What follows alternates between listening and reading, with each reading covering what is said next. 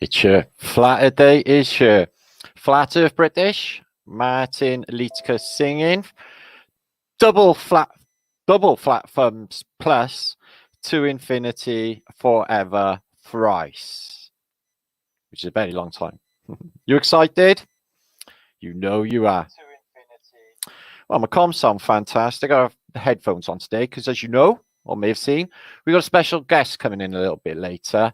The legendary Russian Vids. Now, this is a YouTuber that's been around forever. And I've learned a lot from a lot of truthers back in the day, learned a lot from this man. So in this time of epic weirdness, thought it'd be a good idea if we got such a legendary truther over on Flat Earth British for a bit of something different. Now, tonight is going to be a bit special. Tonight's going to be mind splat. It's going to be fun. We're going to introduce Russian Vids to the way things, you know, go on Flat Earth British, okay? Which is epic, not giving a fuckness, which is letting your hair down and not giving two hoots about any of it tonight, okay? This is Flatterday. This is Flat Earth British's think tank time for chilling out and enjoying life, okay? Having a party and rejoicing in the fact that, behold, Martin Litka is live on Flat Earth British on a Flatterday and has got some juicage for everybody, okay? But I've cranked up a bit early because I want to do a bit of a presentation before I get Russian Vids over, which is about in an hour or so's time. Okay. Well, as you can see behind me, I have what looks like a circle, a complete circle. It is a perfect circle, and it's one of the many, many devil's bridges that are over the plain. So we'll have a little look at them. We're going to have a little think about them. You know, the idea put out there by the powers that should not be, and definitely all the world leaders are in on this shit, as I will show you now, is the portals. Okay, portals to other dimensions and other places very nearby. And we're going to think about these devil bridges and the bullshit narrative behind them and what might have been their true purpose post-apocalypse. Like transportation technology. But first, something a bit weird. Now, first of all, I want to thank you all for 37,000 subscribers that we hit on Flat Earth British only yesterday, and 27,000 on Tatarian Think Tank channel also this week. We're doing better than some Premiership football teams, guys. Anyway, so I've been talking for the last couple of days with different think tank members, chewing this over before I speak about it. This is going to sound a bit nuts, okay? But I'm Flat Earth British, so it doesn't really matter, okay? Think about this, guys. Now, this started a couple of days ago when I spoke to a girl who worked in a local shop who was feeling really unwell. So I went up to her and said, "Is everything okay, love?" She said, "No, I had the jab only an hour ago and I'm feeling really ill." I said, "Yeah, you look really bad." She was really pale, guys, you know, looked like she was going to go. So I said, what are the symptoms? She said, "I got really bad vertigo." So I said, "Oh, vertigo? Well, because of the jab?" She said, "No, I've had vertigo for weeks." The first thing that just slammed into my mind was altitude sickness. Now, this has been stuck in my brain since that New York doctor, we all remember him a year ago, saying some of the weird symptoms, if, you know, people, and if they're not psychosomatically making themselves ill, then some people have had respiratory problems, which this doctor in New York a year ago said that was akin to altitude sickness. Okay? Now, a sub contacted me yesterday from Romania saying that she was suffering from bleeding ears and the symptoms of the bends. Again, slamming into my brain was the bends, altitude sickness, radiation poisoning, which we talked about a little bit on Flat Earth British, and chucked them ideas out there. Now, this lady in Romania sent me a fuck ton of evidence where a lot of doctors have been talking about the effects of all the strangeness going on being altitude sickness. Now, I'm not just talking about people's health here. So what I was thinking, because I guess you can guess by now, I'm a flat earther. So I've been wondering about this. Now, it's been colder in Britain, you know, it's pretty cold, but it's baking hot in America and other places, like insanely hot, like getting closer to the sun. But doesn't it get colder the closer to the sun we get? Well, I'm not so sure anymore, guys, because the light is different. The hues are different. Nature has responded in the last 2 years in ways that it's never done in my entire life. I can't recognize the hues. Usually days trigger memories from back in my earlier life. Not anymore. Now I have no frame of reference for these days. It's like, well, this is new. Happens at night. The sky hasn't looked right for years, a couple of years. I just doesn't look the same as what I sort of remember it. Also, the sun. The sun used to be yellow, from what I remember. Now it's bigger, it's whiter, and has been weak as piss recently. The moon is acting up like never seen before. Sometimes it's a supermoon, like supermassive. Sometimes it's bright orange. And what I witnessed a week ago when I looked out the window was, what is that? What exactly is going on here? When the moon looked like the sun, it was bright red at 4 in the morning. I couldn't believe my eyes. Really threw me, and I thought, well, something is going on. What if we were going up? What if we were going up closer to the dome, and the pressure under pressure is squeezing? What if, who even knows, centimeters a day, meters a day, I don't even know. What if the big drop, because up is down, so it would be we were dropping, was one of their secrets all along? Now, in my Brian, the last reset was by water, and Charles Fort and other prophets, if you like, have said the next reset will indeed be by fire. You compress this atmosphere and you will get high intensity electrical plasma discharge events. So everything has changed. You have to admit it. You know, we've been talking about on Flat Earth British for months now, saying, what, have we just been like, are we all dead? Have they just run in another simulation, hoping all of us don't notice? Things are really off, guys. The food tastes like shit. It tastes like nothing ever before. The people have been completely replaced. They are in this invasion of the body snatchers, something really spooky.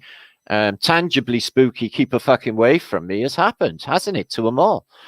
Now, what if the chemtrails were that they were trying to hide the dome and obscure the dome, just graying us out all of the time, not just to block the sun's light, but to obscure what will become evident to us all, maybe sometime soon, maybe even the real sun, because the one you see is apparent, like in a fish pond. Yeah, it's not really there. You can't grab that fish. It's over there being reflected in from elsewhere. So let me just show you. I don't want to spend too much time on this because I want to get underway with actually talking about portal technology. So we have a fair few things. So we're going to get underway now. 414 you watching. Please share this out. We got the fantastic, legendary Russian Vids coming in just over under an hour. We're going to have some fun with him. Okay, I'm going to show him some NASA. Just trust me. We're going to have some fun. Okay. So double flat thumbs before we get underway. Make sure you have a fantastic time. Glenn, who is here, is in Australia, got up at 4 in the morning so he could be part of the community, because it would not be the same without Glenn's sketches, would it, Glenn? So really do appreciate that. Blue Sky, Carrington, thank you so much for looking out for my boy, who's Lawrence Leaker. David, good to see you, my friend. I'll read all the questions and all later because I can't really detach my mind from what I need to do. Okay, guys, I've got so much going on. Now I'm live on the Tatarian, Celtic Tatarian channel. Hiya, guys, in there. I'm live on my Facebook channel. Hi, guys, on my Facebook channel. And I'm live on Martin Leaker channel. Okay, share this out, guys, please. And like this video if you do. Now, I just want to show you this. Now, the symptoms that some of the people may have been complaining about, if any, are definitely akin to the bends. Now, this lady's had bleeding years, and she said she's got the bends. And another friend said that, you know, she was worried about the temperatures in America, forest fires, etc. And she's at quite a high elevation, I find. So maybe the elevation closer to the sun and different, you know, phenomena happening. And there's no denying, guys, the weather's gone to shit in a handbag, no? No. Obviously it is. I've showed you on my community page some crazy weather phenomena. So let me get underway and share screen a little second, if you don't mind. Now, you can see an email I had here, and the context is the coronavirus. Now, this John White, who's, you know, academic, does it even matter, and a Cameron, a Kyle, Siddell, have got a narrative where they think that this guy, this is more like altitude sickness. Is that right? And Kyle says, the patient in front of me is unlike any patients I've ever seen. That came a bit later. So what the narrative is they think that it is altitude sickness. So what are the mild symptoms of, if you was to go diving, remember we're in a water solution, we are definitely under pressure. The pressure is increasing. There's no doubt about the air is thinner. There's no doubt about the air is thinner, guys. Somebody sent me an email this morning, or no, in my comments, excuse me, this morning, stating that they woke up this morning and they couldn't even get their breath, like if they was a fish out of water. So mild symptoms are pain in the ears, sinuses, and teeth. Anybody? What about itching? Itching on the legs, itching.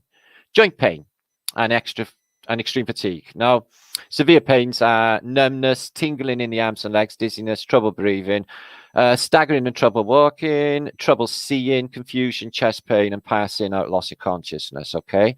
Now, it's uncanny to me that so many people are complaining exactly these things to me all of the time, and I've been getting it for a year.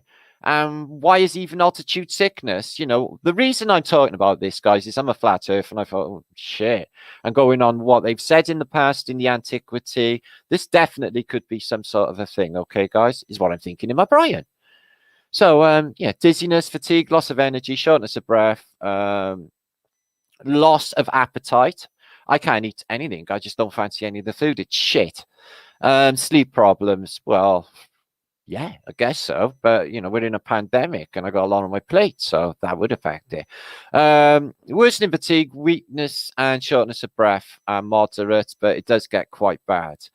But it does actually, you know, end with, bleeding of the ears as well, which is crazy. Psychotic behavior, disorientation, memory loss, hallucinations, weakness, loss of coordination, and headaches. And it says here, symptoms may include dizziness, hearing difficulty, and fullness in the ear, like full waxy ear. Yeah, nosebleeds and eardrum injury. Anybody? Well, I'm just putting it out there. I want to get it on the record. Let's see what happens further down the line, because I've done this stuff before. And then later on down the line, things have like, well, Matt, like I said, with the pandemic that they were going to throw soon in 2015. It's on the Celtic Tatarian channel. And I got heckled saying that, yeah, well, pandemics, like contagions ain't a thing. It's like, no shit, you don't need a fucking contagion. All you need is the scaremongering and the fear of a contagion, which I stated on the vlog as well. So, welcome all. Now I want to talk about portals before I send a link out in a minute. I'm going to share screen. I'll come back and shout you all. We're going to hang out. We've got loads of groovy films, loads of groovy stuff in this. Now the first bit is just that I want to get out on record. This bit is haunting. The next bit, okay? Check this out. Now, about 2016, the Gothard Tunnel, CERN 2, was opened. It was the biggest, longest and deepest tunnel on Earth. All the world leaders turned up to watch Baphomet turn up. Some really, really outrageous, depraved behavior from apparently workers on the tunnel, but they don't look like workers. It's highly spooky because they're all dead. Either they've been instructed to look like zombies, or they're pulling it off like you wouldn't believe. every single one of them look like they're under mind control. When I show you this now, it's just going to be the freakiest thing. Check this out. So we're going to think about Devil's Bridges. Why? Because I visited one in Wales and it is fantastic. So I'm going to start there, okay? So this one is in Germany. There are literally hundreds of Devil's Bridge, but this one got me. They say it's 19th century. So in the 1800s, they say they built this fantastic bridge, which looks like it's made of basalt, which has no top to it. So where did the top of the bridge go in such a narrow space of time? And then you get this like giant column in the background. We have some close-ups to it. Now, mathematically, it's a perfect circle. Now, remember what we said about the membrane, like the informational exchange being in the water's membrane. Well, exactly on the halfway point of this complete, full, perfect, mathematically perfect circle is a membrane.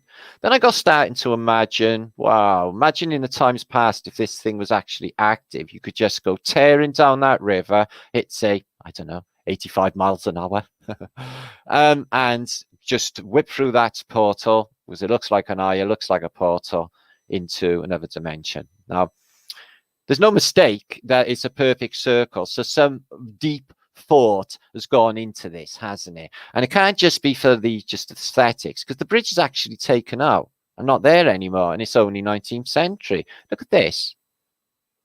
It looks like basalt, or is it tree? The vascular system of an old tree's root.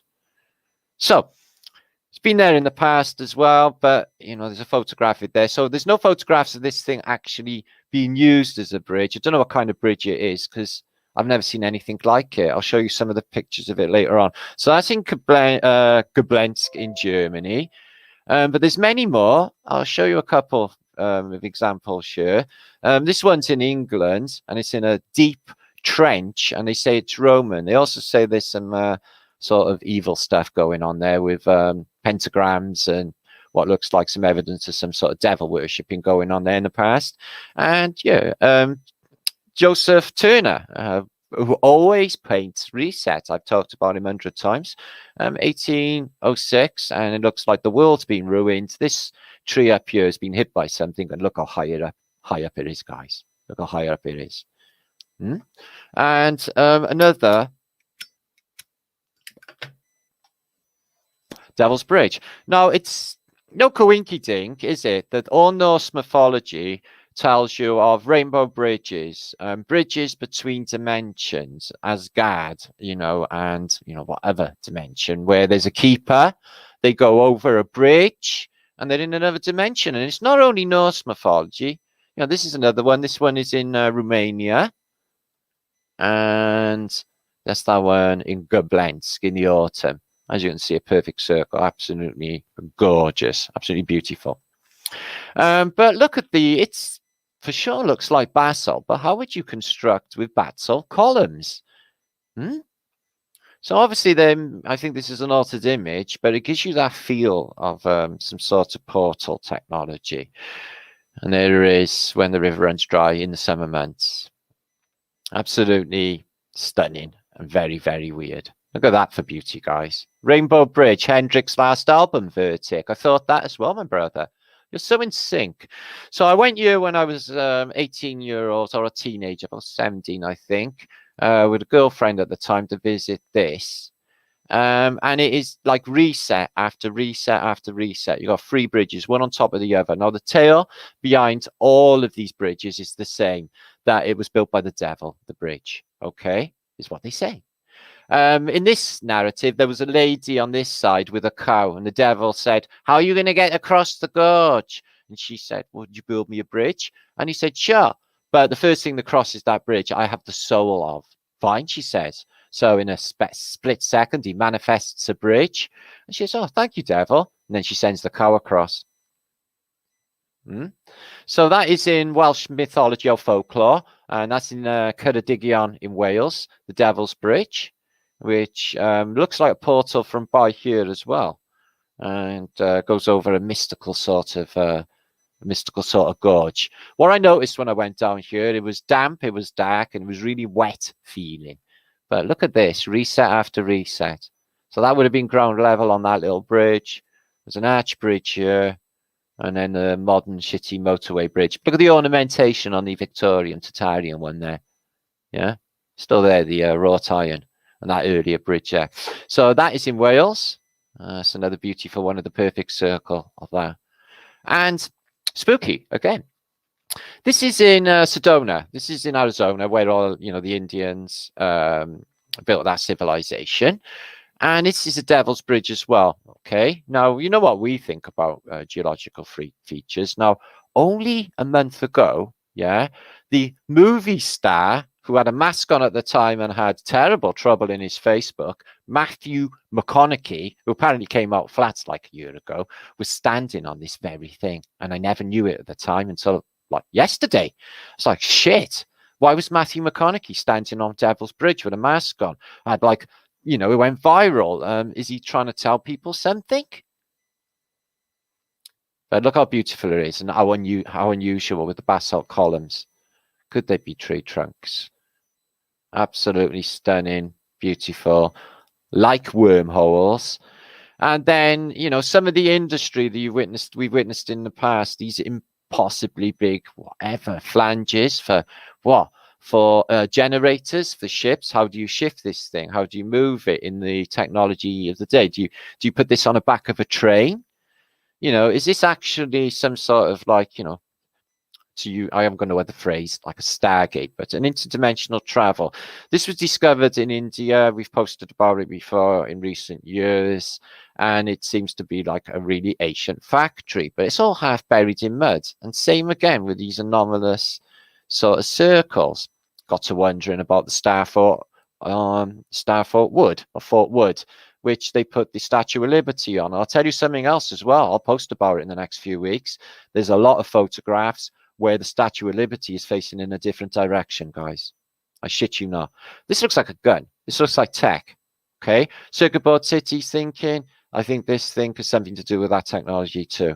And these are called Newton's cenotaphs. There's a series of them, apparently from the 1700s, apparently to do with Newton, and they are impossibly big pyramids. And these things, these dots here, signify people. Okay. And then you get like the Joe 90 spinning orb in the center of a great light, which people are just walking into. Is this just fantasy, or is this what we're just looking at in bridge form in this sort of tech? Joe 90 was time traveling and going through dimensions in a very, very similar sort of arrangement. So it's in the narrative of portals anyway, and there's that one at Devil's Bridge in Arizona, in Sedona, and they are literally everywhere. France has a load of them. Okay, Germany has a load of them. Italy, an abundance of them. Portugal, Slovenia, Spain, Switzerland, which we're going to look at now in a minute. Britain. And this is the one where I visited, the one there in that picture in beautiful Ceredigion. But there's also in Cumbria, Pennington, Western, other Devil's Bridges. United States, the one in Sedona seems to be the only one they list. And a mixture of other countries like Macedonia, Estonia. In the second city of Estonia, where I'm from, is Tartu. And the main street through the center of Tartu is Tataria Avenue, believe it or not. No shit, posted about it before, showed you on Google Earth. So there's the Devil's Bridge in Wales, and there's one there, Saxony in Germany, which I showed. That one's in southern France. And that does a complete circle. And Little Devil's Bridge by Turner. And that one is in Gothard Pass. Now we want to talk about this. This is Devil's Bridge, Gothard Pass, where it's to do with CERN, and it's definitely to do with what the world leaders are welcoming in that sinister video. Now, as I was going to mention earlier, guys, okay, with this opening of the Gothard Tunnel I posted in 2016, it was on the Flat Earth British think tank channel from 2016. I go to bring it up for this video, and it says the video no longer exists. what? I go through YouTube for 10 minutes. Page 1, page 2, just going through. It's gone. They've taken away where there's all this weird stuff going on. Okay, guys? Now, some time ago, this guy wrote an unrevealing of the statue of Baphomet at this do for public worship in Detroit. Okay, I know that was in Detroit. Last week, he witnessed a spectacle that in many regards is even more shocking. A goat man, quite similar to the devil Baphomet, was the hero of the performance at the center of attention of the opening ceremony of Gothard Tunnel in Switzerland and Alps. And that was all the world leaders. Chancellor Merkel was there, Francois Hollande, Italian Prime Minister Renzi, Australian Chancellor Kern, all at this tunnel, all to see the most pervious shit you've ever seen in your life. I mean, these people are all at one another in public, all dressed like semi-nude, apparently workers. They ain't workers. Show you a little bit of it in a minute. It is so sinister. So this is the bit they've cut off YouTube. You can't find this anywhere. Anyone does, link it to me. You get basically this screen where you get these eyes, you get this portal shows up, and you literally get the devil showing out of it. And then this goat man turns up. Now, I can't tell you the level of derangement going through with these people, guys, this opening ceremony. See these lot? They're supposed to be workers. Do you think they look like builders? The chicks builders? So what happens? Well, they all bite one another on their parts and play rape with one another in front of the world leaders. And I'm not even fucking joking, guys. This is the worst stuff coming out of this, supposed to be this performance for world leaders. And this is this all CNI again. So sinister. And all people walk into it and they all bow and pay homage. And then the devil comes out, this goat here. Okay. There he is, the appearance of the devil and the scarab beetles. There's the Egyptian connection. I guess maglev technologies connection. But really, really sinister. If you did see it, it really threw me. Okay. Now, it was shit. It was basically shit. It wasn't entertaining. It was sinister. It was in bad taste. And it was raunchy. It was disgusting. Check it out. A Baphomet for the world leaders. And look at this going down in front of the world leaders. Yeah, just complete. Look at these world leaders. Yeah. Whoa. He's like, check it out. So they're all having a, you know, I'm pretending not to look. These are the most twisted fucks in humanity. That's why they're there worshipping in something from a portal. Yeah, from a devil's bridge. And more of that. It's devil's harlots. And they did this thing where they pay homage, like these perverse characters, and at a certain time as well, which I thought was bizarre, which they're trying to tell us. So definitely a lot of predictive programming going on with this. But if you think about the opening of the Olympic Games in London, they basically did a Hadron Collider with wheelchairs. If you think about the opening ceremony of the Olympics in London, they told us everything that was going to happen with the pandemic, guys. They did. Freaks. Absolute fucking freaks. I would have to walk out. I wouldn't want to see anything like this. It's just the most disgusting thing. Look at this perverse character with wings and this head. You know, there's a lot of Phoenician thing going on here as well. It's just this evil. Look at this. This demented fuck. Yeah? Just smack him in the side of the head. Look at this, guys. The devil. And the place is Devil's Gate. It's the longest tunnel, the deepest tunnel. Are they trying to tell us something here? And then the whole world goes to fuckery not long after. These lot. Are they builders? No. When you see this video, they all march in. Beware the white rabbit. Anything to do with the white rabbit, after seeing this picture here, keep the fucking way from. I'm glad I got a black rabbit. So yeah, but a Baphomet character goes round. It's really sinister. I'll show you a little bit of it now. All I could actually grab, if I'm honest, because there's just nothing out there anymore to do with it. So Gothard Tunnel opening. Let me just show you this a second. It's highly sinister. In Switzerland, where, you know, the world money is. exempt from all wars. And as I proposed in my new book, The Holy Grail of the Great Reset, where a specific object was taken from Jerusalem in the year of our Lord, 1300. So here they come, right? So these are workers. So they could be office chicks. So what did they do, the management? Hang on. You got to walk like you're a zombie. No emotion. Look dead in the eyes. Perfect. Don't look at the camera. Everyone looks at the camera and fucks it all up. Not these lot. No, these are too professional. Check their eyes. What have they been told to do this? What have they been told? Are they in a hypnotic trance?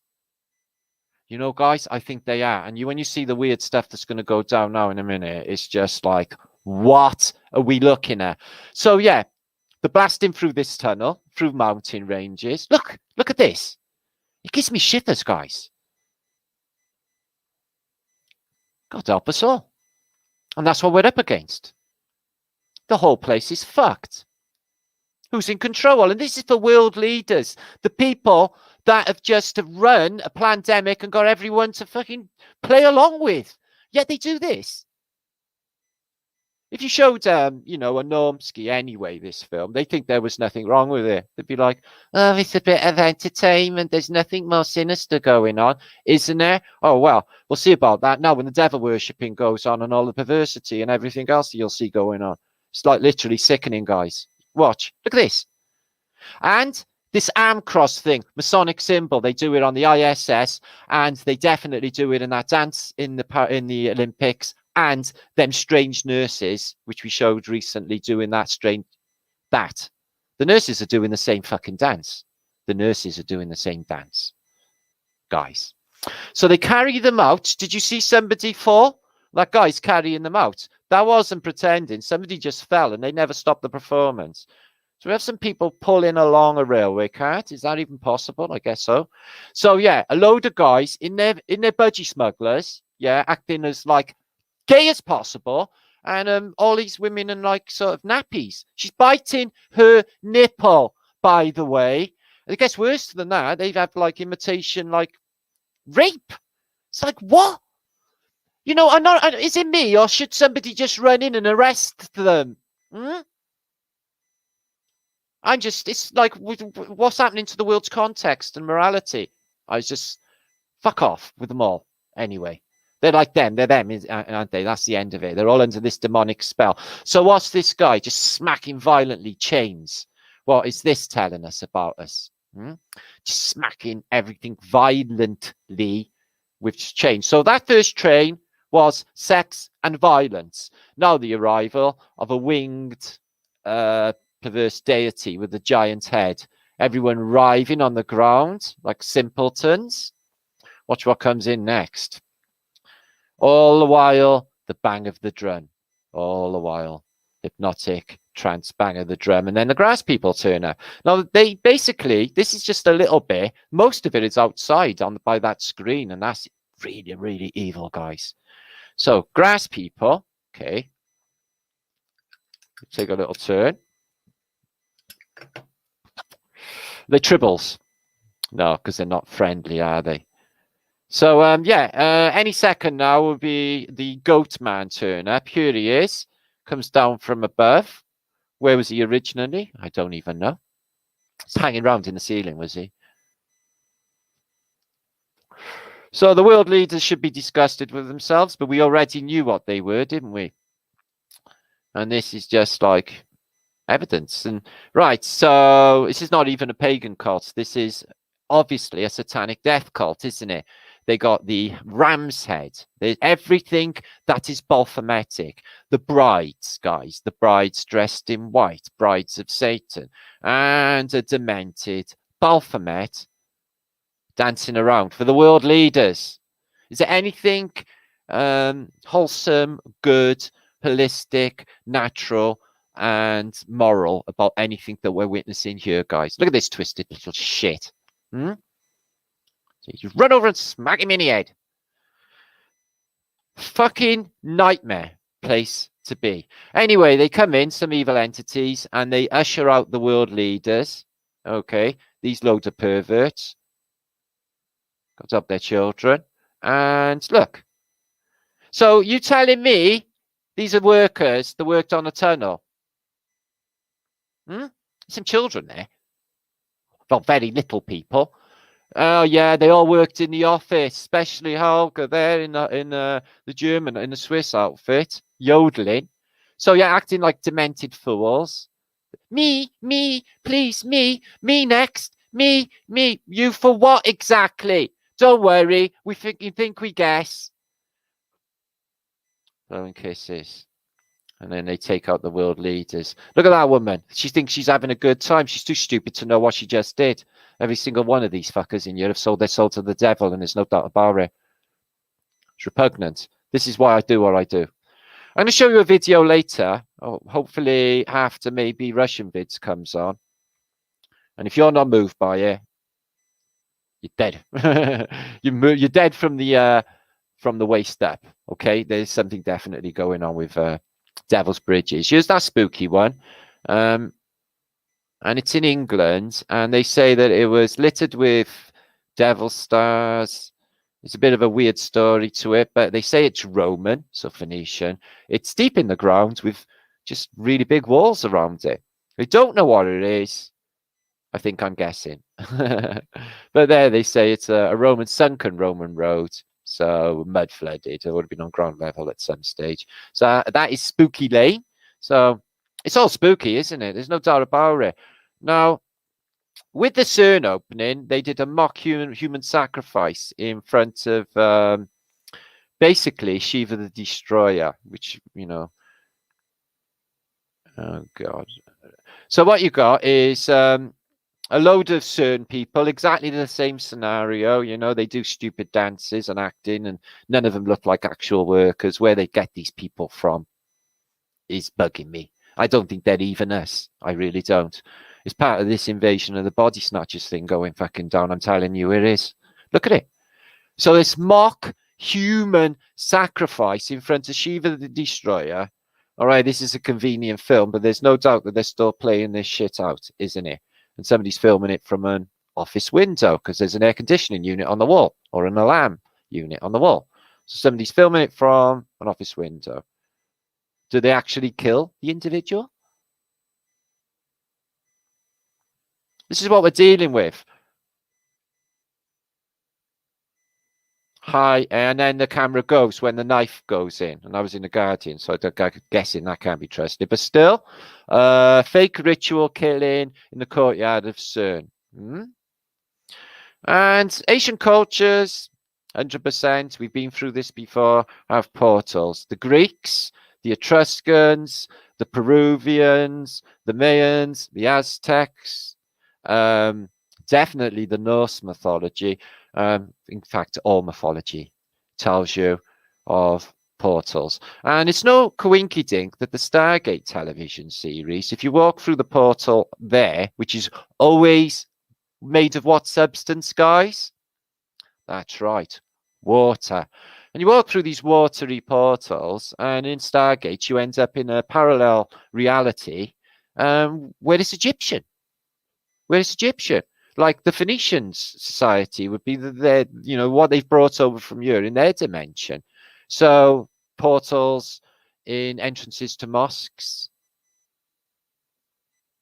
and natural portals, vortices that happen in whirlpools. Think of Kirsta. Think of the maps that he proposed, them strange whirlpools off of Norway and in the Atlantic. The Aztecs also do portals. And churches. Could they be portal technology? Porch is a port, a portal. You go in through the nave, yeah. You stand here, maybe X on the spot. You got the transit, the chancel. You get inspired by the spire and altered by the altar in the transept. It's a technology. The last bay, just like shipping, the last bay. And the bell tower, definitely a part of it as well. So, dome, 100% part of it. could be a technology. And these things, these with the domes over the top, are known as portals or porches. Houses got porches. They're massive. They're too big for people. You go in and what you get? Altered, visit another place and come out through this door so as not to spoil the mechanism for what's going on inside. Makes sense to my Brian. So always two doors, one in, one out. Why would that be? You'd only need one door.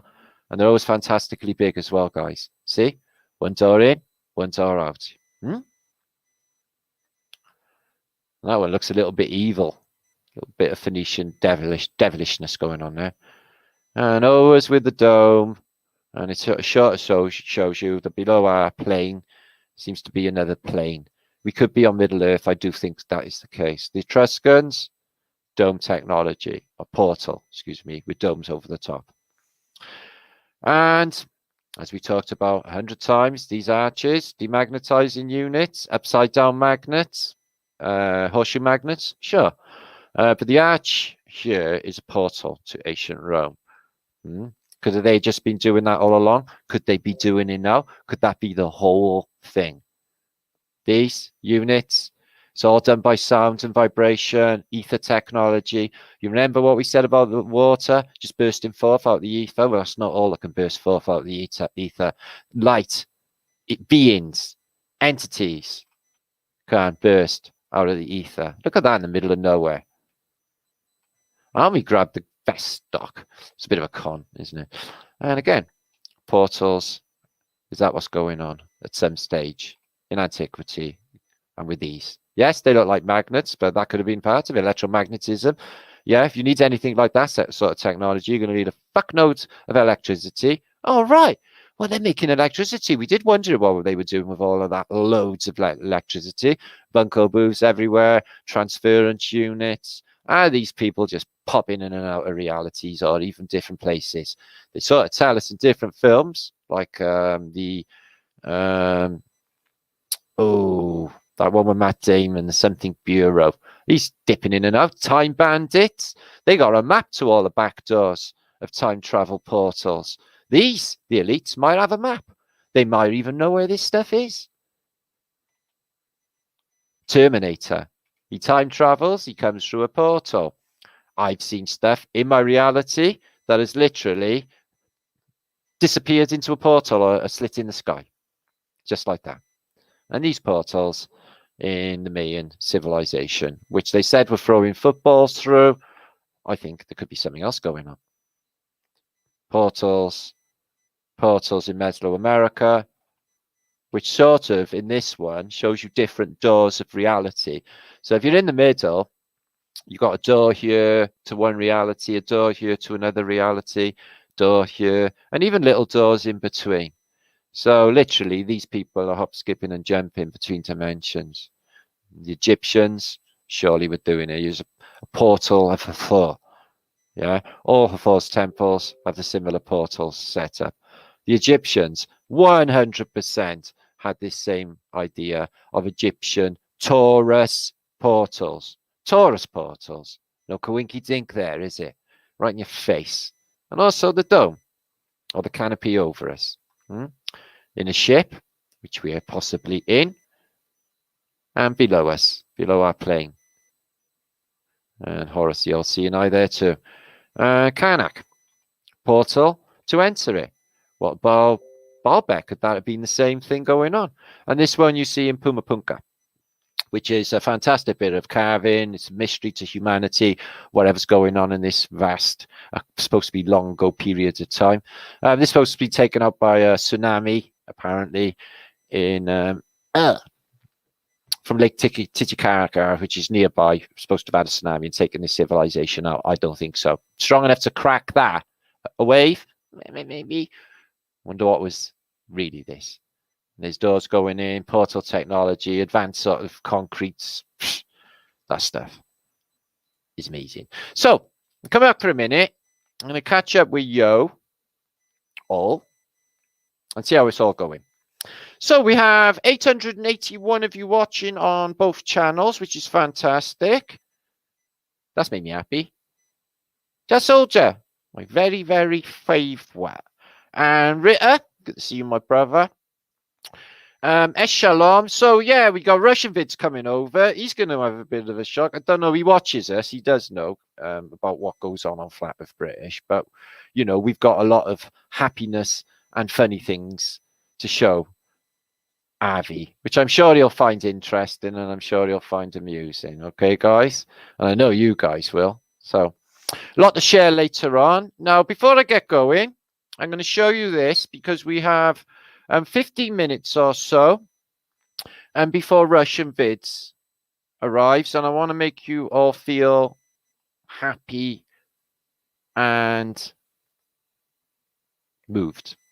Now, this next video, okay, moved me greatly. This next video reminded me of why I do what I do. Reminded me of why I give everything up for this great truth and this prize. Because what I'm going to show you now is what I really fucking love about people. Okay?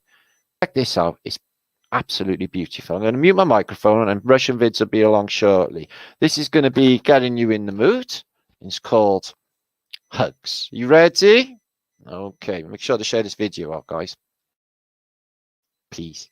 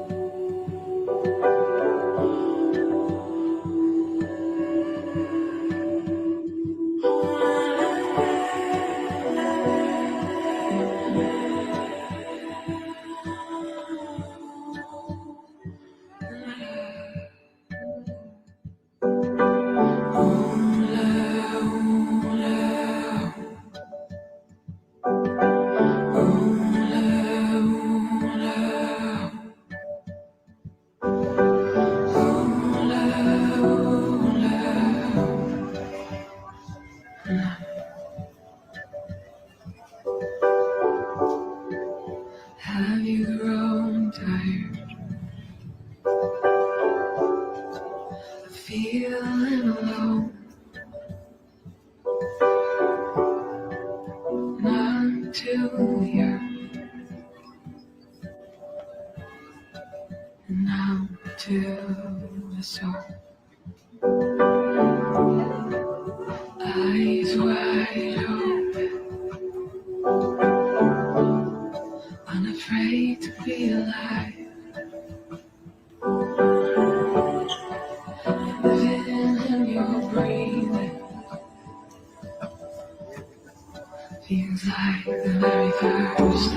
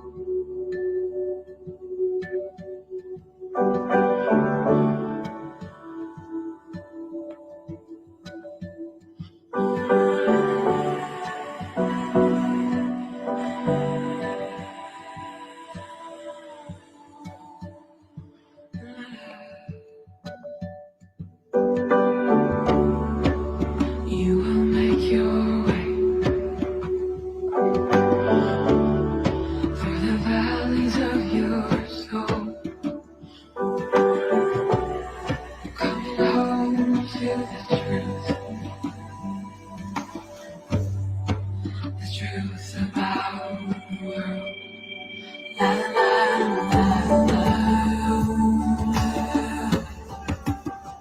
La, la, la, la.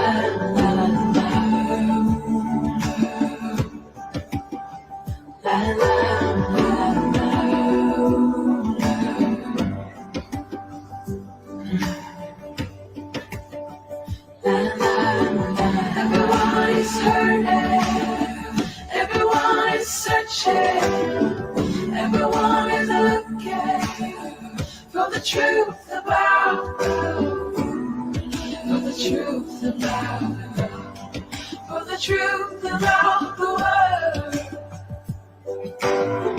Everyone is hurting, everyone is searching, everyone is looking for the truth about God, for the truth about God, for the truth about the world.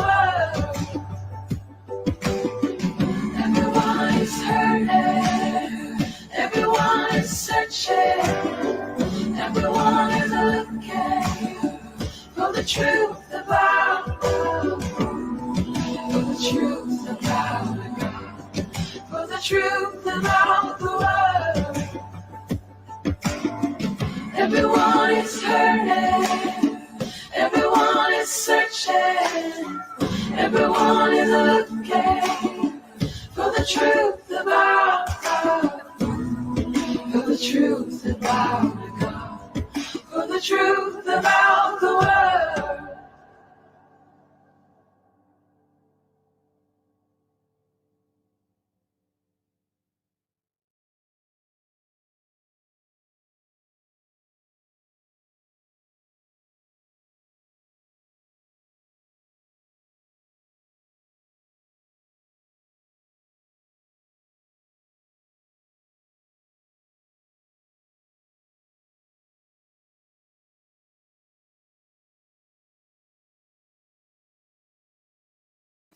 Fucking hell, guys. Wow.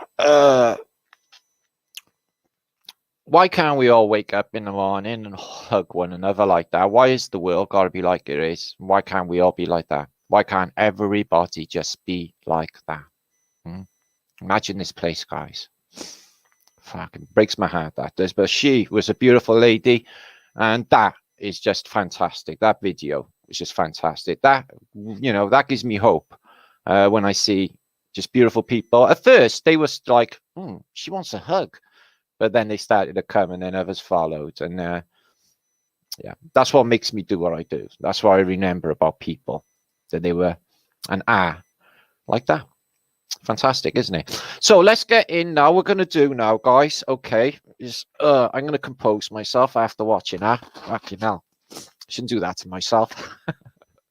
Hope you enjoyed it. Let me cover my mince pies up. So I hope you're all in the mood now for Russian vids. Okay, this is going to be fantastic. So first we got to get in a they live sort of mood. Okay, now I'm all out of gun, obviously, but I think you'll find Russian vids is all out of gun. Okay. So let me change and get in the mood for Russian vids, shall we? With our imagery in the background, which is ever so much fun. So shall we be live on the ISS? I don't know. We're going to look at some space fuckery, if want for a better word. There you are. Along the way. So there you are. Absolutely brilliant, isn't it funny that it's... Oh, I got a bit of disturbance over by there. More than that there. No, excuse me. Just... to do with the eyes, isn't it? It's the glasses that make you see clearly, you know, make you see through the deception of obey, consume, reproduce, stay asleep. This is your God. They want everyone to just go to these city centers now that they've just turned into corporate zones for by shit made by child slaves, by the way. So we've got 775 you watching on the Matt Liga channel. And you can expect Russian vids in the next 20 minutes. What I'm going to do is just link that chap up, and he will be along very, very shortly. Hopefully. There you go. So yeah, fantastic, fantastic time we're all having, isn't it? Okay, so see if we get Russian vids. We've got the Russian vids background now in the next 20 minutes or so. So yeah, I've got some stuff I would like to share with you all later as well, and I've got some rather cool stuff to which I just deleted one of them, excuse me, to show you along the way. So if you just give me a minute to bring that page back that I just stupidly took off. I need that. So yeah, that was good. That really was a fantastic video, and it reminded me of what it's all about, guys, what we're doing. Yeah, beautiful thing, don't you think? So give me a second, just compose myself. There you are. So yeah, after, I don't know how long Russian Vids is going to stay along with us, maybe an hour or two to have a converse to the fact about stuff, which would be fantastic. And then later on, I got some more stuff to show you. I've got images of the day. I've got some fantastic invention to show you, and lots more besides. What a fantastic Flatterday, and some humorous stuff to end the day, because we like humorous stuff. So yeah, the beginning about portals. Is it a thing? The fucking talents there is, and then world leaders is just disgustingly sinister. So if you don't know about Russian Vids, let me show you now. He is very, very, very well-known YouTuber. Has been around since, I don't know, 2015 is when I first saw Russian Vids. Watched him addictively. He's had his channel taken out more times than me, I can tell you that now. He'd get up to a massive amount of subscriptions, and then YouTube would take him out, and then he'd come back out, start again like we all do, 0 subs, and work our way up again. And RV Truth is Russian Vids' new channel. Okay, Russian Vids, he's been mentioned on Joe Rogan's show and a lot of these Globe shows, because they're not really happy with him. So there you are. The description, it's in the description box below for RV Truth, who will hit you up with basically secrets, the Freemasonic secrets, and he covers a lot of these stage events, which we all know, like no planes. Are you a no planes person? Fuck yeah. Don't you watch Dirt's channel? Go watch Dirt's channel. Go and look at no planes and argue with that. I know. So, oh, my screen's just fucked up for some reason. Oh, there you are. Perfect. So, just give me a minute to compose myself. Let me give you all a shout in chat. And if you want to get in touch with me, martinleaker7gmail.com. My Flat Earth British website has gone to shit. I don't know what's happened, and I've been too busy to send books out. That's one thing I got to get on with, but we've been far too busy, and there's too much going on. Every day's just being like, I got a little bit of disturbance going on there. Every day's just been massively brutal on the work front. Something's happened there on my background. So Rick, Avi, and Martin, baby truthers beware. Yeah, man. So I said to Avi, I said, like, you know, it's Armageddon time, yo. I think we should have some big guns on to talk about some of this stuff. Don't you think? So that was the idea anyway. I've also got, I won't tell you about that yet, but I got another big interview coming up, which you might find a bit mind-blowing. So my screen's gone to shit. Maybe it's the black and white. Let me change that again. So thank you, Lee. Yeah, that hugging thing was absolutely fantastic. I did feel really good. I know you all did. So there you are. We're going to have I'm on board the ISS.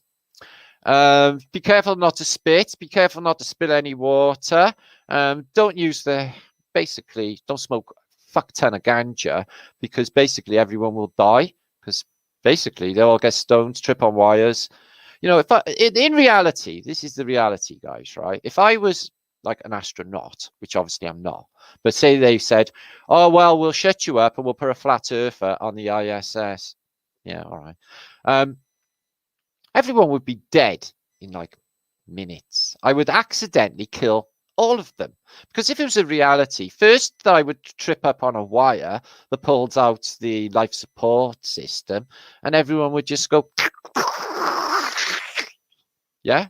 But that's not reality, because as we will show you when Ivy turns up, they wear harnesses like nutcases. And not only that, you can see the harnesses. They're like there. But yeah, humanity ignores this and pretends it's all a fucking reality. Gary, good to see you. Paradis Anus, obey. Not. I've never been very good at behaving. When they say behave, really they mean behive. So be like one of the hive and serve the queen. It's like, I'm not good with that behaving. I like a good sin. Yeah, I'm a good sinner, me. Squirrel shirt. Flat Thumb Squirrel. I will get a books out. Mel as well. I got to get these books out, but like I said, it's been manic this week and there's so much going on. So we're just coming up to 1,000. Can you please, before Russian Vids turns up, okay, which will be anytime soon, share this out, like this video, because let's be honest, this is like a fantastic Flatterday, is it not? Let me know what you think about altitude sickness. It just sticks in my head. So I thought I'd chuck that out there, considering a lot of people are explaining to me or coming to me with the symptoms of the bends. Yeah. And pressure. KI, good to see you. I'm loitering with my mum. I don't know why I talk like that. Don't know when all Pam's he's then. I'm loitering with my mum in the house. And now she's neighbour keep care of some local hedgehogs. Oh, I love hedgehogs. Give them some milk and stroke them as well. They're really nice. Just poured a cup of clean water. One little fella. Oh, and he must be thirsty in the heat wave. Yeah, man, help them hedgehogs out. They're struggling, aren't they? Oh, I love hedgehogs. Said they make a right din when they're shagging. Sue Sparks. Mary Whitehouse. No pains exactly. Not Mary Whitehouse, that's somebody else. Mary Whitehead. So, David Weiss, highly recommends David. So, Capilocious highly recommends Durf's channel, as I do myself. And I have fairies this year. Saying hi to Campbellage. Seen a little bit of that show this morning. Was it today? On I Am Realm Media with Campbell. Had to get up 4 o'clock in the morning to be on a show. See, I wouldn't want to get up. Gary, yeah, he's cool, David, and his wife, Charlotte and Paul. Flatastic. I love that name, Charlotte and Paul. Yeah, Joe Rogan's a globe shill. They would never have me on Joe Rogan or anything like that, because just basically say, Joe, you eat shit. You got any good weed? I'm not going to buzz on this. Insult him on his weed first. That always gets their goat. And then call him out for being a globe shill. Ask him, why did you think the moon landings were fake and all of a sudden flip-flop and say, like, turncoat and say, like, well, they're not fake when they obviously are fake. Why would you do such a stupid thing? You seem reasonably intelligent. Reasonably, not very much, though. Panda, good to see you. Yeah, no planes. Anonym.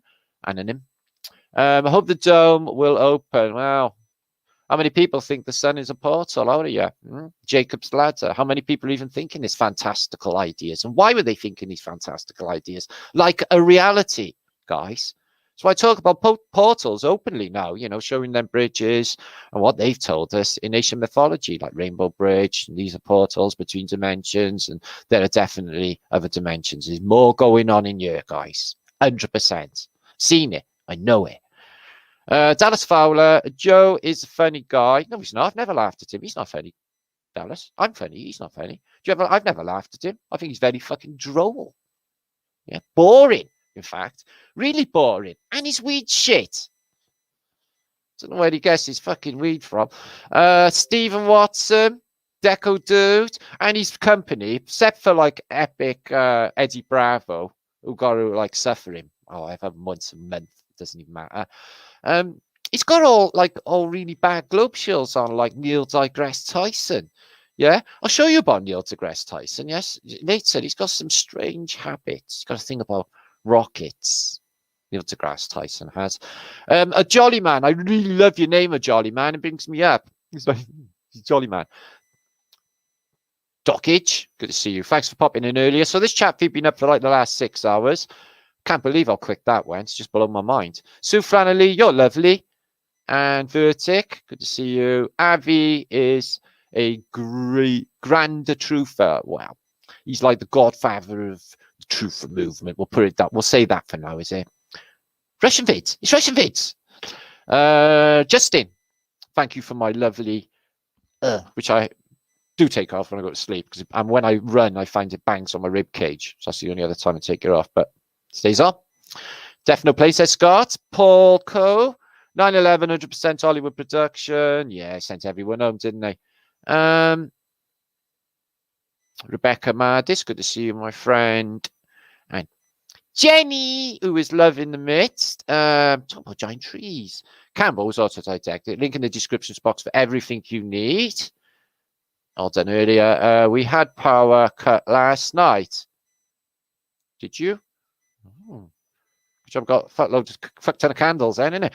Q is the real Freemasons. Q is the most obvious dialectic ever known. Can you look it in the eyes?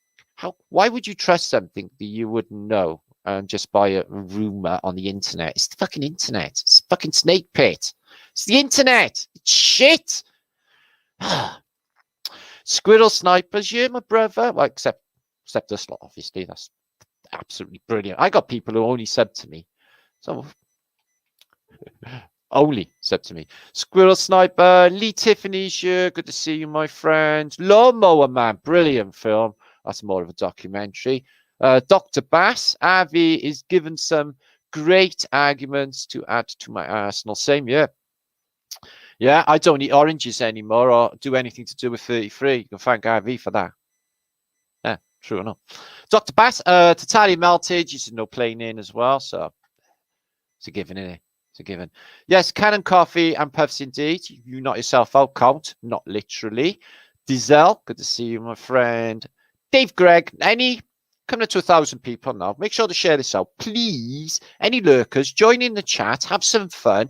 I'm going to do some humorous stuff later, and we're going to have a good chat with Avi when he turns up. Enrique, good to see you. Thanks, and a big hug to all of you. Okay, let's just pretend I'm not a lady. Arms open, wanting everyone to come and give her a hug, which they did in a beautiful nature, which shows us what people really are. I know. Shame. I know. It's sad for the people who are hugless right now. Brian Evans. Carla Red Pill, my old friend. Good to see you. And Alva Billy wouldn't be the same without you, my friend. Feeling normal again. Thank you, Lady THC. Sorted your Brian out with it, mate. Fucking can't fault you. Cannon. She's a lady. She's a lady, THC. She's a lady. Joey Rogan is a chimp. Oh, Rick. Oh, Rick, that is really, really harsh of you. Don't insult him such a way. He might be watching. World leaders might be watching. You see, you say that. It's one of their bitches. Autodidactic. 200 feet, says Gary. Thanks for joining in really early. Lindsay, woohoo. Good to see you as well. Glenn Sketches, who was up fucking stupid o'clock in Australia just to see Flat Earth British, but we give him respect for that because it wouldn't be the same without him here. Isabella Kelly here as well.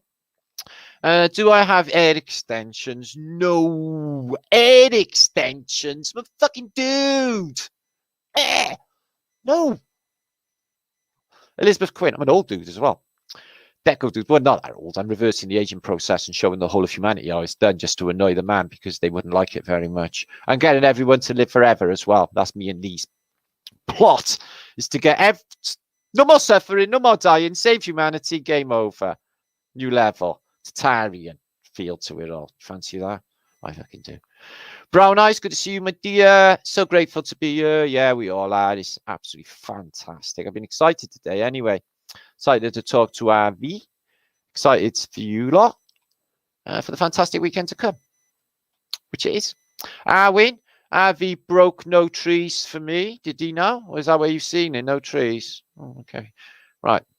Let me just get Avi'd up with my background. Okay, getting the Avi mood. Okay, I've come here to kick butt and chew gum. And I'm all out of gum.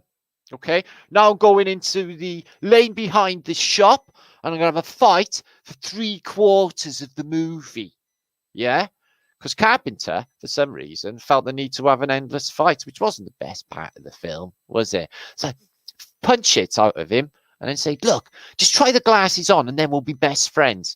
Now, if you got him to like get the glasses on before the big punch up, then they wouldn't have had to have a punch up. Yeah. And he could have done something else for 45 minutes. John Carpenter was shit, though. Another social engineer. He went down to see the Titanic, you know. Yes, love it. It says Melage. So it's awesome to see you here as well. Sue Sparks. So yeah, it's been absolute chaos where I live. Not a good place to live at all. They literally blocked off my entire neighborhood yesterday and did a swoop, which they do every summer or so, called Operation Bumblebee, no doubt. And it's left everyone in an awful tether around you for some reason. Unbelievable what I witnessed yesterday. You wouldn't even fucking believe it if I told you. Good to see you. Ooh, Zulu 1. I seen you mirror or play that video with the nanobot technology, lining up in a system in the wires and lighting up LEDs. Highly sinister, highly creepy. Martin, you're seriously my hero, bro. Oh, don't hero me up. Doc, not all that, mate. Just fearless. That's the key here. I don't really fear or give a fucking shit. James, I do give a shit. That's the whole point here. But I think you get my drift. I'm not playing the game. That's what I'm saying. I never have either. Yeah, because I know that I'm better than them. No,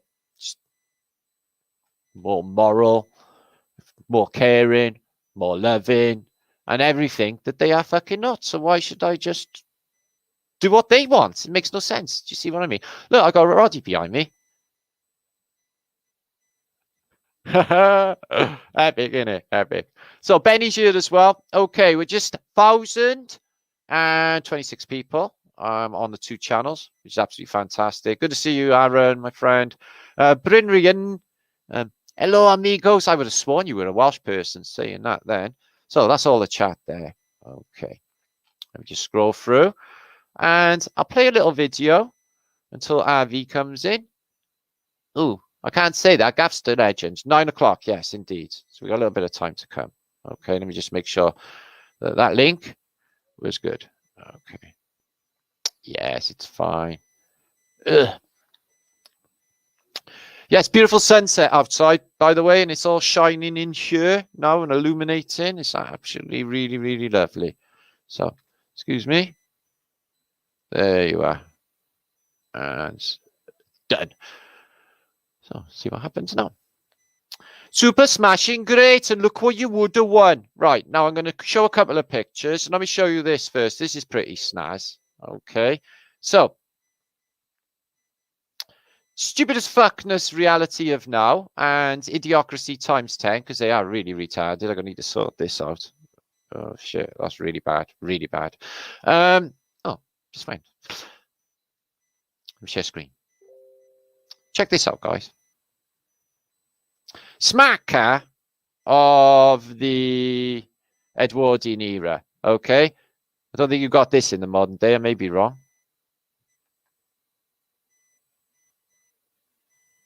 Thank you, Autodidactic, for sharing my video. So, get on with it. It wants to park. Okay.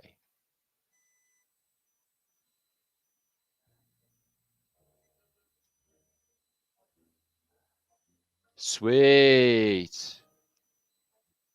What do you think? So you just turn your wheels, turn your car around.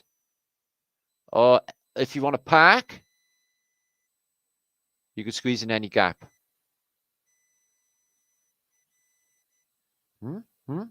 The appliance of science. Yeah.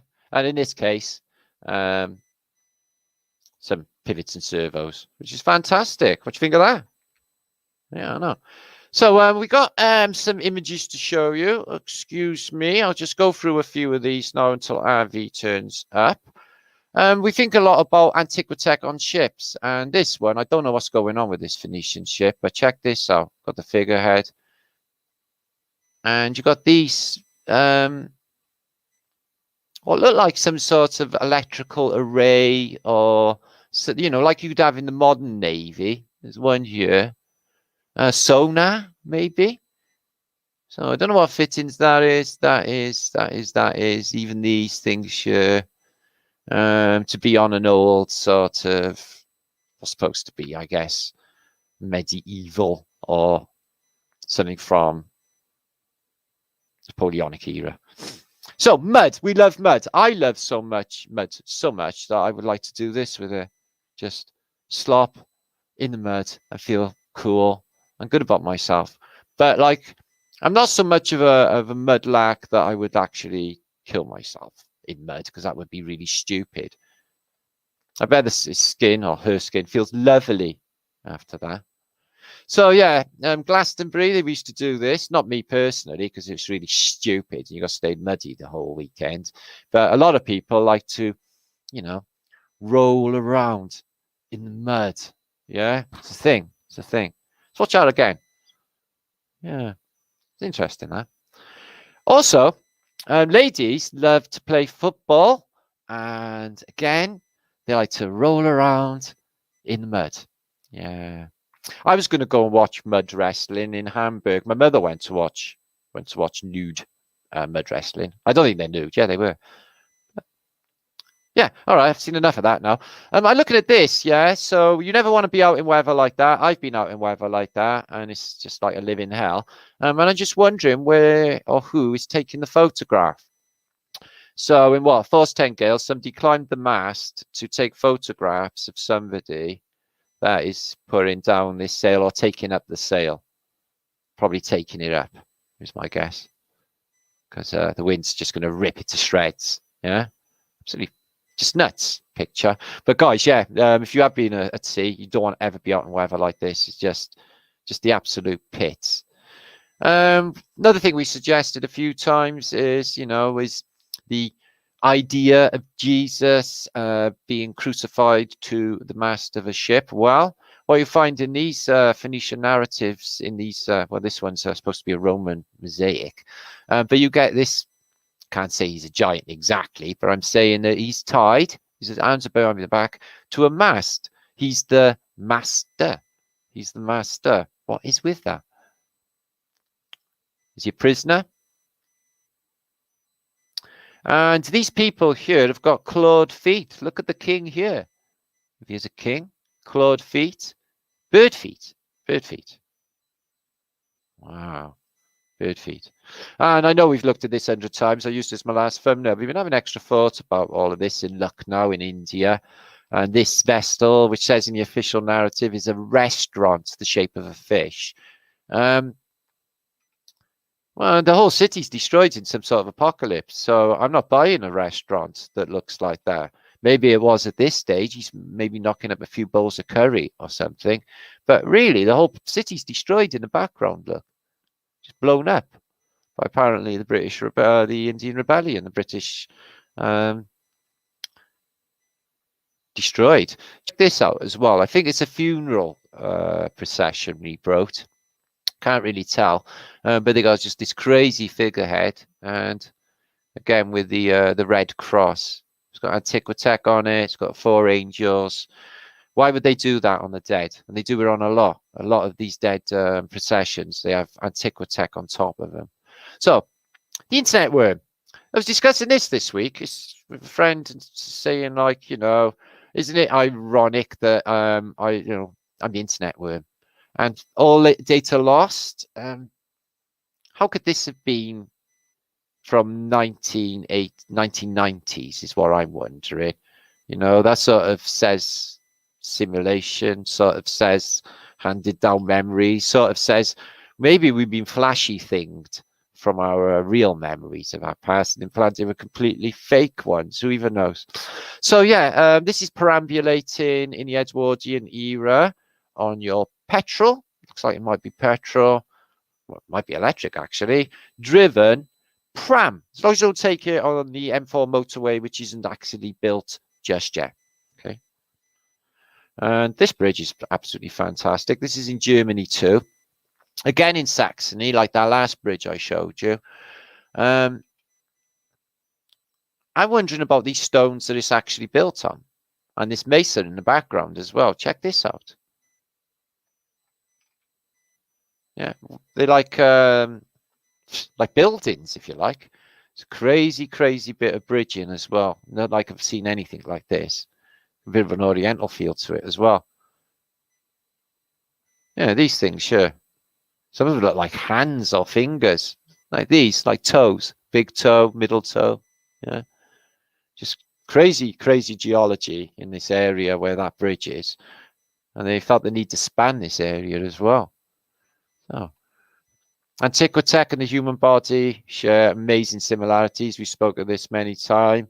You'll find about all about this, I guess, in Kundalini studies and studies of the endochromatic system and the chakra system. All lines up precisely to this complex in India as some sort of ascension process. Same with the church as well. The ligam. That was my comment yesterday. I asked the lady, what's a ligam? I knew what it was. I just wanted her to tell me for a laugh. School's out and the jury is in. Somebody posted this meme on Instagram just the other day. Chemtrails are really heavy right now, but the weather's gone to shit in Britain. They are saying we're going to get a heat wave soon. But John Levy, yay for John Levy. Check this out for a messed up arch. Okay. So it's taken a lot of gunfire. The top of the statues are gone, and bullets or bombs must have been just firing through here. So I'm guessing this is in a Romage by the look of it. And I'm guessing it's taken some damage, which was minimal in Rome in World War II. In fact, like very little in Rome at the time. Triggers for empaths. Crowds, fake conversations, feeling rushed, yeah, arguing or fighting, loud noises, inauthentic people. So this winds you up. All of them at the moment. Just keep away from all of that. On toast. So check out a bit of Tataria, guys. Nice rainy day. They're beautiful clothes, didn't they? So well turned out. So this is a great expositions. The floor is really irregular, isn't it? It's like not, it seems to be, is it tarmac? There's a lot of pits and there's a lot of puddles. You know, it's really poorly laid, wouldn't you say? Yeah, keep calm and don't shit yourself. That's my advice today, okay? Keep calm. What's flat of British? Don't shit yourself. What's beneath?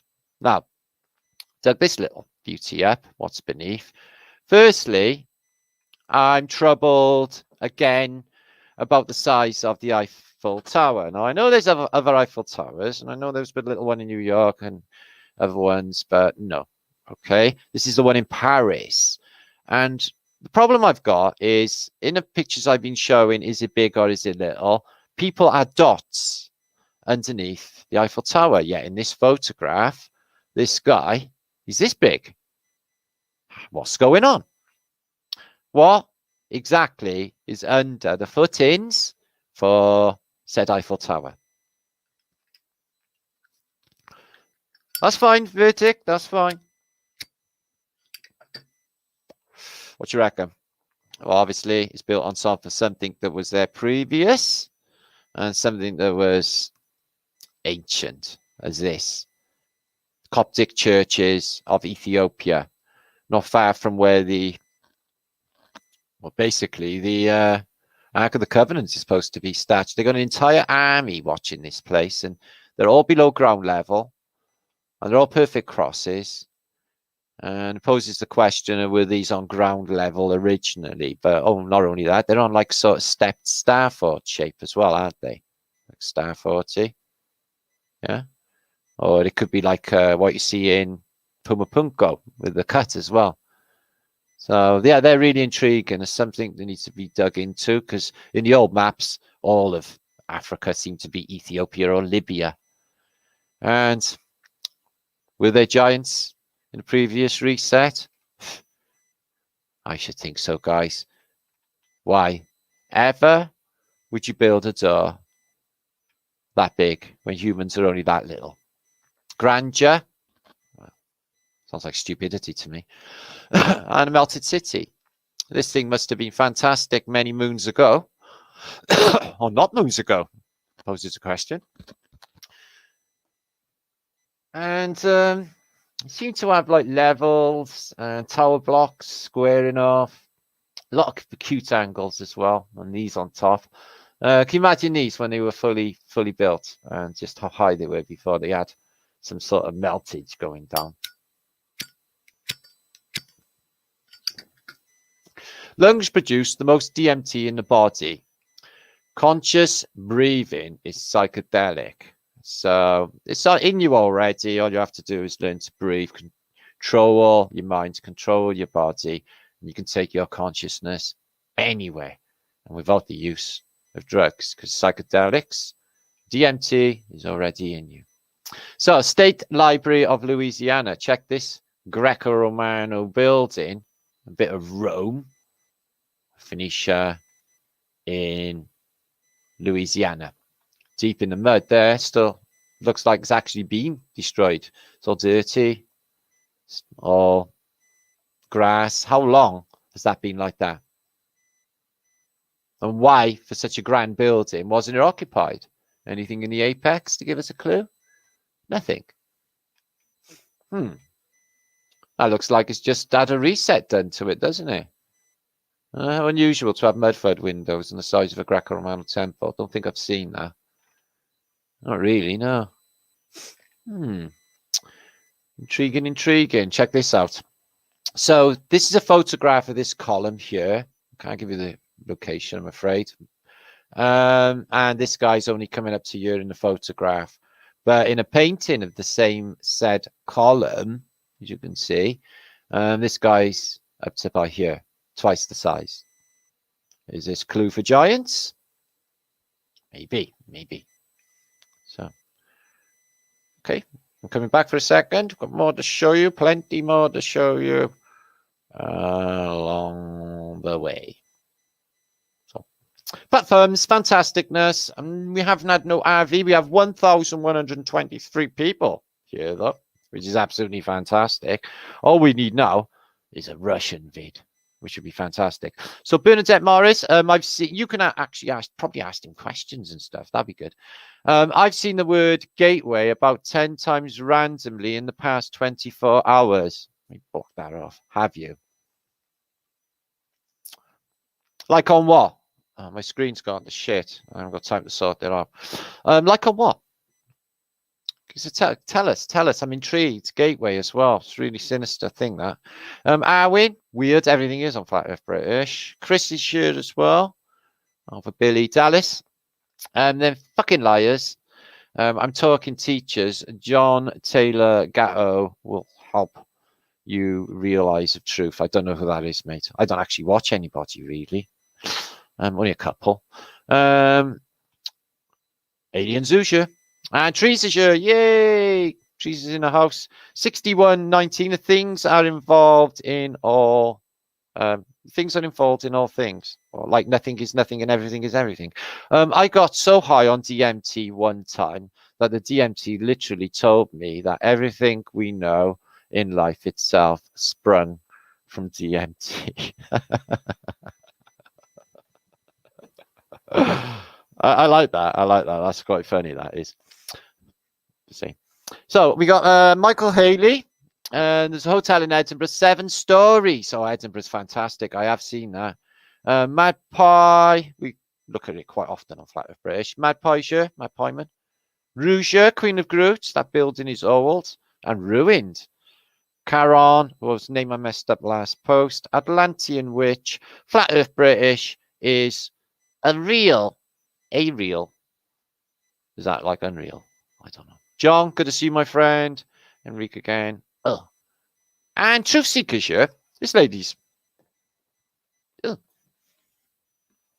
Sorry. This lady's been around for absolutely years and years. I used to watch her years ago. 2015, I probably watched Truth Seeker originally. She's been around that long with the truth in mind. Ben is here. And Adam Cook is here. Good to see you. Shaland is here. Andrea, good to see you again. And I did go live on Instagram, I think, last night. Sharing my thoughts about altitude sickness in the bends, as crazy as this sounds. Why are people reporting the symptoms of them?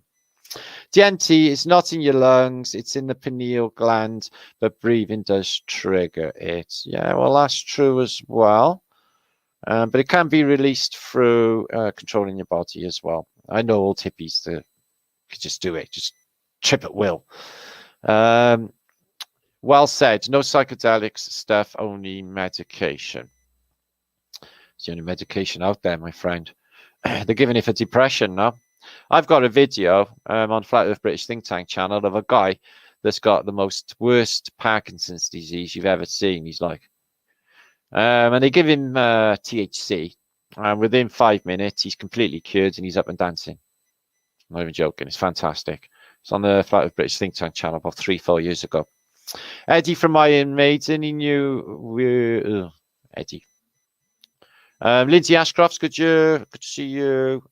Gretchen, God, I got stuff coming in like 10 to the dozen. Is that chilly proof? Heat wave on the way. What a bloody better be, they keep saying, because this weather is absolutely disgusting. So, John's here, John Smythe, Cara Redpin, 1,000 in the room. I know, Flat Earth British, isn't it? He does epic. And Kay's here as well. Canada me, Sue Flannelly, she's lovely. Said that. Gavster Legend, Doc. Oh, David Sampson's here, Matt Pie's here. Matt Pieman, did you just add a picture? You look different the last time. Mel's here. Mel Graham, there's another Mel in the house. Slippery Dip. I thought that sounds like something else. I better be careful what I'm saying. Autodidactic. Okay. Now, we're looking at 17 minutes past. I'm going to just generate another link. I'm not sure if let me just check my emails actually. See if that's gone. Excuse me. Should be along shortly. Oh.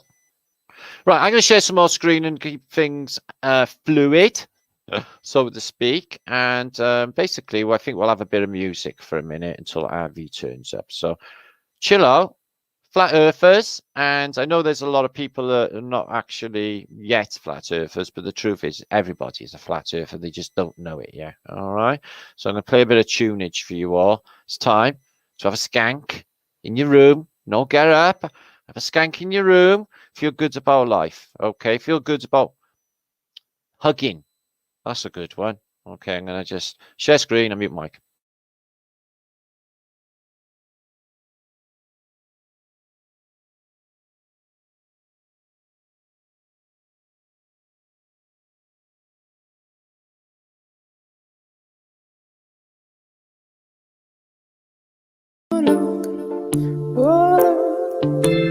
Look in the sky, yo, look in the sky.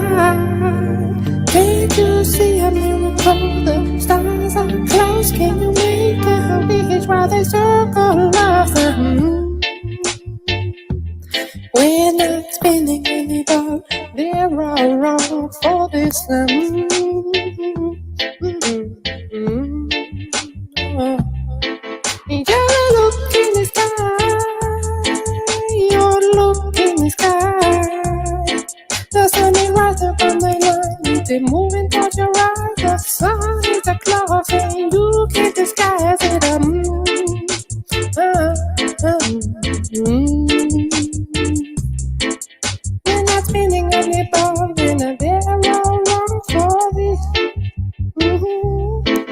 Just a look. Oh, look, oh, look, oh, look. Oh, look, oh, look, oh, look. Just a look, my friend, please look. Oh, look, oh, look, oh, look in the sky. Oh, look in the sky. Can't you see a miracle? The stars are close. Can you make a wish while they circle us? We're not spinning on the bar. They're all wrong for this sun. Yeah, they look. Yeah, they look. Oh, look, oh, look, oh, look. Yeah, they look, oh, look, oh, look. Oh, look, oh, look, oh, look. Now please look at the book. Oh, where did the book go? Please, I get it, telescope. It'll reappear. This ain't possible on the globe. We're not spinning anymore. They're all wrong for this.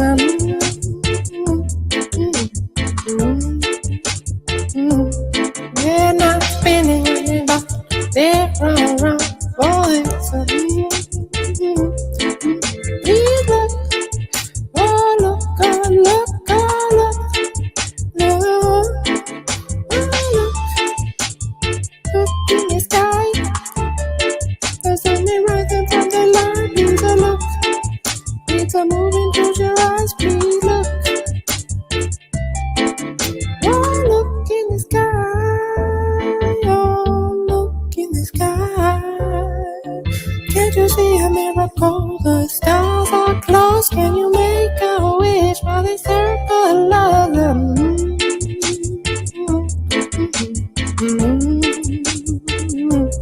We're not spinning anymore. They're all wrong for them. We're not spinning anymore. They're all wrong for this. For it.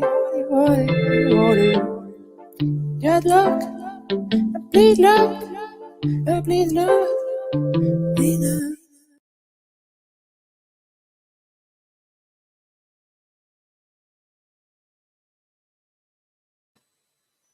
Buzzy, eh? Yeah, that was made, produced by Bullshit Detector, who was a truther back in the day. Whatever, he was from New York. Whatever happened to the brother, I ain't got a clue. But he made some bad tunes, that's for sure. So that's one I can actually get away with, and not copyrighted actually for some reason. Maybe because he's not around, the brother, anymore. So I don't know where Russian Vids is. He's a little bit on the late side. We're looking at 20 past 9 UK time. So I will continue with some stuff actually until he turns up. And if you don't, it doesn't matter, because I will keep all the activities going, because I anticipate everything in my nature, because I'm like that. Born prepared. If you just give us a second. Okay. Now, let's have a little giggle, because Avi's not actually here at the moment, but let's have a little giggle. Oh, get rid of that. Excuse me. NASA. Well, let's have a little giggle at some NASA fuckery. I was going to do this with Avi, but he's not around, so he's going to miss out here. So let's have a little giggle and see the space fudgery that is going on in the world today, okay? And the people who actually think, oh, this is a reality, which is weirder, if you ask me. So, variation of NASA gifs and pictures, okay? Make a lie big, make it simple, keep saying it, and eventually they will believe it, okay? So it usually comes in threes, don't it? Support the NHS, stay home, wank. That's the one they usually say, okay? So that was ridiculous. I can't even believe that that was just taken seriously when there was no shadow cast by the moon. So if this new NASA photo of Earth and the moon was real, wouldn't the Earth from the moon look something like this? Like, yeah, instead of that little dot in the sky, it would block out the entire sky. Look, with earthiness. Yeah, not little dot in the background. How would that even work? Well, it could work, would it? Because that's just like stupid. Stupid. Fuck this gay Earth. I concur.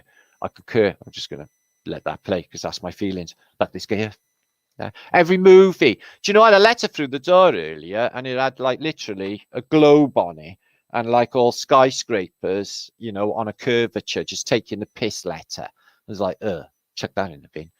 So this is what they want you to believe. Heliocentrism, absolutely insane speed you're supposed to be doing right now. But I was discussing this earlier with my son. You know, we're in a fluid. Fluids is in motion. Everything is in motion, but we are static and still. Nothing in this place. We are just static and not moving. They want us to think that we're going at breakneck speed. Okay, absolutely insane speed, 63,000 miles an hour on the sun, and then it's going like 500,000 miles an hour around the stupid galaxy that's not there, because we only ever see a Lumeria tail arm of a galaxy that we're not really in, and all spinning in different directions, all at the same time, into the ever-expanding space, which is in fact speeding up. They don't know why. In just the most insane nature. And they want us to believe that tens of thousands of satellites are being dragged with the Earth when all of this is happening. And not only that, the ISS and other things that are orbiting are supposed to be falling away from Earth at 17,500 miles, never hitting it, always falling away from low Earth orbit, because nothing's ever been outside of low Earth orbit. Even they'll tell you that outside of the moon missions. So now they'll tell you they're going to Mars, but they can't, like, you know, go back to the moon ever. I wonder why that is. Don't know, do you? What's gravity, Neil? You're lost for words. You know the Earth's flat, you said, didn't you? Poor, oh, look at Ozzy. They made him go up in space. They never really. They just give him LSD and he thought he went up in space. So I felt like a fucking penguin, yeah? Getting out this space. That was terrible. That's strong. That's really taking the piss out of Ozzy. Disrespectful. Look at that guy in the background laughing at him. Yeah? That's Ozzy there. So yeah, this is what really is going on the moon. It's dog is just digging his belly in its shit or looking for its bone. I think cats bury their poo, unless they're Irish cats, and then they poo and bury themselves. And again with the tiny little blue ball thing. So this simpleton. Now I can't stand this guy. He's one of the worst ever. So how come he's like a dwarf for a start off? Wouldn't you have to be like fucking Roger Ramjet to be an astronaut? You know, at least have fucking muscles. So let's ignore, right, his naturally square arms. Have you got naturally square arms? No, you haven't, have you? Because he has a harness on. And all of these crumbs are all going to get blocked into the air, you know, the air life support system and kill everybody anyway. 17,500 miles an hour. He's doing that. Bits of bread. Right? But when you're leaving the moonage in the 1960s, what you want to do, okay, is leave someone behind to take a picture of said limb going back up to the module where Collins has been waiting patiently all that time, orbiting. I love the way they chucked in all of that like psychedelic spray there in all them different colors. That was a lovely little touch there, wasn't it? Look at all that.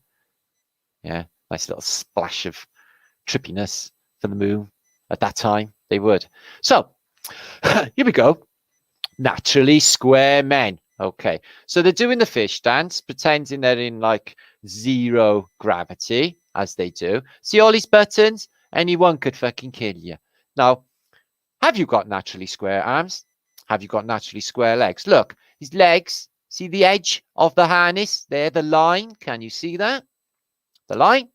Okay, you can see that good. Can you see it on the other fella? The line of his harness? What about when he jiggles back and forth, his stupid football shirt rests against the harness and it shows. Can you see the harness? There, there, there.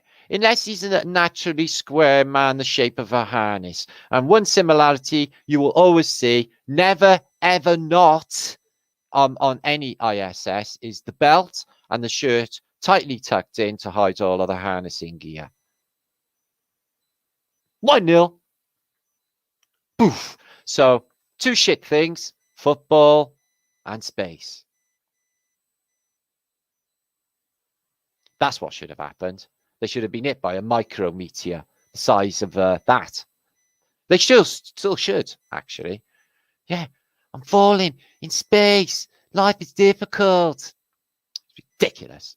So, see this guy, Noi, which is no, isn't it? It's just like his name is no. It just sort of pushes you off, doesn't it? It's like, no, he's not, no.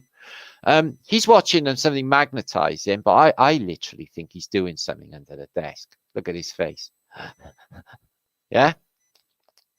I reckon he's doing something under the desk, guys. It's a fucking scientist. Yeah? No, it's not a globe. No, we know. We know, Nye. Yeah? Bill, shut up. Now, we told you about space believers and worshippers. They all are really, really gay.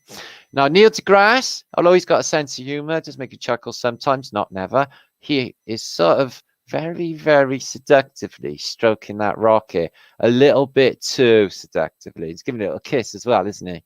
Yeah. I think he's practiced this quite a lot by the look of him, don't you think? Yeah. Neil, did you really want this gif out there? We know what you like. So he likes a big white rocket, does Neil? Bigger the better, apparently. So here we are on our flat plane, the all-knowing creator that created it and has an ineffable plan, which we are all sort of in, whether we like it or not, thrown to the wind in the worst apocalypse ever. Yeah, stuck with the most rancid, crazy people you could ever imagine, like 90% of the world population. So yeah, when you step out into space, going at 17,500 miles an hour, they say there's no drag. But now they're saying, actually, there is some drag because we have to keep lowering and putting up more using jets on the ISS because it falls back towards Earth and it'll crash into it. So we got to keep it up a bit more. Oh, right. But it's falling away at 79,000 miles an hour. So there's no resistance, but they say there is.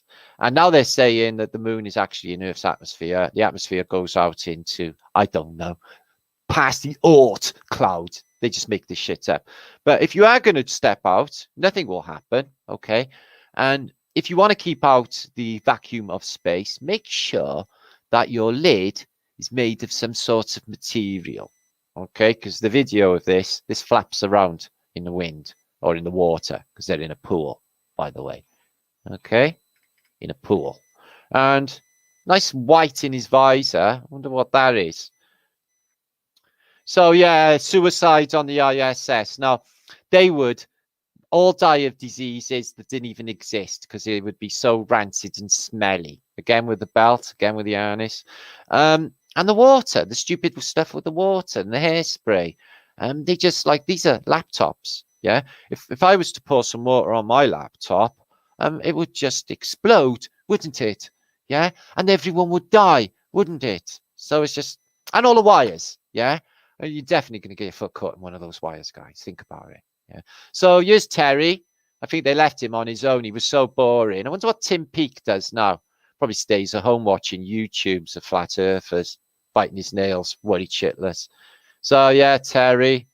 I've spoke to his son, Terry, who's got a naturally square body.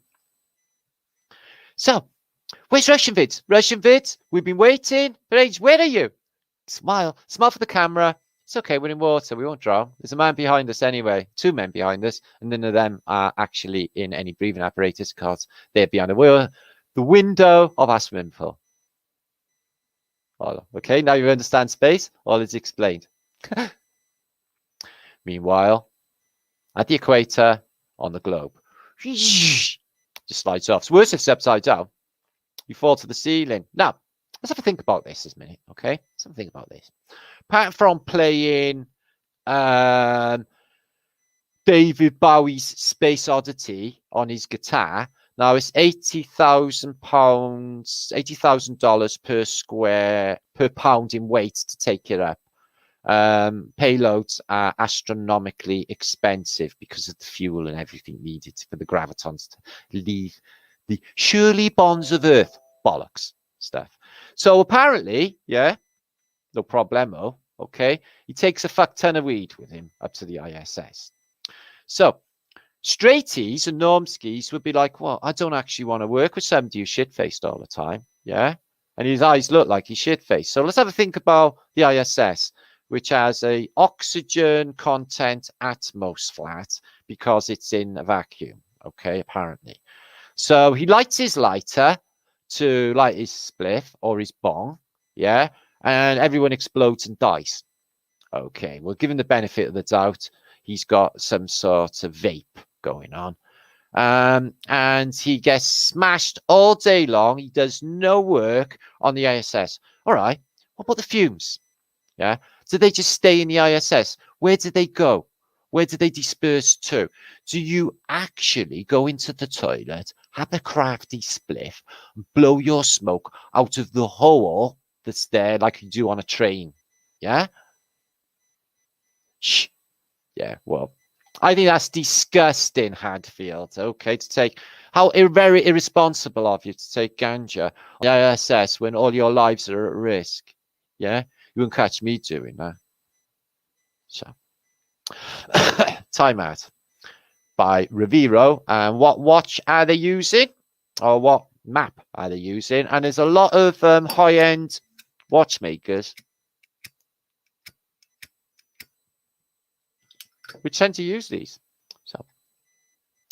So we know the truth now about Bill Nye. Okay, he wants sex anytime and anywhere, and he has men, not women. Maybe one's a woman, I can't tell, but he has people in where he lives, all naked. Sex anytime, anywhere. Obviously not in space because that is not possible. I've already posted that's impossible. So square clothes. Let's have a look. Okay. Ooh, we're going to catch you out on this one. So naturally square legs, naturally square legs. Okay, naturally square shirt there. Oh, literally seen it then. Oh, that was cool. We literally seen. Watch the one in the white and the squareness of his shirt. Oh dear, oh dear, oh dear. So why is everyone believing the ISS, guys? Let me know. There. Right? It's just, is he a naturally square man? What about the legs? Does any man on Earth have square legs? Have you got square legs? See? It's like padding, isn't it? Yeah? It's ridiculous. I can't believe this place.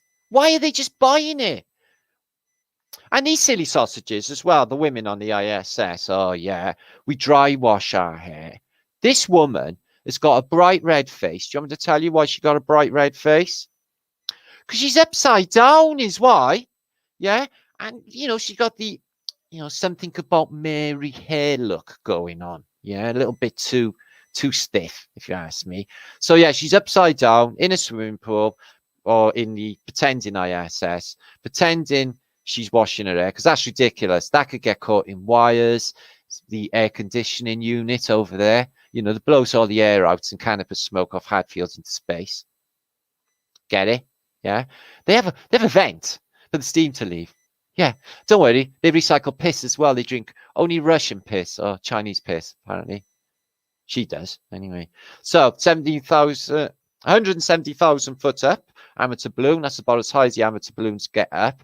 And again, it comes up to eye level, no curvature observed. And you won't in reality, in your real life, there is no curvature because there is no curve.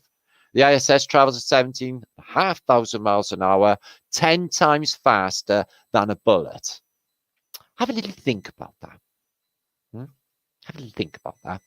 This is scientifically impossible, okay, to have New York, Manhattan Island, hanging upside down. Okay, do you think that's a possibility? Well, no, you'd fall off, wouldn't you? Yeah, it's really silly, isn't it? I know, and it's spinning, they say as well, you know, like all them stupid speeds that I just told you about. Plus, there's the obvious fact that water always finds its level, and water is in fact flat. It hasn't got any curve, no matter how far you go. Just showed you that in that video. You know, this is not rocket science, and it doesn't take a genius to work it out, guys. Okay, that it's flat, yo, and still. And it ain't spinning. So 1,102 of you watching. I'm really, really sorry. The Russian Vids hasn't turned up yet. Maybe he's got like a time thing going on. I did tell him 9 o'clock GMT and he's had the link twice. Okay. But don't worry if he don't show up, because I'm going to keep the entertainment rolling. It's a fucking good job. I got so much stuff that I can show you anyway. Okay. So bear with me. I was going to show you wanky nurses, but I don't think I'll bother with that. Hang on a minute. I was missing one on there. Let me just have a look at that. Hang on, there's something missing on here. Excuse me, sorry. Okay, RV Flatterday. There we go. Okay, let's have a look at RV Flatterday. Now, RV Flatterday without RV, but doesn't matter because we're having an RV flavour. We're paying homage to RV. Okay. But for me, 1,131 of you watching. Shut up, Matt. So let's have a look at some more images and have a think about things. Okay, so this is the proposed heliocentric model around the sun. Remember, the sun's going astronomical speeds as well into an ever-expanding universe. Okay, spinning all the while. And there's us turning it around and round all the while.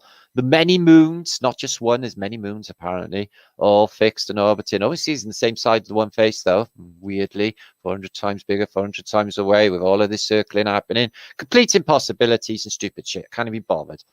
This is Flat Earth Rabbit. It's not my rabbit, it's somebody's rabbit. It eats popcorn, and it's a flat earther, as all rabbits are, because they spend most of their time on a flat crop. Yeah. Lovely. So, fucking burst that globe. Flat Earth British. Okay, burst that globe. Let's have a think about ducks. I think there's a different species of duck in Britain. There's the chronic masturbating duck. Yeah. If you walk past the chronic masturbating duck, all you can hear all day really is quack, quack, quack, quack, quack, quack, quack, quack, quack, quack, quack, quack, quack, quack, quack, quack, quack, quack, quack, quack. It's really stupid. So here's Jesus at the karaoke. Come on, Jesus, sing us a new one. We were bored with the last. Okay, I'll do one. Wham, bam, I am a man. God or no God, you can tell him that I'm God. Or job or no job, you can tell him that I'm God. Do you enjoy what you do? He's crap. Get him off. So here's Noah, and he's having a bit of an indecent relationship with his llama, but he writes the rules, so apparently it's all fine. So this puts a lot of question into the safety of all said creatures on Noah's Ark. Okay, and he was a madman apparently. So yeah, creature touch. Jesus, the miracle beholder. Behold, I can make lightning. Behold, I can make a lovely day. Behold, I can make lightning. Behold, a lovely day. Lightning, lovely day. Lightning, lovely day. What can you do? Well, you just waste your powers, birds are sitting around all day, not doing nothing. Look at me. I go around with my crew with funky banging bass line, and I make lightning, and I make a sunny day. That's not how to waste your superpowers, okay? Never waste your superpowers. So here's Hitler as he really is, how he relaxes in the house. Yeah, I'm not sure what he's listening to. Looks like a bit of techno. Smack my bitch up. Smack my bitch up. Yeah. Yeah, Prodigy. He's listening to Prodigy, obviously. You can see by his eyes. So he wasn't all that bad, was he, Adolf? I don't think so. Not really. They accuse him for a lot of shit that he never done. Yeah, I'd like to see an order of him doing all these terrible, heinous crimes to all of these people. Anyway, I've showed you that already. So I made homunculus, like, and I made you a little house. Look, kiss one another. No, rub up and down next to one another. That's right. Kiss a little more. That's right. Now, can you do naughty stuff together? This is why I actually made you homunculus. My telly's broken. Come on, Jesus, you can do it. No, can't. Walk on water. Fucking hell, he can't go in. It's Jesus. Right, try again. Fuck, can't do it. I walk on water. Jesus, can he get it already? Does it hurt? No, Jesus. Look, I walk on water. Once again, try it, Jesus. No, it's just never going to happen, guys. I'm sorry. No, it's Jesus, so isn't it? Once more. No, it's not going to happen. General Scabbard in their masses, just like children in my masses. And I am a pretty guitarist, because Jesus Christ is. Oh, dropping that one quick. Oh, yeah, cock. Yeah, on the end. Right on the end. Oh, fucking hell, that felt nice. No, that went a bit further. No, that hurt on the bone. No, on the end. Softer. Oh. One more. Oh, thank you. Oh, my favourite band, Lucifer Artist. Ooh, every girl's crazy about a sharp-dressed man, except you've taken your clothes off again, Jesus. You're not really supposed to be digging devil-worshipping bands, but they're fantastic. Jesus, sort yourself out. And then I am in Illuminati card. Let's hope that I break the internet. And let's hope that I break the world, which I will anyway, because I'm troublesome, aren't I? Let's be honest about things. So, what is that? That is a geometric pattern. Stare into it. What do you see? Well, I see a person looking right back at me. I see all sorts of stuff. It's like a magic eye geometric picture, but I see a lot of stuff going on there, guys, including 4 angels. Yeah, I know. So I'm going to come back and I'm going to have a vote here now of my flat earth British peeps. I'm going to have a vote of what you lovely people would like to look at. Okay, looks like it's no show of Russian vids. He's 45 minutes late. I've never been late in my life for anything, but you know, he could have been struck by lightning.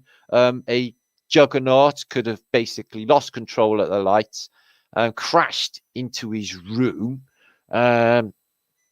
breaking his computer. That's definitely a possibility. Let's hope that's not the case, but that could be a possibility. Aircraft engine breaking off of an airplane, landing through the roof in front room. That could be another reason. Ladybird books. Okay. Oh dear. Well, what we'll do, we'll look at some adverts first. Okay, adverts, and then we may look at some Ladybird books. What is the matter with you lot? So, let's look at some funny advertising and some Ladybird book collection. Oh boy, here we go again. My friendship circle over the years. Let's have a look. This is such a truth. 2017. Yeah, no, not really. In fact, I got a fuck ton now. 2018, 2019, 2020, 2021. Actually, this is true. And I just got a rabbit. So, when he tells you he doesn't wear a mask, there must be at least 500 fellas in the chat right now. This is the effect, apparently, on the females when they find out you're a real man, you don't wear a mask, and you don't bend over for the man. Okay, grow a pair already. Electric cars pictured charging back in 1917. How do we lose this technology when it's been reinvented 100 years later? Suppressing for profits, not profits. And there they are, all charging up overnight, which was 100 years ago, which we already know. Rather be funny as fuck over being good looking any day, but it's lucky I'm both in it. Right, let's have a look at Michael's cock. So I seen a video of him. I think it might have been on Russian Vids. He was having a little cry. Yeah, there was, you know, basically he was emotionally moved by Satan turning up, you know, his mate. So, Michael, let's have a look. Wow, it's all about butt these days, isn't it? So, oh dear. Oh dear, oh dear, dear, dear, dear, dear, dear, dear, dear, dear, Michael, Michael, Michael, Michael. Well, hang low. Well, hang low, Michael. Well, hang very low. Oh, oh, automobile electrical, as you can see, the Dora. She goes like shit off a shovel, and she's a trick. And you need that. Okay. I want to fill my days with mystery, creative chaos, new places, wild beauty, and spontaneous adventures. It's more than wanderlust. It's the freedom to fully live that I crave. By Brooke Hamilton. Yeah. She sounds like my kind of gal. Luscious lips. Let's have a look. Feast on edible years and other delicious parts of the body. Eat a lively lunch of limbs, no cooking, no freezing, just a mix of water, mold, like mold, and then eat.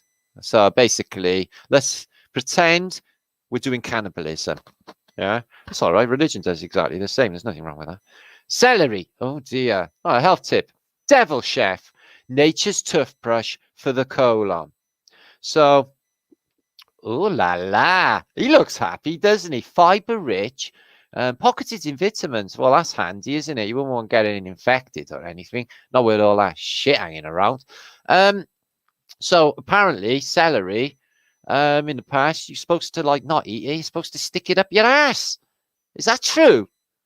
I never liked celery or a rhubarb. It tastes nasty. Win a man. Ladies, do you want to win a man? I heard every single one of you say no all at the same time. No, this is not competition. It's a gentle hint. Cheese makes a man feel great. So use a little cunning, serve a man cheese and win his heart. Yeah, let's hope it's not Gorgonzola. This is good. This is nice. This is caring, loving humanity, okay? It's all right. It builds their immune system. I'm all for this. Infants sleeping in the open air in a maternity hospital in Moscow, 1958. This was a normal routine in Russia, as they believed it was the best way to prepare the little ones for the harsh conditions, basically the purges, before putting the children in -10 degrees weather for a nap. Or they forced them naps as well. Well, nobody used to do that to me. I never ever napped. Hyperactive. Russian mothers would dress them in a hat and stockings. Yeah, hoping they didn't fucking die, probably. I wonder how many did die. Okay, this is important. I've been here before, but I think it should be covered. These are the rules, the hardcore truths of this place. Rules of the Roadrunner. Okay, guys. Rule 1, the Roadrunner cannot harm the coyote except by going beep, beep.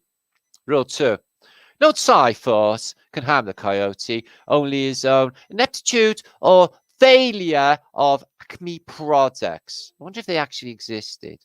Rule 3, the coyote could stop any time if he were not a fanatic. Repeat, a fanatic is one who redoubles his efforts when he has forgotten his aim. Wise words indeed. Rule 4, never dialogue, no dialogue except beep, beep.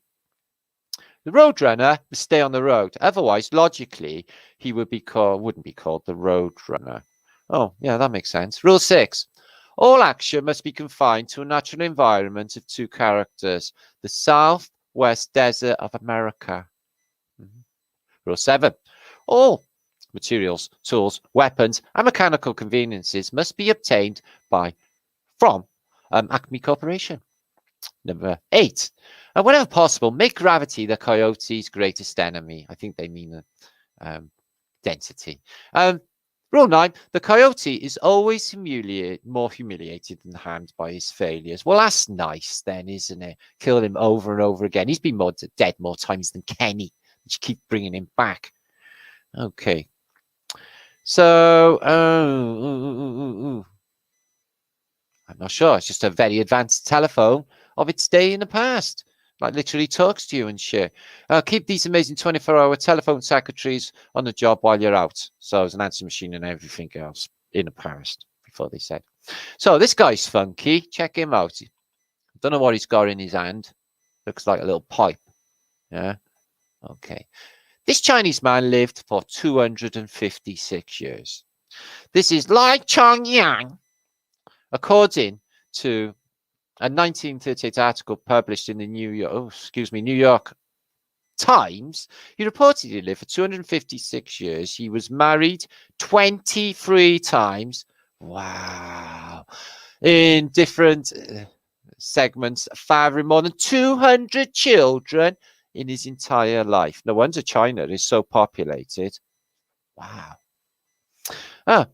And this homecoming pigeon named Cher Ami received the Cross de la Guerre for saving about 200 men in World War One. She delivered the message even though she was shot, missing an eye with a leg hanging by one tendon. She got shot in the eye. Yeah, wouldn't the bullet be the size of her head? Let me get this right. The bullet skimmed her eye. Yeah, skimmed that eye, not hit her in the eye, and shot her leg off. Are you sure a bullet would make this a big bunch of feathers? Would a bullet make that a big bunch of feathers with all of that kinetic force and energy smacking it? Because it makes people explode. I'm just saying, it's weird. Okay. They're not very pleasant towards women, these adverts in the 1950s. I really don't like them. There's something weird. She's checking out whether her husband loves her. What the fuck did you marry him for? If you ever got doubts, don't go there. That's your own fault. He loved me. He loves me not. Yeah, it never works, that Daisy thing. I'll tell you that for nothing. So, yeah, she's there in front of the fire, looking all schmexy, and he's reading the paper because he can't wait to go down and play football with the boys. No, come to bed. It's Saturday morning. No, I've got no time. I've got to go meet the boys for a game of football. Yeah? Not gay at all, is it, guys?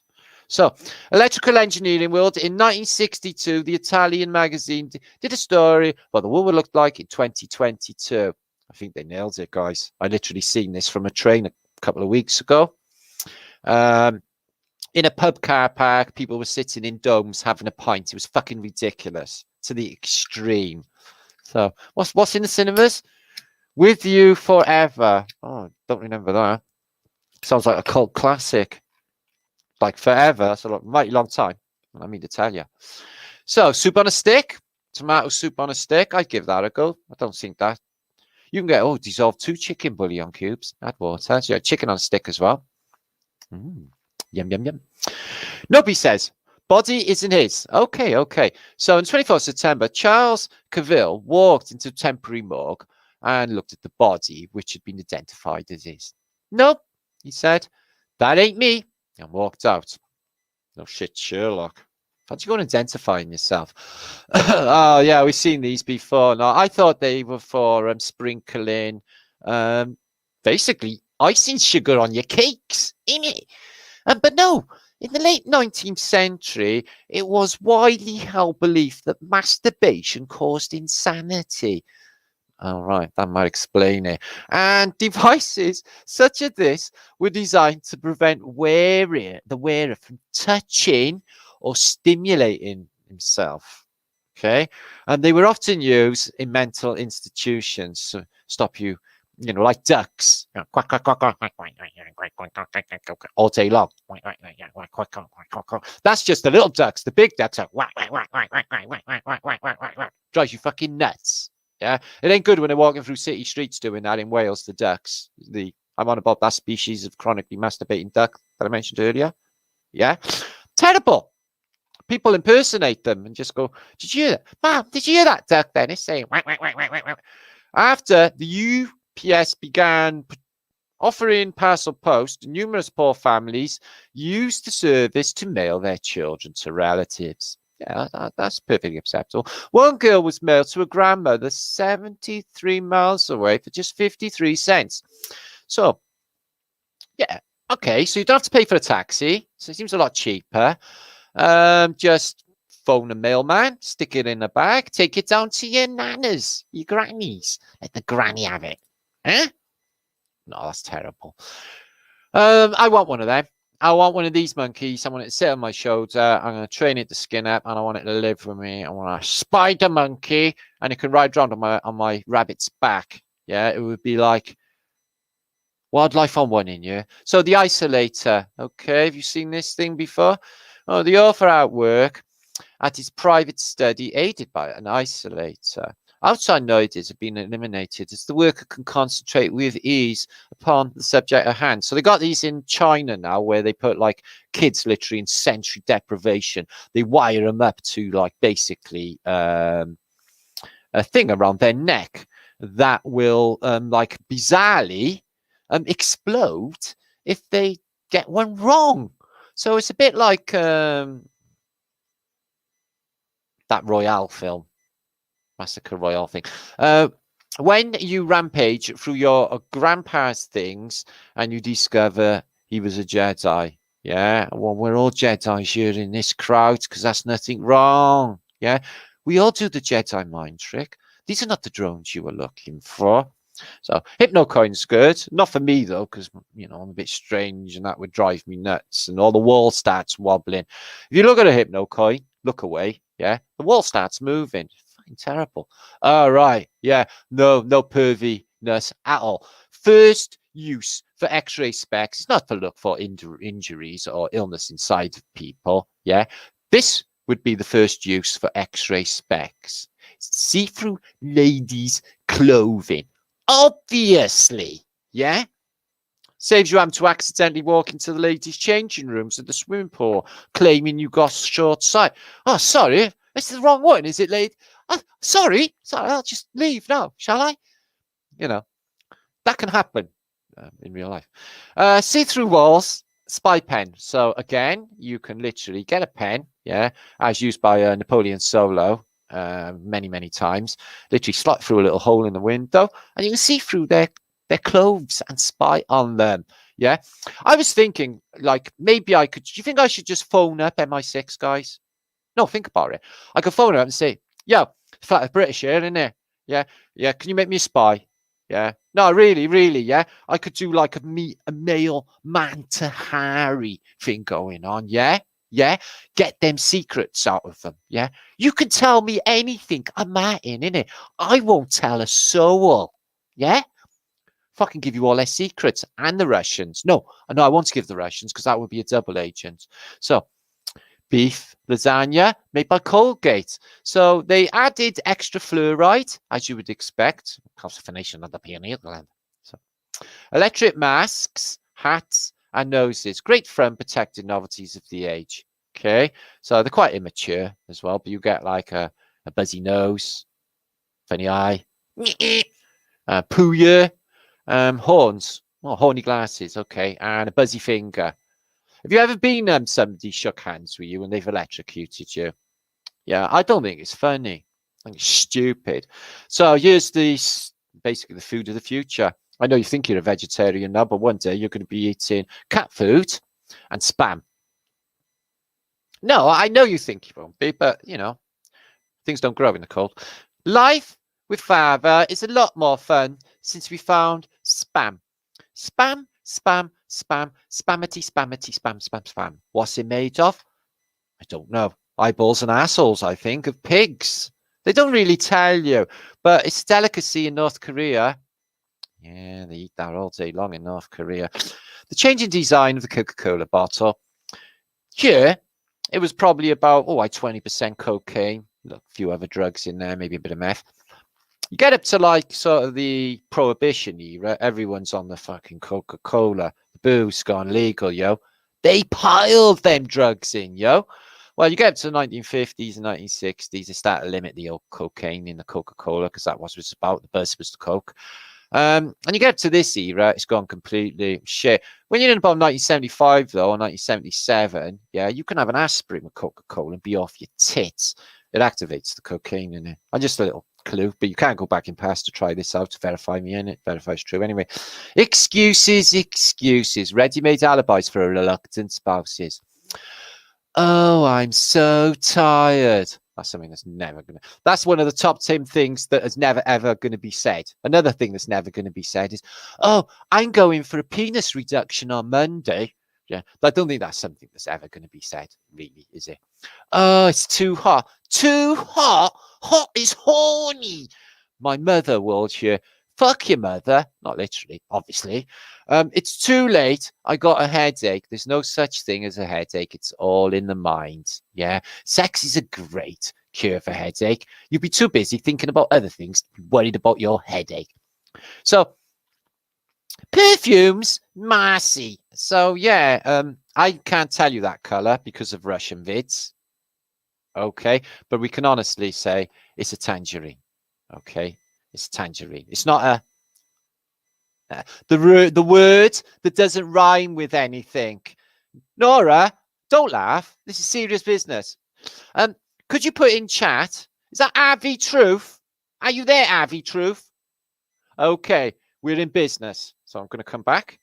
We'll come back to these a little bit later. He might actually be in my chat feed. In my hang on, I don't know. Oh, Avi.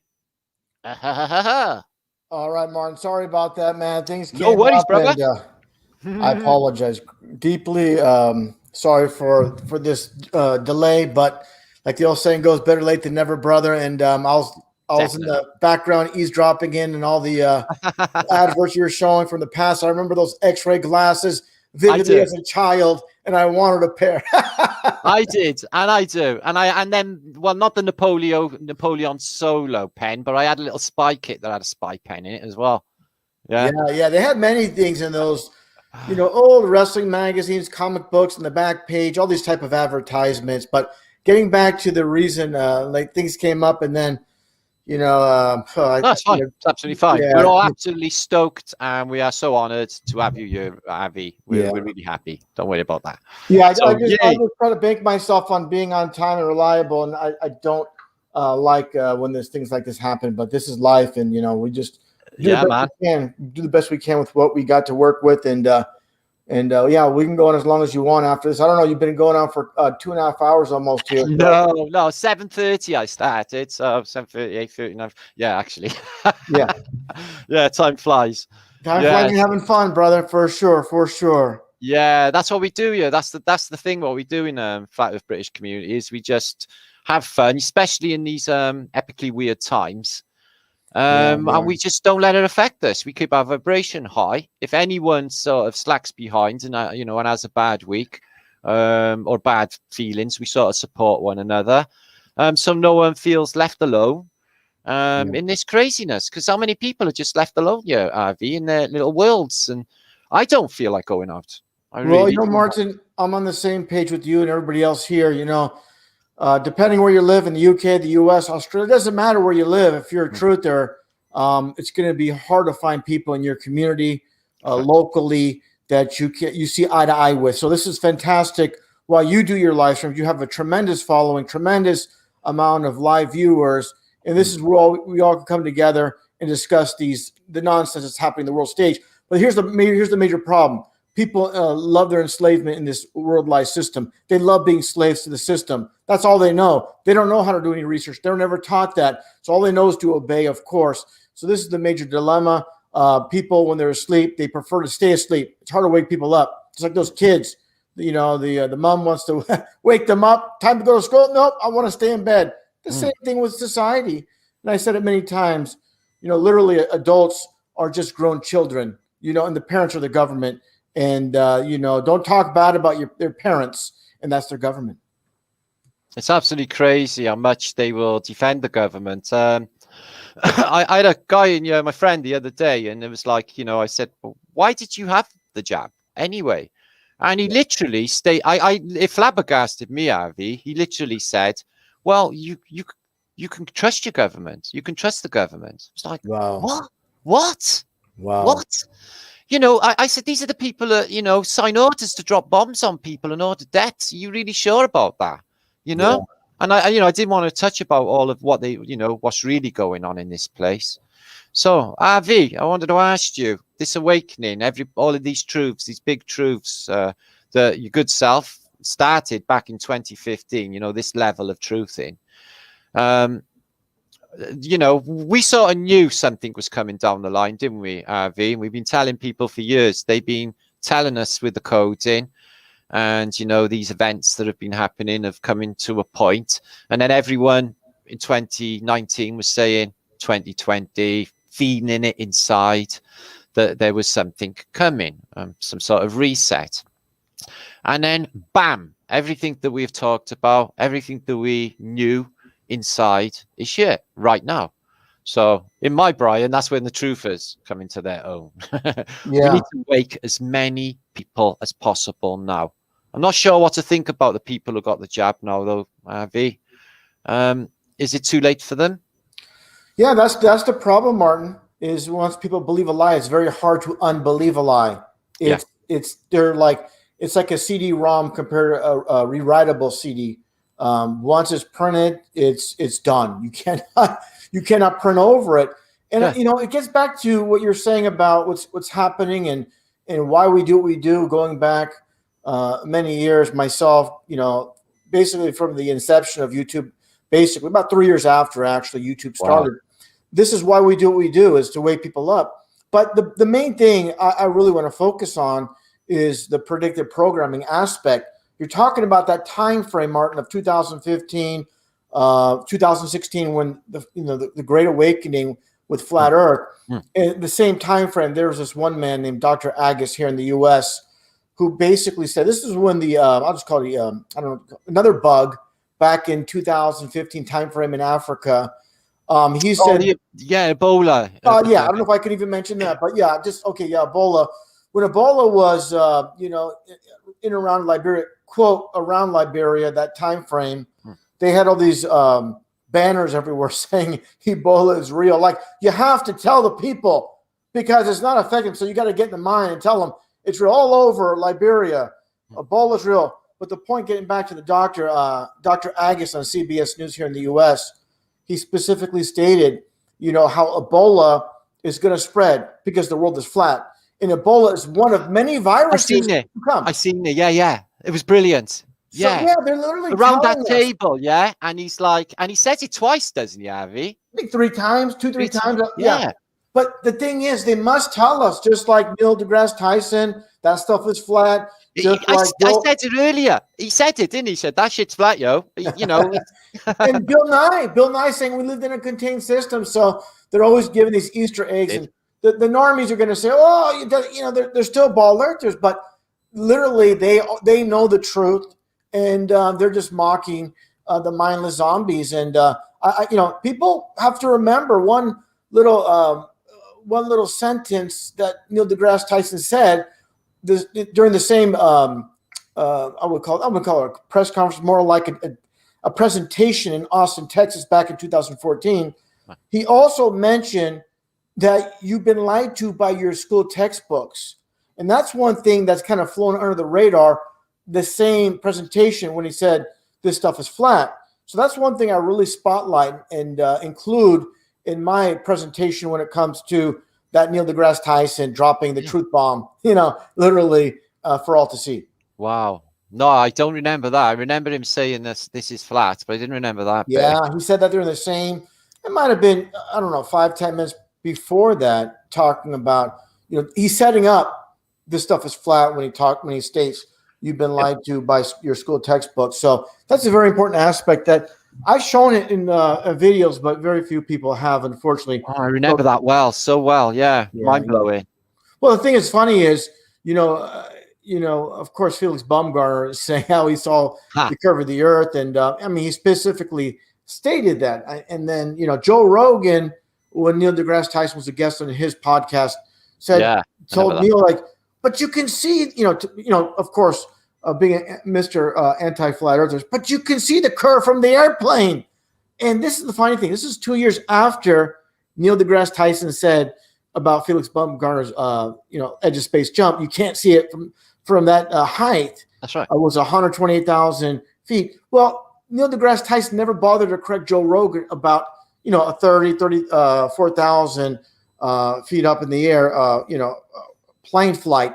He never bothered to correct him. So, yeah, just a lot of nonsense happening on that stage. But yeah, go ahead. Joe Rogan for you though, he's forever contradicting himself. Joe Rogan, isn't he? Yeah, they never went to the moon, or they went to the moon.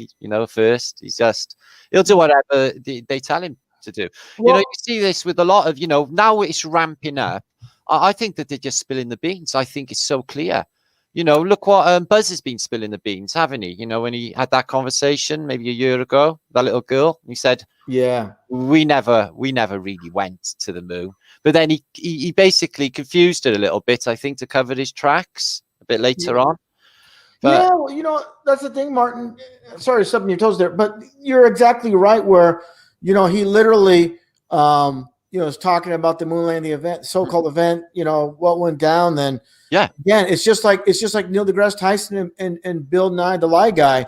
They're going to give us that 99% lie, that 1% truth mixed in there. And that's what he did to that little girl. He couldn't look at that little girl in the face and lie to her. You know, No. he's used to looking at a camera, looking at a group of people. When you're looking one-on-one, that little innocent girl, he couldn't lie to her. He even held her. he put his said hand on that. her heart. That's not the sort of question a child would ask, or 7-year-old would Yeah. ask. He's like, you know, he's just like, you could see his face. He couldn't, you know, he had to tell. He had to say that. And of course, they never showed it in the mainstream media. No. That just shows you how controlled. It wasn't meant to happen on the world stage. Of course, when Neil deGrasse Tyson said what he said, Bill Nye, the lie guy, said what he said, that was scripted. Of course, happened that way as a form of mockery. But with old Buzz, that was not meant to happen. So they're not going to put something that wasn't part of their script and show that on CNN, Fox News, History Channel, anywhere else, and open up that can of worms. So, but yeah, this is you know, constant and continuous with this mockery at every angle. But you know, Martin, I just want to tell you this. You know, I just appreciate you being around for so long. I should say right now, Same. you're around for so long, and you're still trucking, still moving forward. A lot of people, unfortunately, derailed. They're no longer around, and you're still paving the road for many people. And one other thing I want to mention, not to go on too long here, because I tend to do that, is so very important. When it was a situation where your own followers would give you a hard time about many truths you speak, it's so difficult initially to come out and speak these truths. Oh, yeah. Now so many people see it. It's still difficult with the normies, but there's a huge, of course, awakening with the flat earth. But man, the people like yourself that paved the road for this flat earth truth, it's so very important to, you know, to be brave in the outset and speak your mind. And even though you're not only going to be ridiculed by the normies, you're going to be ridiculed by people that, you know, are subscribed to your channel at that time you're coming out speaking about these truths. Yeah. Yeah, it is. I know some people that wouldn't even say it. They just, you know, it's like not brave enough to even say that, you know, they're flat. Well, that's the thing, Martin. I just want to jump in real quick, Martin. That's the main thing about even people involved with truth is, you know, they'll talk about the obvious, the moon landing, the event in New York, those obvious ones that are really, you know, out there, and it's already out and discussed. When we were first doing this, there's only a handful of people discussing flat Earth. Literally, there was only maybe a dozen. It was Eric Dubé, Max Sargent, yourself. There was like Rory, My Perspective. There was Stars Are Souls. Stars Are Souls. Yeah, 100%. Forgot him. Flatwater, Flat Earth, Glenn. Oh, there was some really great. It was a really exciting time. I was absolutely mind blown all the time at that period. But like you said, with the trolls, you know, they're just too stupid for me to talk to. You know, I'm not going to do their research for them, and they're always just going to shout back repeated official narratives at me and what somebody else told them without thinking about it, without looking into it, without any research. And it's always the case. I've been, you know, 6 years and a globe believer, not one has brought anything to the table. Nothing. They never will. All they'll have is once they lose, when you start breaking it down, the foundational things about flat Earth, they get frustrated, start name calling, and you know, that's all they have, because that's they don't have any. They don't even know the basic fundamentals of what they believe in. I know. Yeah, have you noticed how rude they all are, though, Avi? You get the flat earthers were always courteous with manners and pleasant, and then the other side are just abusive. You know, we don't call them retards and stupid because, you know, basically there was a stage when I thought I was on a spinning ball, and we were all there at some stage. You know, it's just their pig ignorance. And I think somebody said earlier, it was in chat, said it was to do with ego. But I think it's more. I think it's to do with most people are selfish, weak, needy, greedy people, and they don't care who they will shop, and they don't care what they do to anybody, as long as they can have that bottle of the man and their comfort blanket. Really, they've just sold out. You know, the people who had the jab just sold everybody else out. The people who ain't gonna have it are not gonna have it. I'll say this, Martin, though, as far as what the individual said in the chat, I agree 100%. I said it many times, where ego is the biggest enemy of truth, but it's just not that. It's more to it, like you said. And here's the thing: is when it comes down to it, is people will debate things, but they will not go back and discuss or debate fundamental things. The fundamentals, supposedly, we're living on this spinning water rocket ball. These are the fundamental things are taught, implanted, engraved in the minds, and these things cannot be revisited by the masses. Even people involved with truth is so hard. I think Eddie Bravo really said it best. What you need to do is first ask people if they believe in the moon landing. If they believe in the moon landing, then it's like a lost cause, literally. I mean, nothing's a lost cause. You still want to bring it up, plant that seed. This is the big thing with me. We can't expect people to get it here and now when you explain it. We want to provoke thought, and hopefully, even though it might be an ugly interaction with that individual when you first introduce it, they might hear another person mention, and then eventually down the line, 3, 4, 6 months down the line, a year, they're going to start looking at it. So we have to chip away. It's like chopping down a tree, a huge tree. Man, when you first start, it's a major task, major undertaking, but you got to start somewhere and plant that initial seed, and hopefully that seed, of course, grows. It's like you said with the age, they do in the Matrix, they say, the older you are, the harder it is to unplug. I guess it's because you've picked up more experience and knowledge. But the game is, I think, when you are truthing, is what you have to do is just discard everything you learned or everything you knew or thought you knew and start afresh. And do it for yourself instead of what other people have been telling you, because they've been lying. And science is just the most corrupt. The science priests, they're using just like black magic and evil forms of this science. I see as a satanic form. I really do. Even this this computer world, it feels dark. It feels evil. Did you see me present earlier on about that? That Gothard Tunnel, you do remember that? Yes, I've covered that, Martin. Actually, I covered it extensively. Yeah. I forgot what year was it, between 2014 and 2016. 2016. Okay, yeah, I covered that. And that ritualistic, they do things ritualistically that people will never understand what happened in Florida.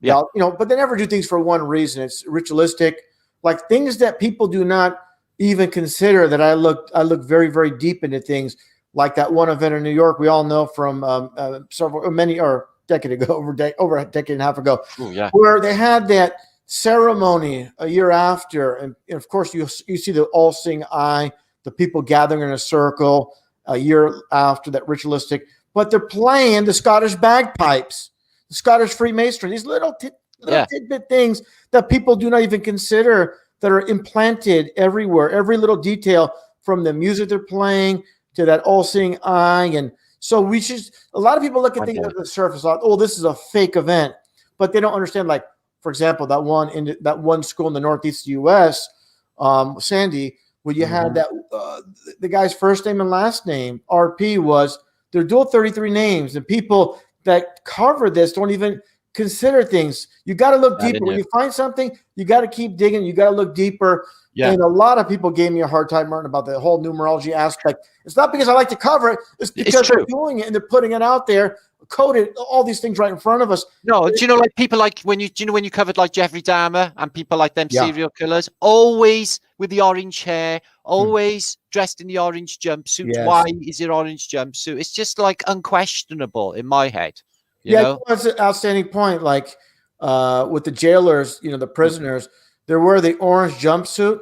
Prior to that, they wore the black and white. So you had the black and white stripes. That's Masonic dualism anyway, the black and white checkerboard floor. Yes. So you have, like, for example, a judge, just like a Masonic judge, and they're the ones, jailing people, throwing them in prison. So The prisoner himself, prisoner is 33. It's just funny. Police is 33. So all these things that are in plain sight, like for example, you know, I'm kind of deviating here, but like I just mentioned with police, you have the K9 units. K is 11, then 9. So you have your 11, 9. Of course, you flip that, and yeah, that's why they specifically picked this. So there's a reason for everything. We know this, Martin, but people like that's I said, the name of the dog on Doctor Who, you know. Yeah. K and 9. You got this robot dog on Doctor Who. It's called K9. It's just like Star Trek. You know, you have the NCC 1701. That's the 11-9 in numerology reverse right there. It's Enterprise, and it's all Freemasonry's Enterprise. And, you know, you had the pilot episode, you had Captain Pike. Yeah, Pike for Albert Pike. And Albert Pike, yeah. Yeah, and then you had, what else do you have there? You had a Scotty. Yeah, Scottish Freemasonry. So Scottish Freemasons. All these things, and of course, Captain Kirk, Captain Church. So you had all these things, and Bones. Yeah, exactly. Bones for Skull and Bones. But the big thing is, people have to look at the timeline when they released the Star Trek, the original series. It was what, from 66 to 69. Yeah. It literally went off air a month before the so-called moon landing. So is that so? Yeah. So it was literally put into play, space, the final frontier. You know, and all these things are like, it's meant to happen that way. But one thing, Martin, I find so interesting is after Star Trek went off the air, you had William Shatner have a cameo in The $6 Million Man, and he played an astronaut that saw the Earth as flat. So I just find that just mockery. You know, the captain of the Enterprise, all of a sudden he's a U.S. astronaut, you know, up in space, seeing the world as flat. It's flat as a table, gentlemen. So, and the funny thing is, the same director, Kenneth Johnson of the $6 Million Man, he produced, directed V the series that was released in 1983. Yeah, you had the Supreme Leader Diana in this one image hovering over the flat Earth model with the sun and the moon locked in, and the stars locked in the firmament. But the whole thing is, the whole premise is these alien invaders. Yeah, mice like that. Yes, but you remember, Martin, the reason they came to Earth was to help cure cancer. And how did they propose to cure cancer? With the jab. Oh, is it? Yes. I don't remember that. So it always seems to be to do with the epidemic, doesn't it? It's the same in V for Vendetta. There was that going on there. It's all about programming, Martin. And even when the alien invaders first arrived, you had this one family that they were focusing on during the TV show, and they were analyzing the aliens. They look just like us. And one actor said, "I wonder if they had the same evolutionary, build like we had. If it goes back the same way genetically that we had." So all these kind of like programming. It's called television programming, as we know, for a reason. But it's all there. The programming, the jab, the mockery, the truth of flat Earth in plain sight, alien invaders. And here's the big thing is, when they first showed up, they had these these huge UFOs over Egypt. Yes. Over San Francisco, the Golden Gate Bridge, and that's setting up a potential event with San Francisco that I believe the Golden Gate. So very important. Golden Gate construction started in 1933. It's called the Golden Gate, but it's painted orange. But getting back to what I just said, I mentioned the pyramids, and I did see your stream where you mentioned, of course, how everything is flipped, and you talked about Memphis, and there's Memphis in Egypt, and there's Memphis in the U.S., and I love what you said, how they invert everything, they flip everything, and they tell us, you know, with our false history, that's the real Egypt, a real Memphis. I'm sorry. When in reality, you know, it's in Tennessee. And I remember you said that just was a day or two ago. And I was like, yeah, that's spot on how they really like to invert things. And yeah, that's their MO for sure. Oh, it makes perfect sense to me. The way that they push Columbus Day and Columbus, another one of their, you know, insiders, if he even existed, which I very much doubt, you know. Well, you know, the thing is, you know, you mentioned Columbus, you had, I don't know if I can say it, Columbine, that one, Columbine, that school, you know, in Colorado. Mhm. So you had the Columbus, and the student said they're planning to go to New York with the plane and crash a plane into New York. This is prior to, just prior, of course, just several years prior to that. They had a book, you know, called The Final Exam, and the subtitle was "If You Fail, You Die," and the high school was Columbine. So getting back to the event in New York, remember the plane supposedly went down the Columbia Pikeway to go to the Pentagon. So all these things with Columbus. Well, did the space shuttle crash? Was that Columbia or Challenger? That was I believe the Challenger actually. That was well, no, Challenger was in '86, and then they had Columbia was in 2002, I believe. Yeah. That supposedly was in Houston. But so they had, you have, of course, the Statue of Liberty, Columbia Pictures. You have the country Columbia, the British Columbia. I mean, it's all around us. Christopher Columbus, like you mentioned. So everything's intertwined. Everything's connected. And it's just, the thing is this, Martin, is so many pieces people have to put together for themselves to see this. I made this analogy many times while speaking, narrating over this 10,000 piece puzzle of the New York skyline. And of course, those two very famous buildings are dead center. And what I'm getting at is when you put 25% of that puzzle together, you don't see anything. You put 40%, you don't see anything. You got to put many pieces before you get a grasp of what's really going on. That's the analogy I put for this whole world stage. You got to put all these pieces together. You got to see for yourself. These things could be explained to people, but they have to see it. They have to experience it. They have to see all the events that we've seen to put all these pieces together. It's a long journey. It's a very, very long journey.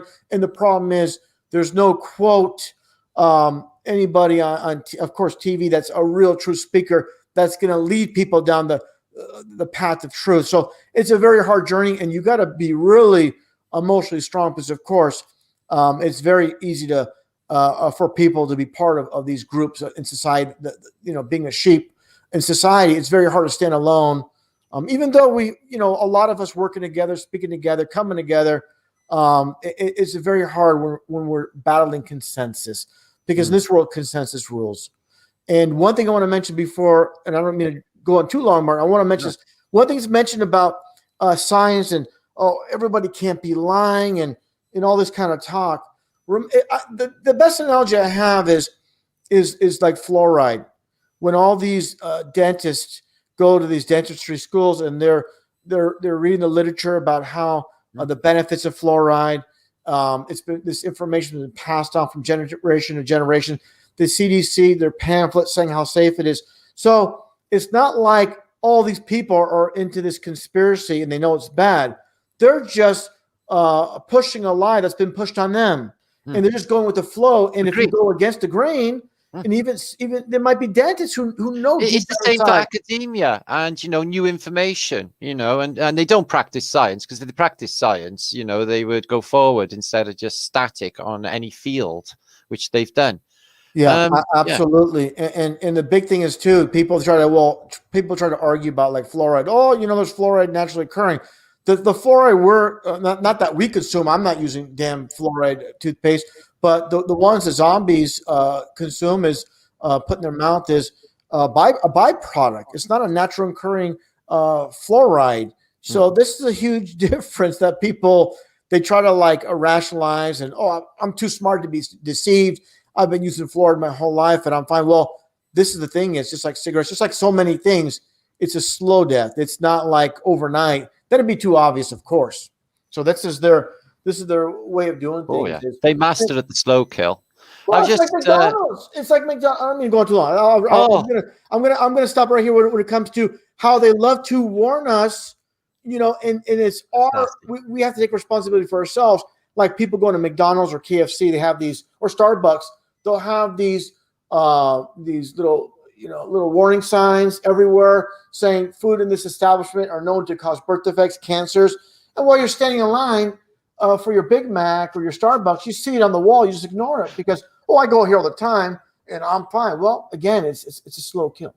Yeah, they'll literally tell you that this stuff is rubbish, and then people will just ignore it and eat it anyway. It's just insane. I know. They're just hardwired for bad news. Somebody, I just put a comment up there, and someone just stated Picard. Fantastic clue, Picard. It's in Star Trek, right, Picard? And look how many flat Earth analogies there are to Picard. Yeah, Yeah. Captain Picard. Yes, Captain Picard, named after that Swedish scientist. Belgian scientists. Yeah, they have the twin brothers, and one of them was friends with Einstein. There's actually several photos. They were all in the same school. He was in the same school as Heisenberg, Einstein, Bohr. You know, he was in the same school at the time when the quantum mechanics Copenhagen theory. He was there at the same time. So this is like a high up scientist. And I noticed that he's got a son that's taken over and tried to do a balloon trip east, apparently around their thing, but never got as far as Asia because apparently no balloon has ever traveled around their ball ever. And when I showed the video of this guy, Picard's son, what map do you think he's checking? Wow. Azimuth equidistant. And not only that, do you know the 1,000-year-old Buddhist map?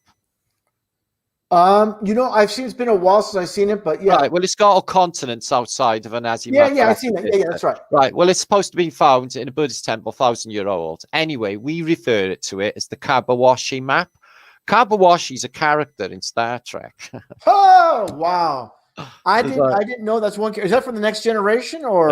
Yeah. Okay. He just appears. He's like, well, got you know, it's funny. We're talking about Star Trek and all these things with, and definitely the mockery of, this, just like I said, William Shatner playing a flat Earth astronaut. I like William Shatner, though. I like him.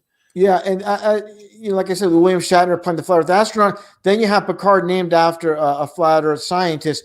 It's just all the connections are there, and a big thing is that Picard series that came out last year or two. Watched it. Yeah, and in the opening scene where they show the crack in the firmament, the crack in the sky, just like that one band. Forgot the name of that band. Here in the U.S., Coming Undone, Korn. Yeah. Where they have that music video where the firmament is cracking while they're singing, and another thing is the lead singer is wearing a Scottish kilt in a reference to Scottish Freemasonry. So these little things that people are not picking up on. So if you watch that, he's wearing a Scottish kilt. Yeah, it's corn as well, isn't it? That's the corn god. Yeah. So there's so many things, and like I said, Martin, you know it as well as much as anybody else in this whole movement is when you find something, keep looking. You're going to find more. There's going to be more. And in the symbols, people try to, like, for example, the Masonic square and compass. Well, they all know. Look at Damian Marley. You've shown that patience video enough times. Yes. He knows. Damian Marley knows his flat, and he knows. Basically, that video tells you all of the dialectics. He just answers. He asks all the questions we ask in that video, and then he's walking across a flat plane. Then Yeah. One thing is brilliant. One thing I see though, like certain people like Bob the Rapper, you can tell he was put up to it. 100%. Irvin, he was put up to it because literally I seen interviews with them and they couldn't answer a damn question about anything. They're kind of smiling. They look like I have no idea. My the ones that pull my or that pay me that hold the purse strings. They're putting me up to this, and I have no damn idea. I'm just playing this role on the world stage. The lyrics given to them, so they have no clue. But one aspect, again, looking further into things, and like, of course, the belief in a creator, creating this flat Earth, the dome, every aspect. And I look at things like, I look a bit further, like I said many times, the saltwater oceans. Salt water is highly conductive, and the sun and the moon circling above, and 100%. Everything is there. People just need to look and understand there's a reason for everything. And there's, of course, no ties with the freshwater lakes, Great Lakes, and definitely the more you look and the more you break it all down, it's definitely a created existence we're living in this nonsense of this inertia spinning ball from some explosion from nothing. Drives me nuts. Absolutely ridiculous. If people actually looked into the Big Bang, you know, not only where it came from, you know, another Jesuit Freemason, but it's just the whole idea of something out of nothing. And when you dig into it, you find out that that's got its roots in Jewish cabal, and they're just talking Kabbalistic nonsense with the Big Bang theory. And that's all it is. No evidence whatsoever. Their evidence is, 20% of the static on a television screen is the Big Bang. Yeah, it's just unbelievable. What was his name? He was in the Vatican. George, I forgot his name. George. Lamater. Say that again. I'm sorry, Martin. Lamater. Lamater. That's right. Yeah, and it's funny, you know, a religious organization pushing evolution, but that gets back to you know, even the Pope, you know, recently said we should not debate evolution. I mean, you know, they're of course, you know, this gray area, the land of confusion. It kind of reminds me of that song from Genesis. This is the land of confusion. Yeah. They're throwing all the world leaders as puppets. No, it took everyone the other way, away from where we're supposed to be and who we really are. Everyone's just lost in just absolute rubbish. You just stuff that's not real, socially engineered. Like all the music. You know, I used to think, like, I did have questions why the Beatles turned out so much material, though. And then I seen a video where they're singing Hey Bulldog in the studio, and Paul McCartney's got to read the lyrics off a piece of paper. And I'm like, well, they wrote the song. Why is he reading the lyrics? Doesn't he know them? Yeah, that's very Have a funny. stock delivery. Yeah, that's a just, new song. You know, well, one thing I've seen, you know, one thing we've learned growing up in the 80s, I'd watch like bands like Quiet Riot, Come On Feel the Noise. And then I didn't find out till very, you know, later in life that it was Noddy Holder that performed it first. But, you know, we're not told. The MTV's not, they never tell us, oh, this is a, you know, a cover song. They'll just present it like this is their song. And they don't. Yeah, just like Guns N' Roses take the songs. And so, I mean, here's a huge clue. We know Nirvana, Kurt Cobain complain about certain songs. Well, why would you perform them? Why would you even have them on your album if these are your creations? You don't want to perform these songs? I don't know, but I was thinking about him last week, Avi, and I watched a video with Courtney Cox. Yeah? Yeah. Courtney Love, his girlfriend. And she was saying a bit about him. And the way she was acting, she didn't give two hoots about him. It was like almost as if he was still alive, you know? Yeah, well, he is. That whole nonsense that went down. She was not broken-hearted, considering she loved him so much. Or he loved him so much, or yeah, definitely. Definitely. Here's the funny thing is Kurt Cobain, 33 name and numerology. Yeah. The big thing is this, the predictive programming aspect, where we know he had that, I'll just call it a long gun. I shouldn't have said that, but he had that in his mouth. And we've seen these photos going way back. And like it's predictive programming, just like the singer, Chris Cornell. Yeah. From that one music video, he has a noose around his neck. And but like Cobain tells you in the song, he says, "No, I don't have a gun," and he talks about like literally shooting himself in the track. Yeah, and of course, too. You know, I live in a plane. Well, how does it go with the plane? With Kurt Cobain, that one song, he mentions the plane. He goes, "I'm living on a plane." I'm not sure. They do it. I know. Yeah, let me look. That Under Pressure gives me shivers. The Queen's Under Pressure. Yeah. The when he says about the terrifying truth about this place, you know, David Bowie, when he sings the truth of what this place is all about, hearing some people screaming, "Let me out." Because the Freemasons, or them lot, the engineers, they know what this place is. They know that we're under a dome. They know it's a reset system. Yeah.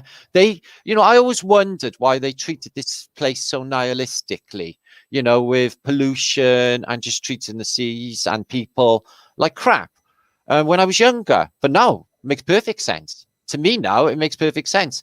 They weren't worried about wrecking and poisoning the earth because they knew that the time between civilizations, by their causation, is limited. Okay. Soon as everybody wakes up to the lie, okay, and everybody finds out there's been a caper going on, okay, which is what's been going on, a caper and a big lie, which is not that complicated either, is it? You know, how they kept everyone asleep. They got the newspapers, the television, the educational system, the libraries. It was really easy. Yeah, Oh, that's a great do. the library. And by the way, just to backtrack a little bit, I was trying to remember the lyrics. It's with Kurt Cobain. It's "I'm on a plane and I can't complain." Oh yeah. No, I know Yeah. that one. Yeah. And Oh, God. the Beatles with Oh. the fake Paul McCartney with the what was it? I'm on a hill. You know, the full Fool on the hill the world. sees the sun going down in the eyes and he said, see this world spinning. Yeah. Yeah. And also John Lennon, he goes right flat earth when he goes solo. I'm just sitting here watching the wheels go round and round. You know, I love to watch them turn. No longer on the merry-go-round. Yeah, and also too, Uh, the U.S. band actually from San Francisco. You know, you had the lyrics, "The wheel in the sky keeps on turning." oh, like that I love that. burning. Yeah, the wheel in the sky keeps on turning. So yeah, you know, we're stationed.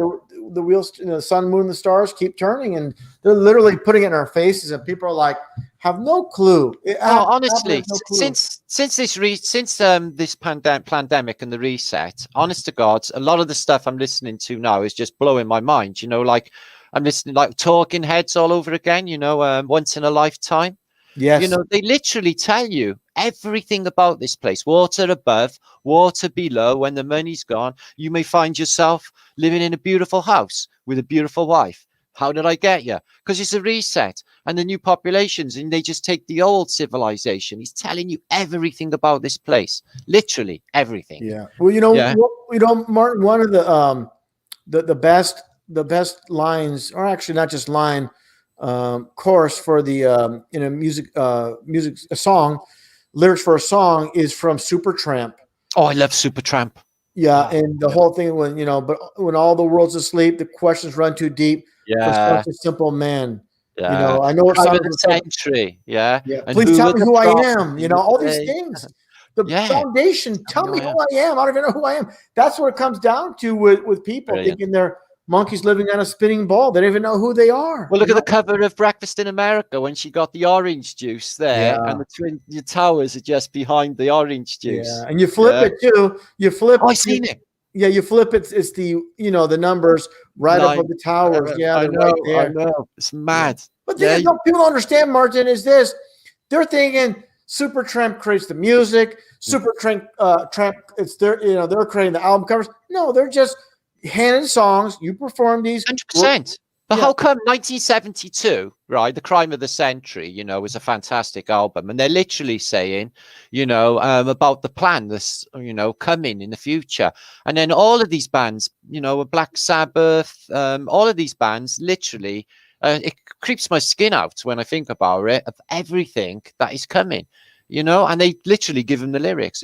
There's no way these people wrote these lyrics. Some of them go too deep.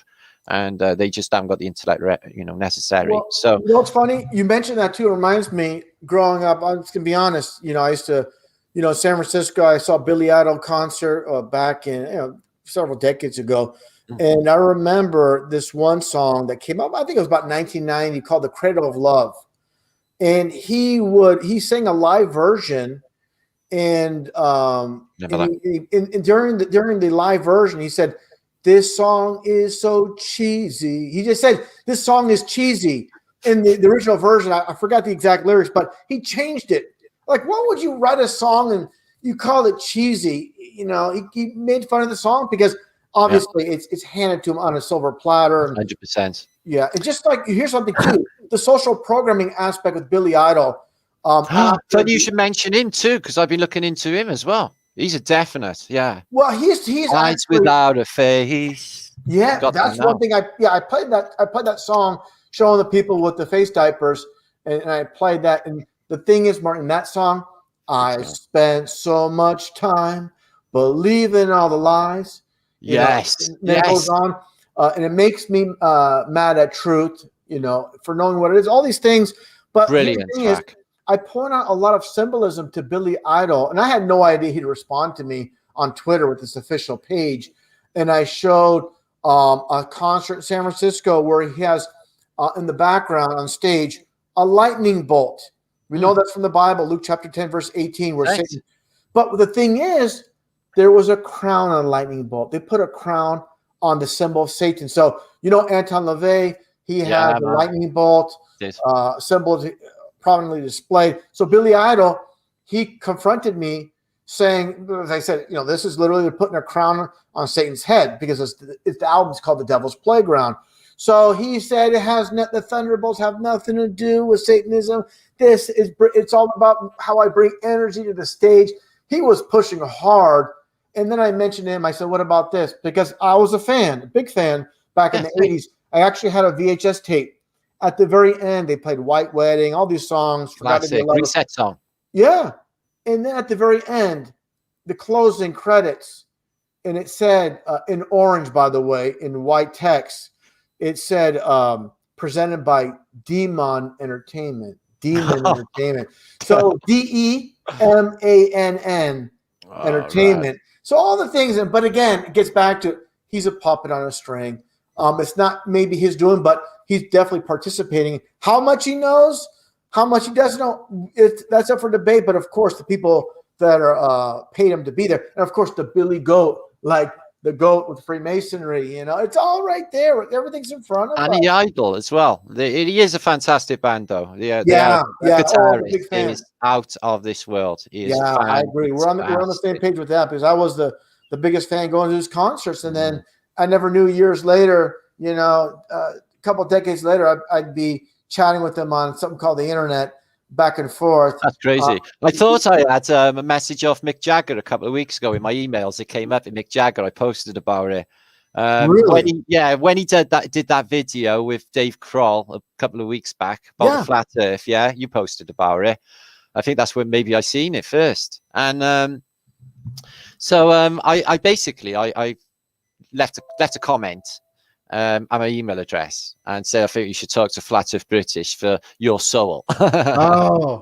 Sort of thing. Yeah, and I had an email back from, he said Mick Jagger, but it was too generic. I don't feel it was him. Okay. He said it was a real honor for me to write. It's like, an honor? You don't give two damns about me.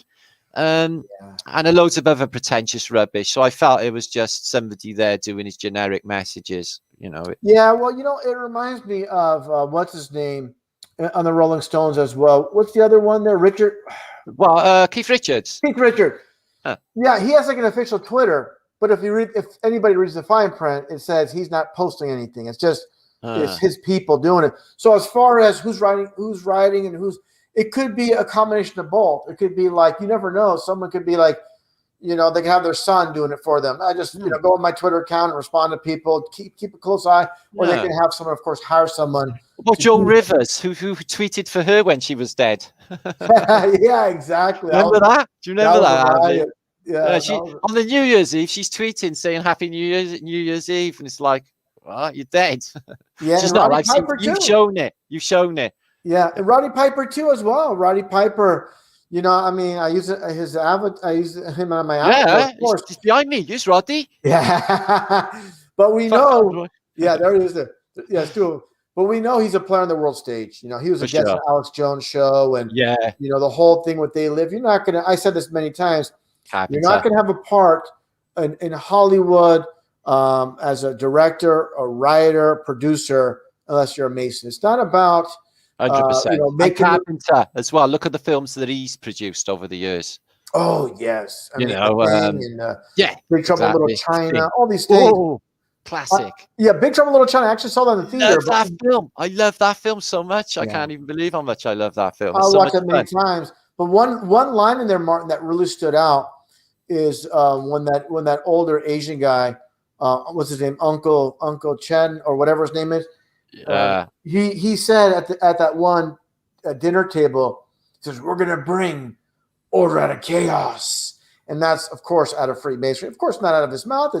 These are things from Carpenter. And the big thing is when they're talking about with the black preacher man about how they have blinded us to the truth, and then they show the TV screens, and they had that one TV with a price tag, and it literally looked like it was priced at $339 on clearance, but the 3 and 3 and the 9 was on the border, so it looked like the percentage. So it's a 33rd degree in plain sight. And of course, people are looking for heroes, and I enjoy the movie tremendously, but I'm also not ignorant of the fact that you're not going to have a position in Hollywood unless you're a Mason. So I have a friend that he's desperate to break into Hollywood as a writer and this, and this. I told him, you're wasting your time, a colossal waste of time, because unless you're a Mason, you took part in the riots, you're not going to get anywhere. You're just wasting your time. Yeah. And so that's the right. I feel sorry for people trying to break in, not knowing the foundation is it's television programming. It's all about programming. And one thing I want to mention, of course, this is your platform, your show, but no, I mean, this is fabulous. Please.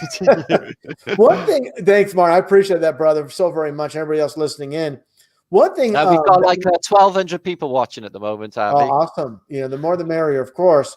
One thing I really spotlight is this world stage, and they literally told us, of course, with William Shakespeare, all the world's a stage, and all these people have their parts. They have their departures. They play different roles. All these things, but the big thing was Werner von Braun, a year before NASA formed, the head of rocketry, wrote that book, Project Mars, where this man named Elon's going to lead the expedition to Mars. So literally on the world stage, they're hunting for a man named Elon to supposedly lead this expedition to Mars in the real world, from the fictional book to the supposed quote real world.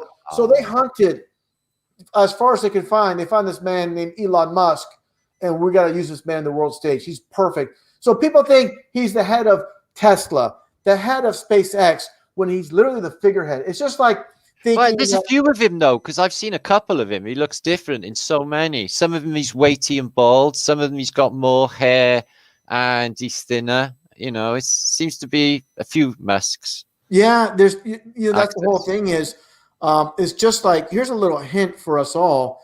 When Madonna had an interview years ago, and they're talking about security issues, and she admitted she has 3 lookalikes, going here and going there. So when she's on stage and people, are in a distance, she's so caked up with makeup, it could be one of her lookalikes on stage. When she's ill, like singing, she's up there. You never know. I'm not saying every instance, but hey, I'm not feeling good. My voice is gone. Just get someone up there. Well, they would. Someone of her standing, we're talking about Madonna here. She would surely have a standing. Oh, yes, absolutely. Yeah. And the funny thing is that one song, American Life, where the lyrics go, I'm just living out the American dream. And I just realized that nothing is what it seems. So that's another little Easter egg. Yeah. In the lyrics. There's some fantastic songs like that, Ray of Light. So she brings that out, and the lyrics are fantastic. Yeah, just a little ray of light, talking about astral projection. And it turns out that the writer of it was some humble hippie guy living in a flat in London, poor. So he manages to get a case together for plagiarism. She finds out about him, pays him off a stack of money to keep Ray of Light. But yeah, it was called Saffron. In 1969, when he first recorded it, it was reasonably successful. Wow. So yeah, she just ignore him, hope he's dead. Yeah. Hope no one will notice. Well, that's what's happening. Is so much is, like I said, so many cover songs being presented, remakes, and each generation doesn't know. All of these people now, right? Like you enjoyed them adverts earlier, and I enjoy them, and all my subs do, because I find the way harping back, we all feel like a little bit attached to the past. We want to see the past. It's like we're missing it. It's like, because it's not here. This old world which we used to live in is just not here anymore. It's been replaced by this horribleness that's going on, and I feel a nostalgia. I feel nostalgia for the old world, and I think a lot of people are too, definitely. Brother. You just hit the nail on the head. I feel the same way. Man, I miss, being born in the early 70s. I miss the 70s, brother. They were fantastic. They were I miss the Atari 2600. There's only 3 channels. So when you went to see a show, see a movie, it was a big thing. It was a real big treat. I love the cinema. Seeing Jaws, or first time you've seen Star Wars. Yes, I saw them all. Star Wars, Empire Strikes Back. Wow. Return of the Jedi. Talking about Star Wars, what I find so interesting is this, where you have George Lucas, And you have, of course, good friends with Steven Spielberg. Here's connections people haven't made.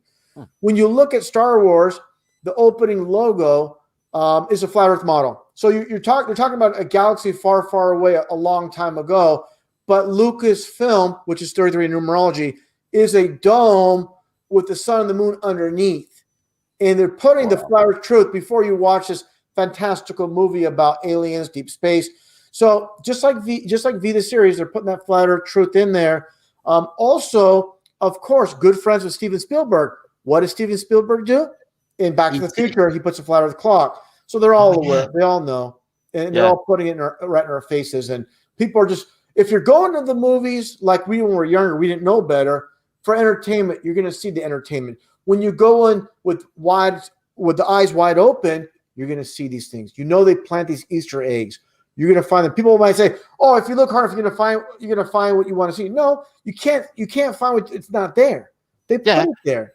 Oh, I watched a Western not too long ago, about a year ago. I can't remember the name of the Western, but they stopped at the end of a canyon. And the one guy said to the other, he said, "Look," he said, they say it's a bull, but it really looks flat to me. Yeah, that's getting back to Star Trek, where there's one episode where Spock and pretty much the whole crew of the Enterprise is down on this one quote planet, and they're looking at these. It looks like American Indians in these teepees. They're looking from a gully or ravine, and while they're looking down, and they're talking about how primitive they are, and Spock mentioned how they have no concept of space travel, and even the flat Earth was mentioned. You know how people believe the Earth is flat. So even like they're equating people that believe that as inadequate, primitive, and no concept of space travel. Those kind of like programming words and they do it though. They say like, we know now that there's this planets. We know now that this is a globe. But they don't explain how they know, and when they do, none of it matches up. It's just they just shout the words out without any proof. Yeah, that's the whole thing. There's more proof for the flat Earth than there is a globe. Yeah, all you got to do is get out and look. Funny thing is, Martin, is I remember when I started making flat Earth videos back in early or mid 2015. Yeah, and I used to use that meme with that man hugging the ball Earth, like they can't let it go. They're in love with it, and it's like TV shows in the past, like that soap opera in the U.S. As the world turns, they're showing that globe turning. And one thing I really point out and spotlight is back in the early 1900s, Universal Studios, and they're showing the spinning ball Earth. Before the first time they supposedly went up and took photos of the so-called ball Earth was just after World War II. They used a German V rocket launched from was it New Mexico, White Sands, New Mexico. So that was the first images. So how is it that it matched up to literally the so-called globe that we have today? It's not like, oh, we went up, we saw it differently. Now we have a whole new idea of how the ball Earth looks like. So what I'm getting at is back in early 1900s, they're showing the ball Earth that's basically identical to the one that they actually get. I know. On the RKO as well. I've seen a 1950s movie on a cover. You're just seeing this the exact same way. Like on the Universal one, the one without the clouds. Yeah, the thing is about Universal is his name was the founder, the co-founder, or he's heavily embedded with it, was Carl Lemley, and he was a Mason. Yeah, he was the one he was a German Jew that immigrated to the U.S. and he's the one that headed Universal Studios. So it's like this. Here in the U.S., you had Walter Cronkite. He was the head of but he was a part of the Demolay Society, Masonic youth organization for the ages between 12. Interesting numbers here, between the ages of 12 and 21. So he headed what CBS News, number one so-called quote newsman, in the U.S., if not the world, supposedly. Then when he retired, you had Dan Rather take his place. Just an amazing coincidence. Another alumni from the Demolay Society. So one Mason to another taking over. So when people question, even people new to truth, like, how can I defend my stance that they're controlling things and it's a big network? You're going to see it. If you really look deep down and you look at the foundational things with the people in the media, so many people are doing Masonic hand signs. You have Anderson Cooper, of course, admitting that he was part of the CIA. He just said, I was an intern, this, and this, trying to like downplay it. But if, on the surface, even people such as yourself, we say, is it really possible there could be this grand conspiracy? Well, there is. If you look, it's not 100%. Just pulling things out of thin air. We can pinpoint it with these people, CIA, Masons, all of them. Even same NASA, it's only the people at the top, the people who are working in the offices. I'm sure they believe all of this nonsense, it's departmentalized out. Different departments deal with their thing, and that department deals with their thing. They don't know what's going over there. They don't know what's going on over there, and it'll always be kept separate. No pieces will be put together, and it's only the people at the top that are ever going to know anyway. Well, the big thing is we have to always remember, it doesn't matter who they put in there. If we can track them back as far as a Mason or whatever, we know this. Everybody we see on TV is paid to be there. They're not doing this on their own volition. They're on there being paid by people that we never see, of course. They're just what about JFK? Because I was thinking about his famous speech when he said about Freemasons, and we can't stand this. It'd be repugnant in today's society to have secret societies, working against America, like he says. But yet he does the Cuban Missile Crisis psyop. There was no missiles going anywhere. There's no nukes. Well, that's a great topic you're bringing up there, Martin. Because I'll tell you right now. I put JFK and Trump as the greatest deceiver. One's left, one's right, one's liberal, one's conservative. But the point being is, it reminds me when Newt Gingrich came out on Fox News with Bill O'Reilly. Yeah. And mentioned, he's a black sheep. Yeah, he's a black sheep. He's not part of he didn't take part of the right, so he'll never be president. But getting back to JFK. More importantly is, he's against Freemasonry, against secret societies, but you see him doing Masonic handshakes with Richard Nixon, all these other politicians. He's doing Masonic handshakes with that one famous Billy Graham, that televangelist, all these people. So JFK was just clever deception. That's all it comes down to. And he had his boyfriend Lem, which they named the moon lander, the lunar lander, after his boyfriend. And it's not even a secret. That unbelievable. Well, you wanted the stuff that come out about J. Edgar Hoover as well. He was a sinister so wasn't it? Yeah. Head of, FBI. Jeez, they were covering up all of his trail of dead bodies. Well, the main thing about J. Edgar Hoover is the first FBI man in the U.S. Literally, of course, this everybody knows about the famous quote, from the Elks Lodge magazine, where he states, there's an evil in the midst, and the human mind is handicapped. Can't believe it's possible. Again, getting back to the human mind is handicapped. Literally, it is, because people are just, I don't want to say they're mental. They're stuck on stupid, literally, and that gets back to foundational things, Martin, where people, of course, they're trained like monkeys or a parrot to repeat things. Do not come up with your own original thoughts. Yeah, your own original thoughts. Don't use any kind of your own mind in any which way. You just got to basically repeat things. So what I'm getting is people don't have the tools to look at things. They don't know where to start. They don't know where to begin to do research. They have no idea. So they're going to stick to what they know, and that's just coming home after work, watching a bit of the telly, and repeating what the guy with the fancy suit said. And have my dinner. And take a nap and go to sleep, and then go back to my slave job the next day. A waste of a life. Well, the thing is this, a huge thing is this.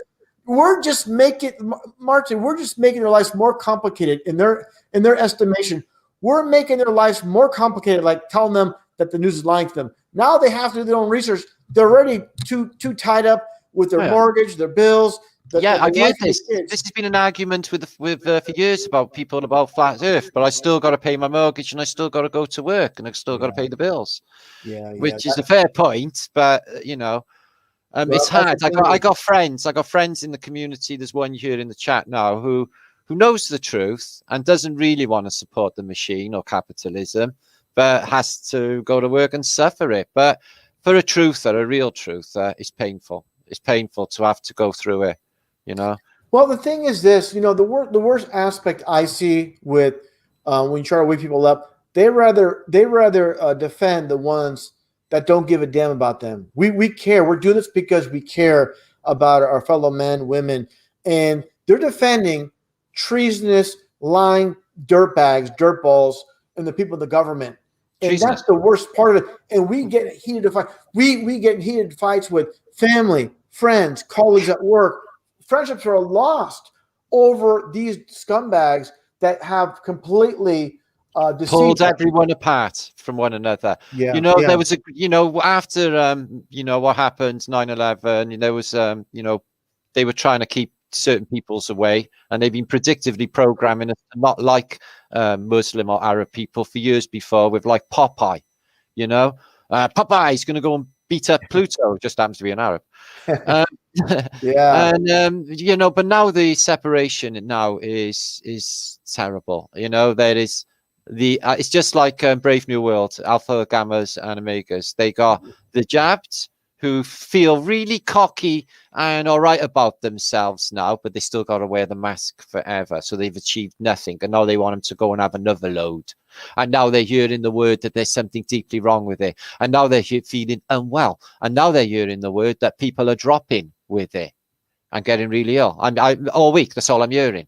Well, And here's the thing is, you know, myself covering this, and I don't want to say this, but I had even people involved with the truth that are well known. They contact me first. They go, "Hey, RV, what do you think? Real or not?" I'm like, "Are you kidding me?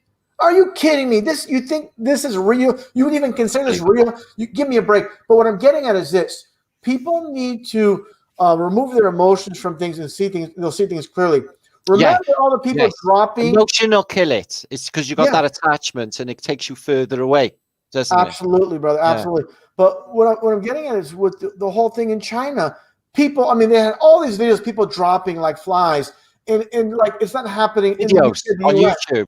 Videos on YouTube. And here's the big thing too: is they love to show videos in China where people get dragged out of their flats, you know, and like if this was really, and this is what people don't get, even involved with truth, they're perpetrating fear, like this could happen to me, but they only showed 1 or 2 videos. If this is happening, it'd be rampant. There'll be hundreds, thousands, millions of these videos online getting dragged out. They only show 1 or 2. That's all you need to put fear in people. So they're playing with the normies. They're playing with the conspiracy people. Oh, and worse than ever now. Worse than ever. They really don't care. You know, they knows the truthers know, but they're laughing so hard at the normies. They are really hard. Yeah. Well, the thing is this, Martin.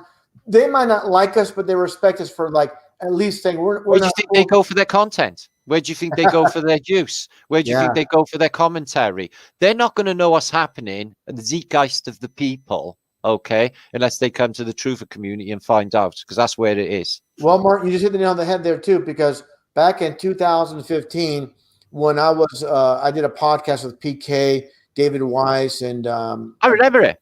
Yeah, I interviewed PK as well. I remember that one with David Weiss. And I mentioned how like, and I say this many times, but I have to repeat this, where you know, RV Russian Vids, he's the auto hoaxer, and you know, people like PK would say, "You call everything fake, you call everything a hoax."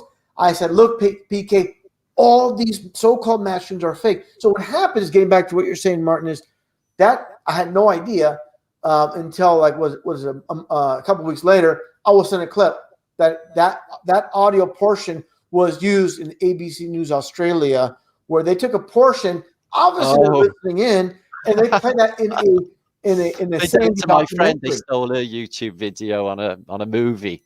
They just do. They will. I remember you talking about that. Yeah, I remember you talking about that. Yeah, wow. it's just you know, we always like have in the back of our mind, are they listening to us? They're listening to us now. Listen, I say stuff and post about stuff, and they'll literally put it on my Google feed the day after, like Dave discovered it, because it's like, oh, it's out now. You know, he's already put it out into the ether, so now we got to talk about it because it's too late. And listen, also, of course, you know, I said your news is fake so many times that even truthers like, you know, there are conspiracies, but you think everything is fake. What's wrong with you? And I said your news is fake. They're not going to spotlight anything unless they create it, because they have no control over what they need to control it from start to finish, for the desired outcome. They can't just put something out there on a whim and hopefully praying that's going to go their way. And the end conclusion with the judges and everything, it's going to go there. No, from start to finish. So they know how it's going to end before even the production even presented in the media. So people didn't get that. But what I'm getting at is even my own followers will give me a hard time saying, RV, you're losing it. You think everything's fake. I said, real things happen. They only spotlight what they create. It is. All the world's a stage. There's no doubt about it. 100%. Well, that's like Dennis Healy. Again, the always giving us the truth in plain sight. Of course, the former, as you know, the former Secretary of State of the UK saying world events don't happen by accident. They're meant to happen. They happen based on those that hold the purse strings for financial reasons and for other political reasons. And also, of course, Roosevelt way back when in the U.S. saying if it happens in politics, it's meant to happen that way. They're just literally laying it away. Yeah. And even though they tell us these words, they know the public can't accept it. It's too insane. It's too crazy to believe, to realize this is actually happening. They can't go in that direction of truth because when all you're presented is lies, the truth is going to sound, of course, insane. Yeah. But what faith they put into these leaders and these people. It's just absolute insanity. I don't even know why they would do that. I can't even imagine anybody that I would want to, just trust to that level. Well, I'm going to say this, Martin. I hope you don't mind me saying this. Don't be upset with me. When I first came across it, I said, this guy looks like John Lennon. Yeah, I get that a lot. Get that a lot. But I'm not far from John Lennon's town anyway. You're like Liverpool's just like 150 miles north of you. And I live on a coastal city, Cardiff, which is a famous port, Tiger Bay. And Liverpool is also a famous port as well. And we're very similar cities. It looks the same. The people are very funny, very humorous. I like that. I like British humor. It's like, they're hilarious. They just everything they see, because they got such a tough life there. Yeah, because it is hard to live in Liverpool. They turn everything into a joke rather than focus on the negative. And I'm like that. I dig that. Well, you know what? That reminds me of a lot of comedians. Deep down inside, they're depressive alcoholics. They're miserable. Yeah, Freddie Starr was a depressive. Steve Martin, he was a manic depressive. Yeah. And many others. He was good. But what I'm getting at, I mentioned your striking resemblance to John Lennon. Like who knows? He could be your dad. But I'm just giving you a hard time. I was a massive fan, and I bought 2 albums. I bought Live in Hollywood Bowl, the Beatles, and his new album, Just Starting Over. Yeah, okay. I was really excited. It was the first one had been out in about 4 years, so I was really happy. I got it home, I played it, to death. And then 2 days later, he's dead. He's dead, or apparently dead, with Chapman, which I don't buy. I don't buy that. We know that's a World Stage Theater. Chapman didn't do nothing. He's out now. He didn't do nothing. He signed an autograph while John Lennon's there like hours later with Sean, his son, next to him, and he gives him his autograph, smiling, and all pleasantries between them. Yeah, I seen that part of that house too. More recently was like that's the Dakota. Yeah, Rosemary's Baby. Who's the leader of the Satanist church you just mentioned? What was his name? Anton LaVey. Yeah, he starred in Rosemary's Baby. He's the guy who played the devil geezer. Well, what they do is impregnate her. Mia Farrow. Yeah, they always they love to do this where someone's gone and they're going to bring them back and put them in front of all of us. Tesla lived in there. They've done that with Sandy, with the kids at the Super Bowl, the whole choir with the kids. JFK, I showed this in my video with JFK, the hoax assassination, where they showed Jimmy Carter next to supposedly Jimmy Carter again, side by side with a different hair part. Yeah, I've seen it. Yeah. They're literally he turned up Biden to visit Jimmy Carter a couple of weeks ago, and they took a photograph. That did not look like Jimmy Carter. Yeah, that was a tiny little old man. But funny you should mention. I watched that clip of his brains being blown out only yesterday, and it occurred to me, right, that brains are great. Okay, and I was thinking, like, is that what it really looked like? Is just this big pink ball coming up? Oh wow! Yeah, and then she's climbing over, and she's not looking at it. She's Yeah. on this side, and she's saying she got a chunk of his brains in her hand, Jackie, right? Yeah. You know, and we all know that there's problems with the car as well, and you know, there's different seats in different clips, isn't there? There's more seats in other clips. How many are in the car? There's a lot of There's so anomalies. many things. There's, you know, Crazy. What about you know, apart from Prescott Bush being there on the day, there's a photograph of him standing in the doorway with Woody Harrelson's father, who was CIA operative at the time, and he's standing there. Really? Yeah. That's one aspect I did not know. Woody Harrelson's dad? Yeah. I He was had high no up in the CIA. Wow. But you Yeah, know that what? makes sense with him now. Woody Harrelson, the roles he plays, you know, he's always in his 2012 films. He's always in an apocalyptic movie, isn't he? Well, Woody you know what? If you look at, of course, we all know about John Wilkes Booth, and that was just another 100%. hoax event. But what I'm getting at is that Zapruder film was not released until 10 years after, so it's heavily edited. They glued it all together, put it all together, and of course, we all know Zapruder, the man that has this infamous footage, just so happens to be a 33rd degree Freemason. Give me a break. I know. I know. I learned that about it. I didn't trust that narrative anyway, if I'm honest with you, from the very start. You know, there's always gaps. You know, it's like I mentioned it last night. You know, when they said about the Carrington event. Yes. You know, it's like, well, did anyone actually go and look and research that? Because what happens is there's a couple of newspaper articles at the time in the 1850s saying the power had been knocked out across the board. Then there's nothing for 50 years. And then the LA Times picks up on it like literally 50 years later, and they do a narrative saying that this is a CME. And then it's pushed by American media thereafter that article. Before then, 50 years. Same as Tunguska. They go in there 27 years after the happening. And this like massive event happens in the remotest place on Earth. So no one can ever see it. You know, these are narratives just... All modern history is a lie. We know that. We've proved that. Yeah. Well, this is definitely, Martin, this is definitely not the Baby Truther Show. This is the Adult Truther Show. And you're talking about our scripted reality. And it reminds me of course, any type of movie that spotlights based on, quote, a real life event, from Alcatraz to Apollo 13, you name it, Natalie Holloway. But the big one to me, before there are really these speaking movies, was the Titanic. This one's been heavily pushed, and of course we know the futility of the Titan, a book that was released just early. Maybe you want to touch upon that and the predictive programming. Well, it's Carpenter, didn't he direct Titanic?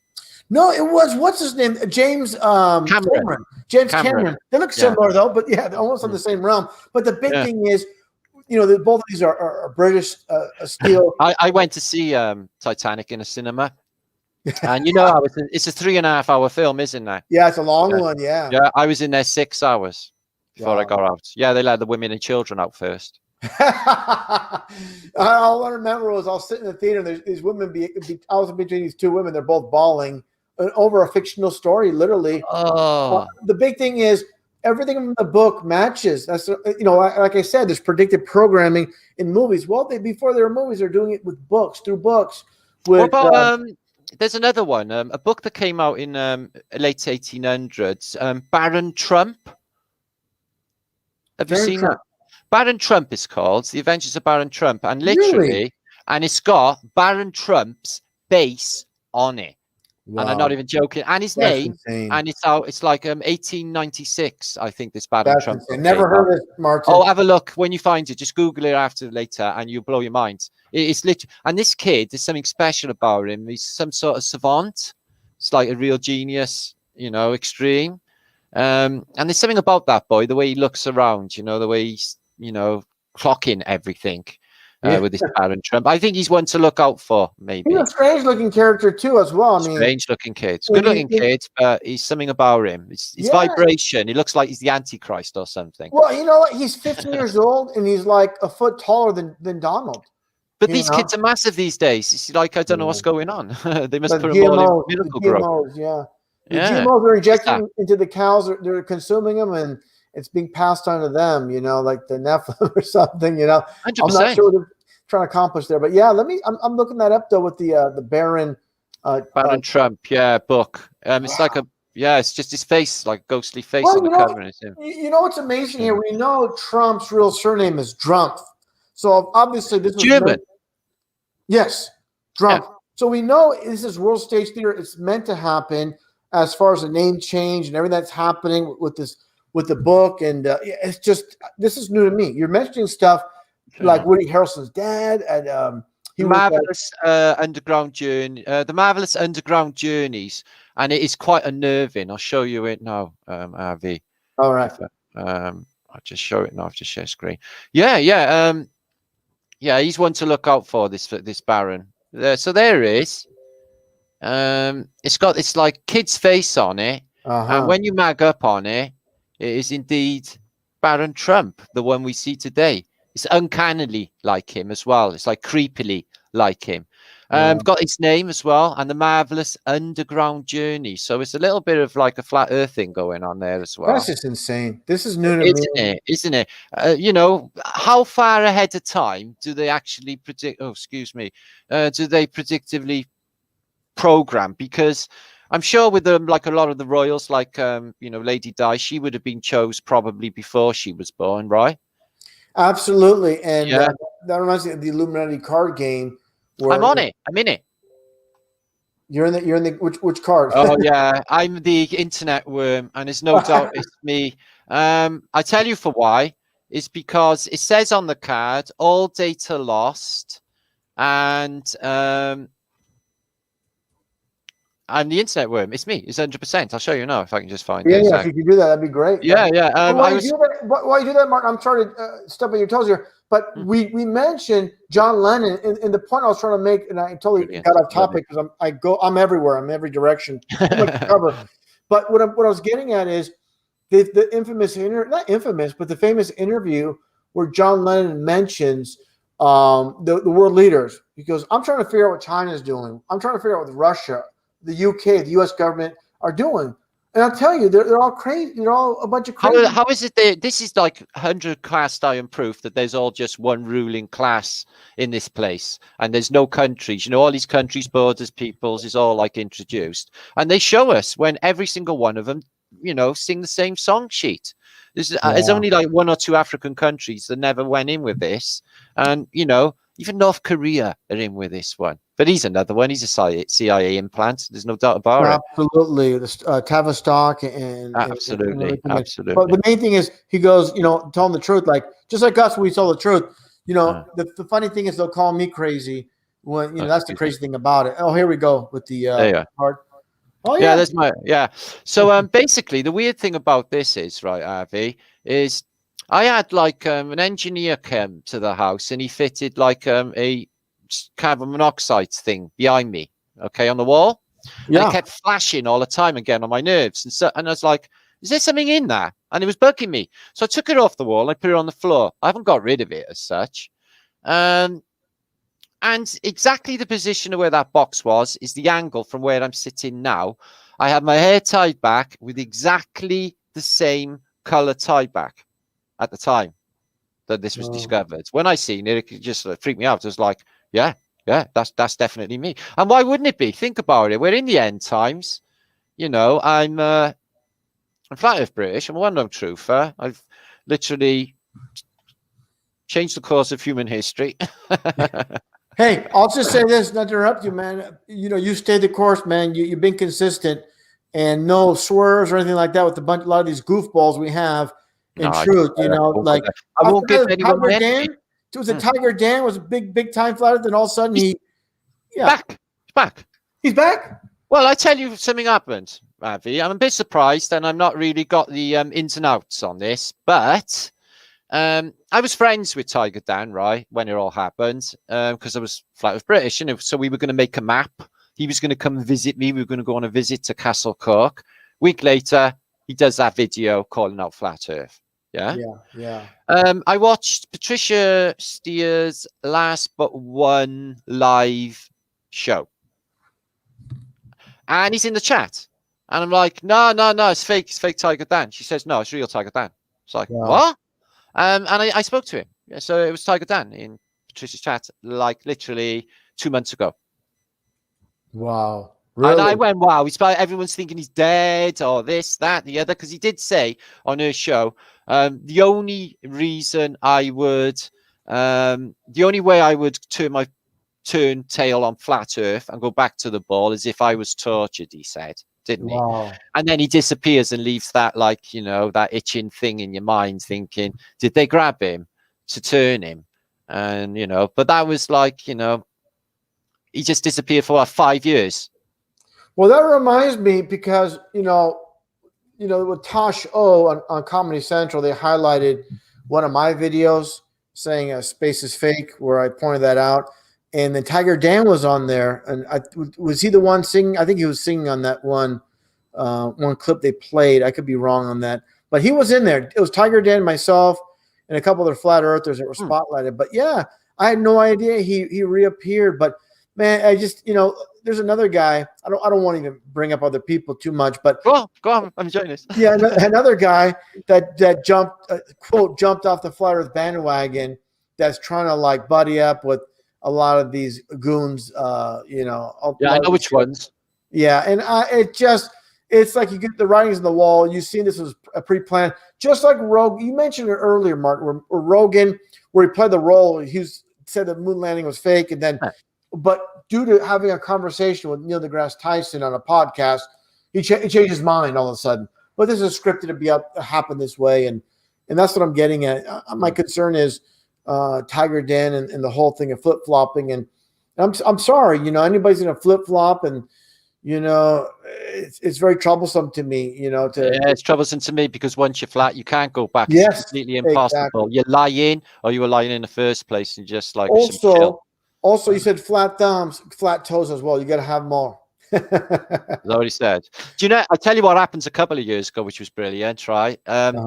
Katy Perry decides the most foolish thing. She's going to go live on YouTube, laying in her bedroom in a gym jams, right? Wow. One of my friends, who's a truther, flat earther, Dan, is in a chat. He gets there and he says to her, "Do you know the Earth's flat?"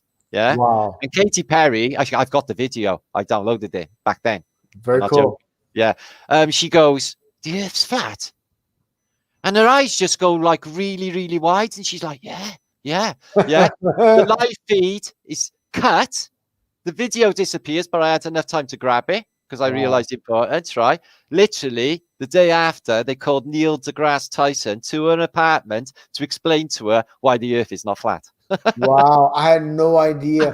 I'm telling you. There's a lot of things you're throwing at me, man. That's doing, and that's why I appreciate, being a guest on your platform. You're bringing up a lot. You're, a fountain of information. You have a lot of stuff, and you must have used like something like Stream-O-Matic to capture that live, because of course with a stream after it's cut, it has to render to download it. So you must have been recording everything live with the screen capture, right? I have done it that way in the past, but as far as I can remember, I just used to just grab them quick and put them through YouTube downloader. Okay. Gotcha. But that's awesome. That's awesome that you had a friend there mentioned flat Earth. I got a hard drive there with dozens and dozens of really old school flat Earth videos on there. I got one file that's called Chillgate. Yeah. And it's all the dodgy videos of all of the weird stuff flat earthers have been up to in the past in video form. Yeah, but it kind of reminds me though. You just mentioned you kind of sprung a thought in my mind. There's this one baseball player here in the U.S. named Chipper Jones for the Atlanta Braves. On Twitter, he saw the FBI report on Sandy, and he goes, "I can't believe this. That none of these people. There's the so-called death toll in Sandy is zero. This why was reported. This should be headline." And so he put this out on Twitter, questioning Sandy. Wow. And what happened was, of course, next day retraction. "Oh, I'm sorry, I'm misinformed. This is because he got a phone call." Most people are on script. They know what to say. I tell you, what else I was researching just recently on this same topic was because I've been going through some of the old cases and some of the old deaths. So I looked into Sid Vicious. Yeah. And it turns out that Sid does an interview on a New York cable show where that guy's never going to kill anyone. and he's really lovely. He says that Johnny Rotten, I can't stand him. He does my head in. He said, all he keeps saying to me, he's paranoid. He's really paranoid. Is the CIA are trying to kill him. Now, his last concert in San Francisco, the Sex Pistols live, he looks at the entire stadium. He looks down at them like that, and he says, ever had the feeling you've been conned? He's letting them know that we have just got, like, you know, there's no way this is not a dialectic when the Queen has a 1977 Silver Jubilee, okay, and #1 at the time is God Save the Queen, the fascist regime. Yes. Yeah. It's But just he killed him. Mhm. Sorry, but Yeah. they killed poor old Sid Vicious. He wasn't psychologically equipped to be in such a famous band. A bit like Keith Moon wasn't psychologically equipped to be a Who member. Yeah. Yeah. They have the talent. Some of these people, obviously they have the talent. They're just, you know, straying away. They're not. They can't contain these people. They must know though that these people are just going to kill themselves. Implode, They must know that, but they don't. I don't think, you know, the music industry actually cares. You look at what they've done to Amy Winehouse. She was another 27. How many 27 deaths are there? Are they really dying at 27, or is that the end of the contract? I think it's the end of the contract. I think it's too many. There's too many of them to happen at that age, and you know, and they say, well, there's so many 27s, and 2 and 7 is 9. That's Satan's number. So yeah, there's so much deception going on, and I don't believe any of the 27s are legit. I'm surprised they didn't pick 33. Yeah. I don't know. David Bowie, though, his last album, he does like this Dark Star, and he does this video, and his last cinematographic moment is him stepping back into a cupboard dressed as a clown, and he takes a bow, and then he closes the doors behind him. Like, you know, my act is now finished, you know, on the stage. Yeah. Well, you know, and that guy you posted about. I made so many videos on the topic. Yeah. He was in a news, sort of Sky News thing, and he's like, "Oh, a part of me died." When, but like, honestly, I follow Bowie. I was a Bowie fan. I've never seen. I don't know anything about this dude. That's just rubbish. Yeah. To me, you know, everything that went down, secretly dying of cancer, you know, showing up on Sky News, and none of the reporters on the at the table, the round table, said, "Hey, you know, by the way, you look like Bowie." No mention of that. And the big thing to me is we know they use prosthetics. I mean, the voice is spot on. The voice is identical. Unbelievable. The nose is a little off because, of course, just like Michael Jackson, they turned Michael Jackson from a skinny, light-skinned black man to a large white man, and it looked legit. So for sure, they use some type of makeup, prosthetics, Hollywood type engineering. But what I'm getting at is the whole funny part was when they had the video aspect. You had that, like, it was breaking up all the time. You know, it was a real distraction. Like when they went to Bowie, like, this is what year is it? I forgot what year it was, 2014 or whatever it was. I forgot the year, 16, 15. Oh, around that. But whatever the case is, with technology, it was the worst possible video feed with all the distortion, and it's just amazing. But the bottom line is, you know, supposedly dying of cancer, his last photo, all these things, and the album, the timing of everything. It was obviously. And the funny thing is his wife, his ex-wife, forgot her name. What was her name again? Naomi Campbell. Oh no, Imran. Oh, she was a supermodel. Blonde. It was the blonde. No. The blonde Jerry Hall. What's her name? Jerry Hall. He was married to her. Yeah, I forgot. Oh no. Mick Jagger was married to Jerry Hall. Oh damn. Let me look up Bowie real quick because it's so important. Angie Bowie. He was married to an African Somali model. Yeah, Angie Bowie was on a U.S. TV show, and she said, talking about Bowie, her first appearance after Bowie supposedly passed away, and she said, in the most actor's face you can imagine, she says, "I think, you know, David Bowie stage is passing rather well." Oh, really? Just give it all away. Yeah, it's just what a riot. You Same know for what? Prince as well. He apparently told his Oh, best mates that, oh, I want to be a rock star and fake my death. You know, this is the in guy the who dumped his elevator name to too. the sign. In the elevator, just like the song. You know, it's Yeah. just. And remember all the interviews with Wow. family and friends. They're all kind of just like smiling and laughing, and you know, just like when Michael What about Jackson. Hendrix? What do you think about Morgan Freemason? Being some Yeah, people saying he's Hendrix. yeah, you I never seen know. Morgan Freemason's first television appearance, and he's got a big monarch butterfly on it, patch on his trousers. The And big thing to me, I always look at. Of course, they can do some adjusting with the teeth, but the teeth, and that's one thing. Getting back to Bowie, get back in Jimi Hendrix in a second, but I look at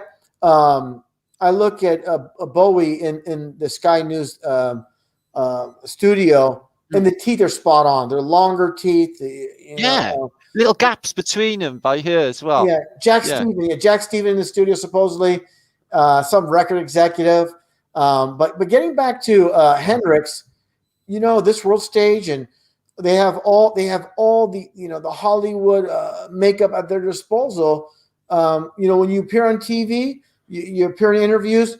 The production behind it, who knows where they can, get these people to look a certain way for presentation's sake. And of course, a lot of these people, they don't do it too. Well, look what they do with Eddie Murphy in his movies. He's like a dozen different people. Yeah. I had to be told he was one of the characters. It's like, no, that's not him as well. Look, the black guy is Barber. It's like, yeah, that's Eddie Murphy. It's like, oh God. Yeah, just like that one scene where he plays he plays that fat character. What's that name of that?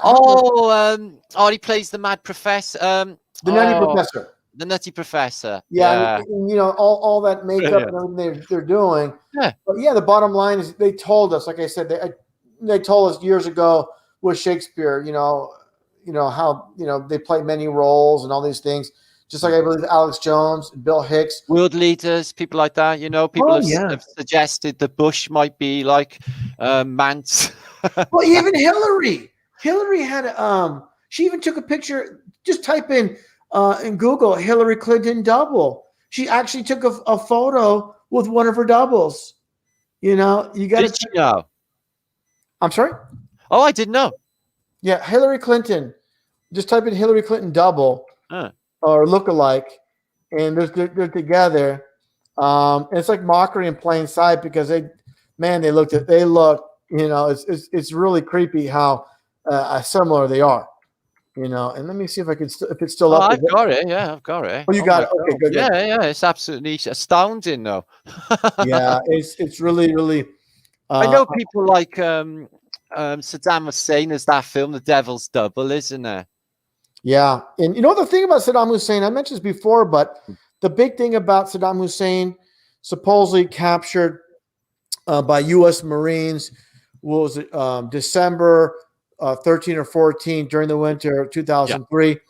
And the problem is the date palms full of fruit when the last dates, they're harvested the end of August. So it's like having apples in the tree in December when the last apples are given out and on the end of summer. So they're doing the same kind of tricks and the same mind games. But what I find funny was they had a documentary of Saddam Hussein and they cropped out those dates, those date palms. So yeah, it's just the mockery never ends.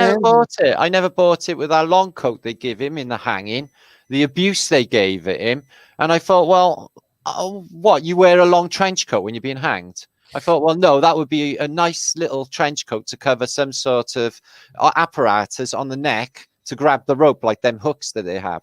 Yeah, and the big thing to me, you just mentioned it when they had the gallows there. The guy that had the cell phone, at the moment that they pulled, they pulled the latch and he was supposedly went down. You hear a crashing noise. There should be no crashing noise. He's being hung suspended supposedly, and the cell phone footage is going in every which direction. You don't see anything. It's like a UFO sighting. The camera's going everywhere. Yeah, it's nuts. It was ridiculous. It was like, The moment, you know, the money shot where we You'd want have to it still. You'd have that. And he's like, I know. It's just it was a joke, but yeah, that's this World Stage Theater. And we know Rumsfeld was shaking hands with them just prior to the whole, you know, just a is he couple. dead? Hussein? Rumsfeld. Oh, Rumsfeld. No, he's supposedly, well, no, I think he's still alive, they say, but. I thought I've dreamt this then because I heard in the last week or so Rumsfeld was dead. Oh, is that right? I'm not sure. No, I might have dreamt it though. He's another German, though. I mean, they have a I lot know. of. Look, he gave us aspartame. We Oh, should he thank him. did. Yeah, that's right. June 29th. You're right. Why didn't I hear about this? But then again, I don't Yes, even he's have a brown bread. television. Rumsfeld's gone. Yeah, I don't even have a television. I mean, I have. Well, I hear it on the grapevine in the community. That's where I get my news, off the Yeah. Truther community. All I have is this old TV. It's an old CTR TV with the DVD player still built in. It's like a collector's item. They don't even sell these anymore, but it's not connected to any type of television programming.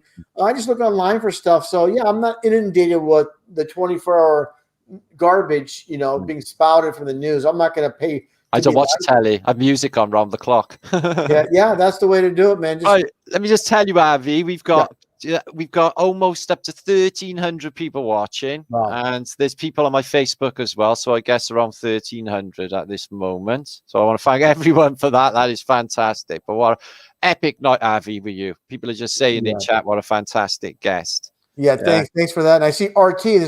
He says, RV, you got a computer. I got a computer.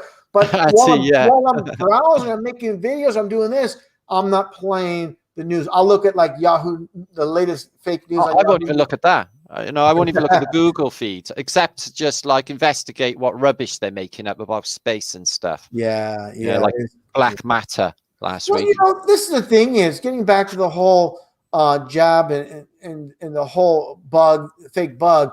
It's amazing how all those in the Middle East are supposedly raging a lot of havoc in the world. They're on vacation. Everything's spotlighted on the bug. Right after the bug is kind of subsiding, especially specifically here in the U.S. Now they're having different type of I call them bang events. I don't want to say bang events. They have a lot of those happening right after. The bug subsided. They had the event in Surfside, Florida, with a supposed building collapse, which I've covered. I actually talked to a third-generation condo builder, and he goes, absolutely, after watching the footage that I presented, he has no doubt whatsoever that it's a controlled demo. The big thing is, you see the flashes. Yeah, they see the flashes, and also too, you have the mural of the New York skyline, 9/11. You could have had My Little Pony. You could have had a rainbow. You could have had a family. It's portrait. Impossible. It has to be. Yeah. It's just amazing. Out of everything, you could have had the Beatles, a mural of the Beatles walking this, but it was the towers, and of course they came down again when that building came down the second time, and they set up the secondary demo because a supposed tropical storm's coming through. So within the span of 2 days, they took the building down, and you know how long it takes to set up the charges, everything. Months in it. Yeah, and they did it in like 2 days. So it's just a colossal joke. And that's the world we're living in. We're living in the Twilight Zone. That's one thing about TV. They do give us that of course hint of truth, and that's funny. I mentioned the Twilight Zone. It's funny. They had episode number 33 on the Twilight Zone, and what was the title again? I forgot, but it was really like just like poking fun at the sheeple out there. And how they're mocking us, and it's Flight 33. That's what that was. Is that with Chapman? There's someone on the wing. I believe that's the one. I love that episode. He's like, there's someone on the wing. William Shatner. That was hilarious. That one demon or whatever that creature was. Yeah, he's like tearing the wing apart. It was hilarious. Yeah, he's just pulling all of the metal off like this. Yeah, funny you should mention that one. I remember that one really well. Well, that's a good segue to the jet fuel hox, or jet fuel deception. Yeah, there's no fuel in the wings, and they're showing you. So take a look. And Shatner. Here's the thing: is my perspective of it. I don't call it the jet fuel hoax. I call it the jet fuel deception, Mm. because just like a car, it can run on petrol, it can run on diesel, it can run on 100%. yeah, it There can was run on a hydrogen fuel van outside the other day, outside my house. yeah. So they And have it went quick. It went out of the street quick with no noise. It was Yeah. lovely. So Yeah. they have these electric cars, as we know, hybrids, air compression. So to like for example, this one pilot in Canada try to shoo away the whole idea of a jet fuel conspiracy, Yeah. because he had his bill for all his jet fuel for his little dinky airplane. And I'm like, you dummy. They have many different types of cars. Just because I produce my car using unleaded fuel doesn't mean every damn car is going to run on unleaded fuel. That's really a weak argument he's trying to portray. So show that I can show my unleaded gas credit card charge to a man that's using a hybrid or electric car. It's not going to mean diddly to him. Yeah. So that's a really weak argument. This pilot try to prove his point that the whole jet fuel deception, and of course we know 60% of the what they charge for an airline tickets based on the jet fuel. So there's definitely 100%. a reason to fake this. There's definitely a reason to do that, and we It know makes perfect sense. And if they're not doing it, why aren't they doing it? And the way they say, oh, we got to do circles to dump the excess fuel over the ocean. Does that sound safe? Yeah, exactly. And a big thing to me is we already know they're doing many psychological operations with the airlines, the fights aboard the airplanes, the fake Asiana airlines. Well, look, I've always been in this camp of, right, they got the curved windows for a start off, always, to go to the contour of the plane, fuselage. They always have good-looking cabin crew. They have stuff now on the back of the seats to make sure you don't spend too much time looking out the window. Yeah, they want everyone looking in rather than out. I've noticed. Absolutely. Even the people looking out the window, they don't even know what they're looking at. They have no idea. They should be looking down at a curve based on the circumference, the radius. They should be looking down at a curve, and it should be quite obvious, and it's nowhere to be seen. And the best they have, and that's the thing too. I touch upon is the Concorde jets that they scrapped. And people said, "Oh, I was on a Concorde and I saw the curve." Somebody told me that. I'm like, "Look, no, they never. No, they never. The official narrative is higher than a V2 spy plane, and that's at that roof's at 75,000 feet, and you can't even see it at that." Yeah, they said 60, but even at 60. 75, we know Neil deGrasse Tyson said at 128 we're not going to see it. So I tell us to people. Like these, I don't want to even mention these people, these shills, these goons, these globe shills here in the U.S. They try to get like a vantage point of Lake Pontchartrain or some lake or some stream, and like that would be perfect. Almost from ground level, proving that we live, on a globe, saying that's curvature. I'm like. If I guess you got to go lower. You got to go below the fence line to look over a fence. That makes absolutely no sense. No, it makes no sense. I've seen this operation before when I think it was Hawkins involved in this boat experiment on a lake. And instantly, within 2 minutes of watching it, being involved in laser tests myself, I could see the error of what they were doing. And no, this is not going to work. At the other end of this laser beam, it's like literally this big. Yeah. And they're doing it off of a back. They're not even the altered elevation to the height of the boat for a start off. So everything's off. The light's bending. The particulates. There's just 1,000 different reasons, and they say, "Oh no," because that showed there was curve, and that was and then they put it on. I think it was a National Geo program, and it was the worst for flat earthers. It was agony because it was so stupid, Yeah. There's so many things, though, Martin, as we know. Just like the heliocentric model itself, with Venus and Mercury, being between the so-called bald Earth and the Sun, and we have, and I showed footage of CBS News showing Venus, Mercury, Jupiter, and Saturn all lined up, at nighttime, you can see them all pretty much lined up. So this cannot happen. You're on about last Christmas time, because I tried to take a photograph. I almost got it, but it was when they said there was that planetary alignment. Yeah. Yeah. So yeah, it was just in a line. It was incredible. Yeah, and the thing is with Venus and of course Mercury being, you know, on the daytime part of the so-called ball, there's no way we would be able to see it at night. But the thing is someone tried to debunk my video on that, which I made. He said that the angle of the ball Earth is on the other side of the sun. No, it would be daylight. It's just unbelievable. Oh, they just really scraping, aren't they? They can't even deal with reality. They just got to make up weird stuff. It's just like, what prove it? Show me. It drives me nuts. What people you're like, what is the moon?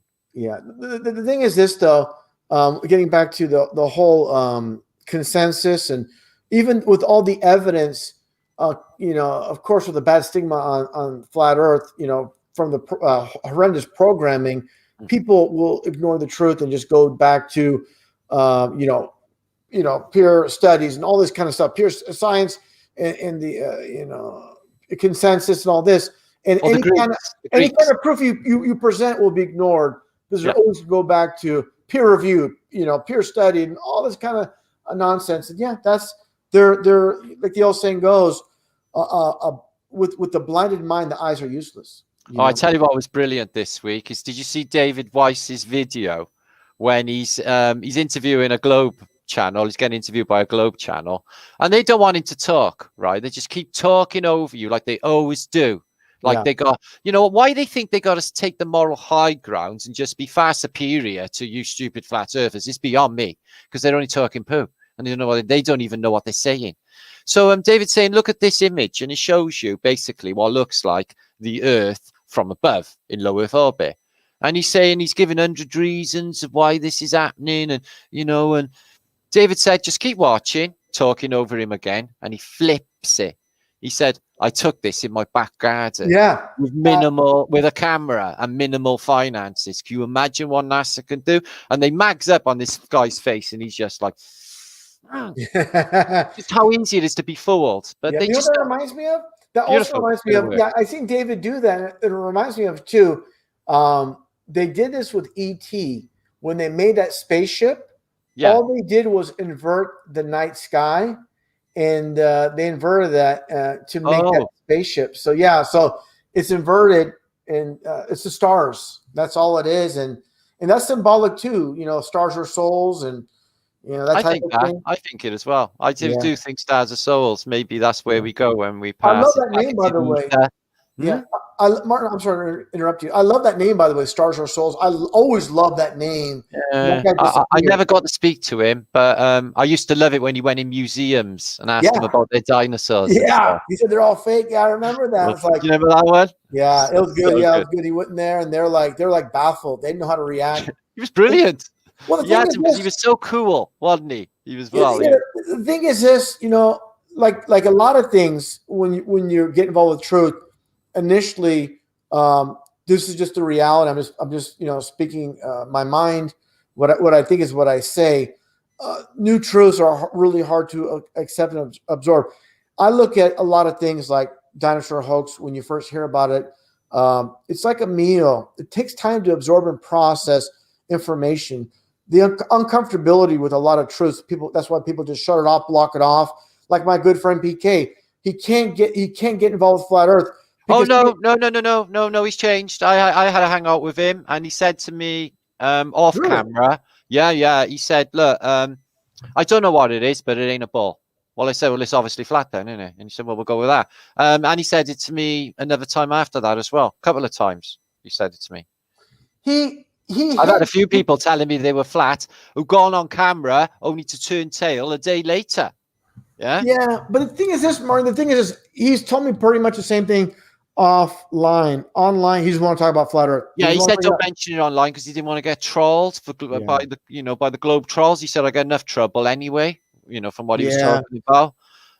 So I didn't talk about it and that. But yeah, he told me. He said, well, it's definitely not a bull. Well, he kind of said that too. He told me if you put a gun, he said this back in 2016 or 17. Yeah, it was then 2016. Yeah, if you put a gun to my head, blah blah blah, then I would say flat. But the thing is, this what really ticks me off is when when you're involved with truth, you can't worry about subs, you can't worry about consensus. I always look at it this way, Martin. I never. Yeah, I know you don't. I always look at it this way. When the dust settles, the people that are supposed to be on your channel, listen to you, are the ones that are supposed to be there. We're not doing this for a popularity thing. We're not doing it for X amount of subs. We're doing it because we got to put the real truth out. Oh, yeah, if I was doing like the selfish thing, I would be thinking about me doing tiny little videos, doing, just generic, not part of the community, never in the, you're one of the only other live chats. I watch Globebusters, I watch you. I don't think I watch any other live chats really.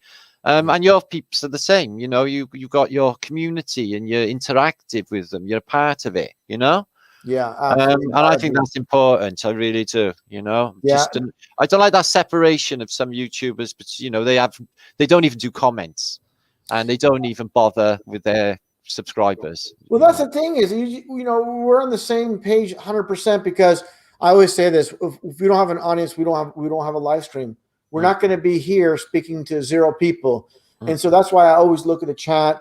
I'm always engaging on my streams, and when we're having a conversation, it's kind of more difficult. When I'm doing a solo stream, first thing I do is give the shout outs. People love to be acknowledged, and they deserve it too because again, they're the ones passing out the information to friends, family, coworkers. So 100%. I've learned so much from these people in the community. I've learned so much from you back in the day, Ivy. Honestly, it's changed my life with a lot of the information. A lot of people in the community said the same earlier.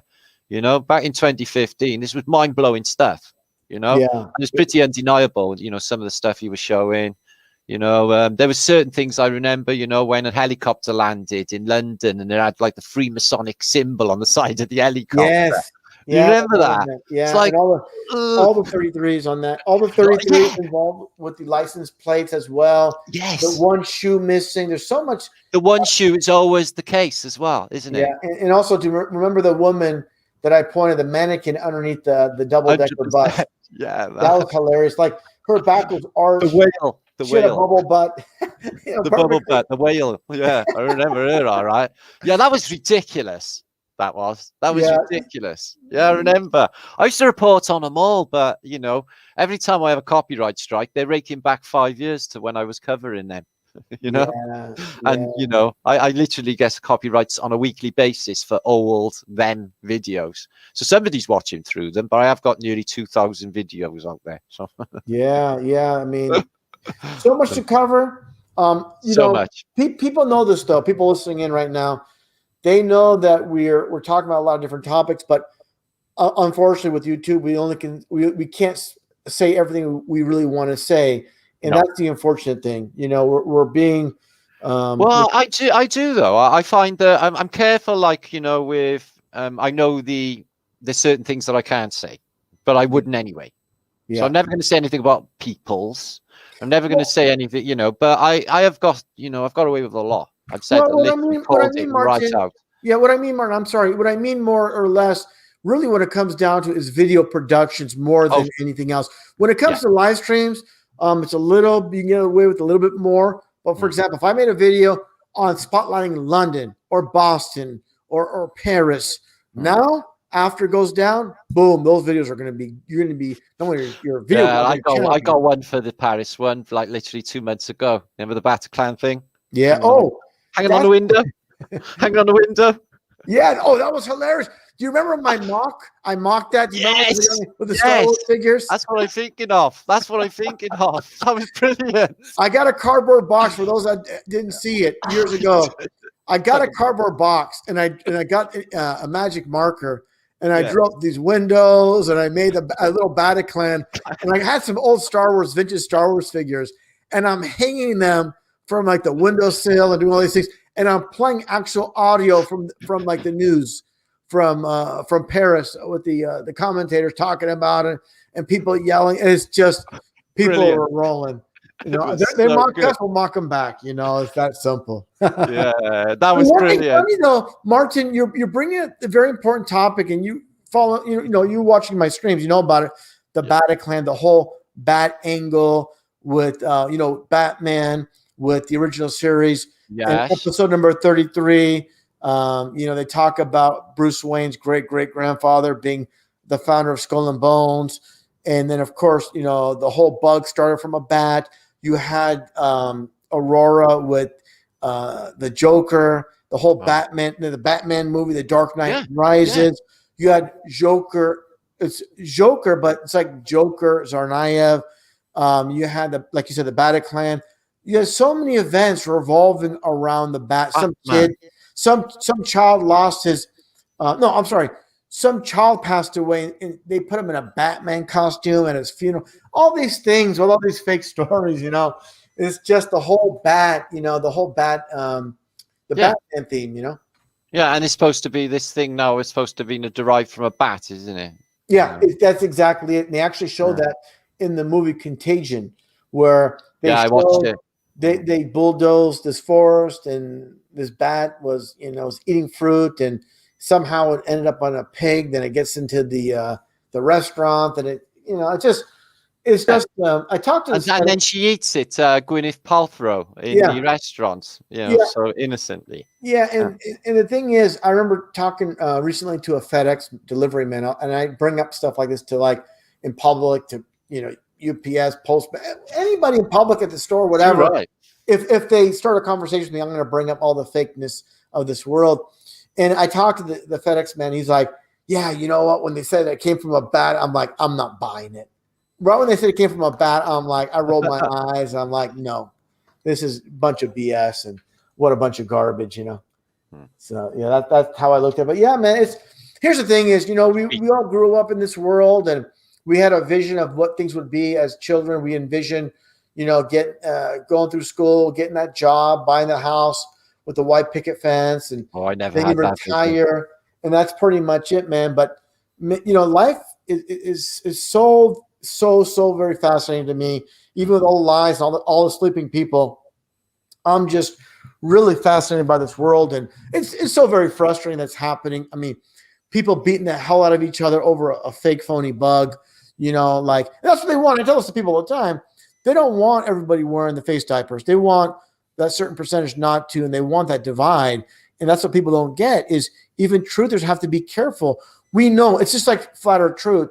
We know, they wanted to roll this out in the mainstream. I said this would go mainstream eventually with celebrities and this and this back in 2015. Yeah, sure. Because even though it's the truth, they want us debating. They want us.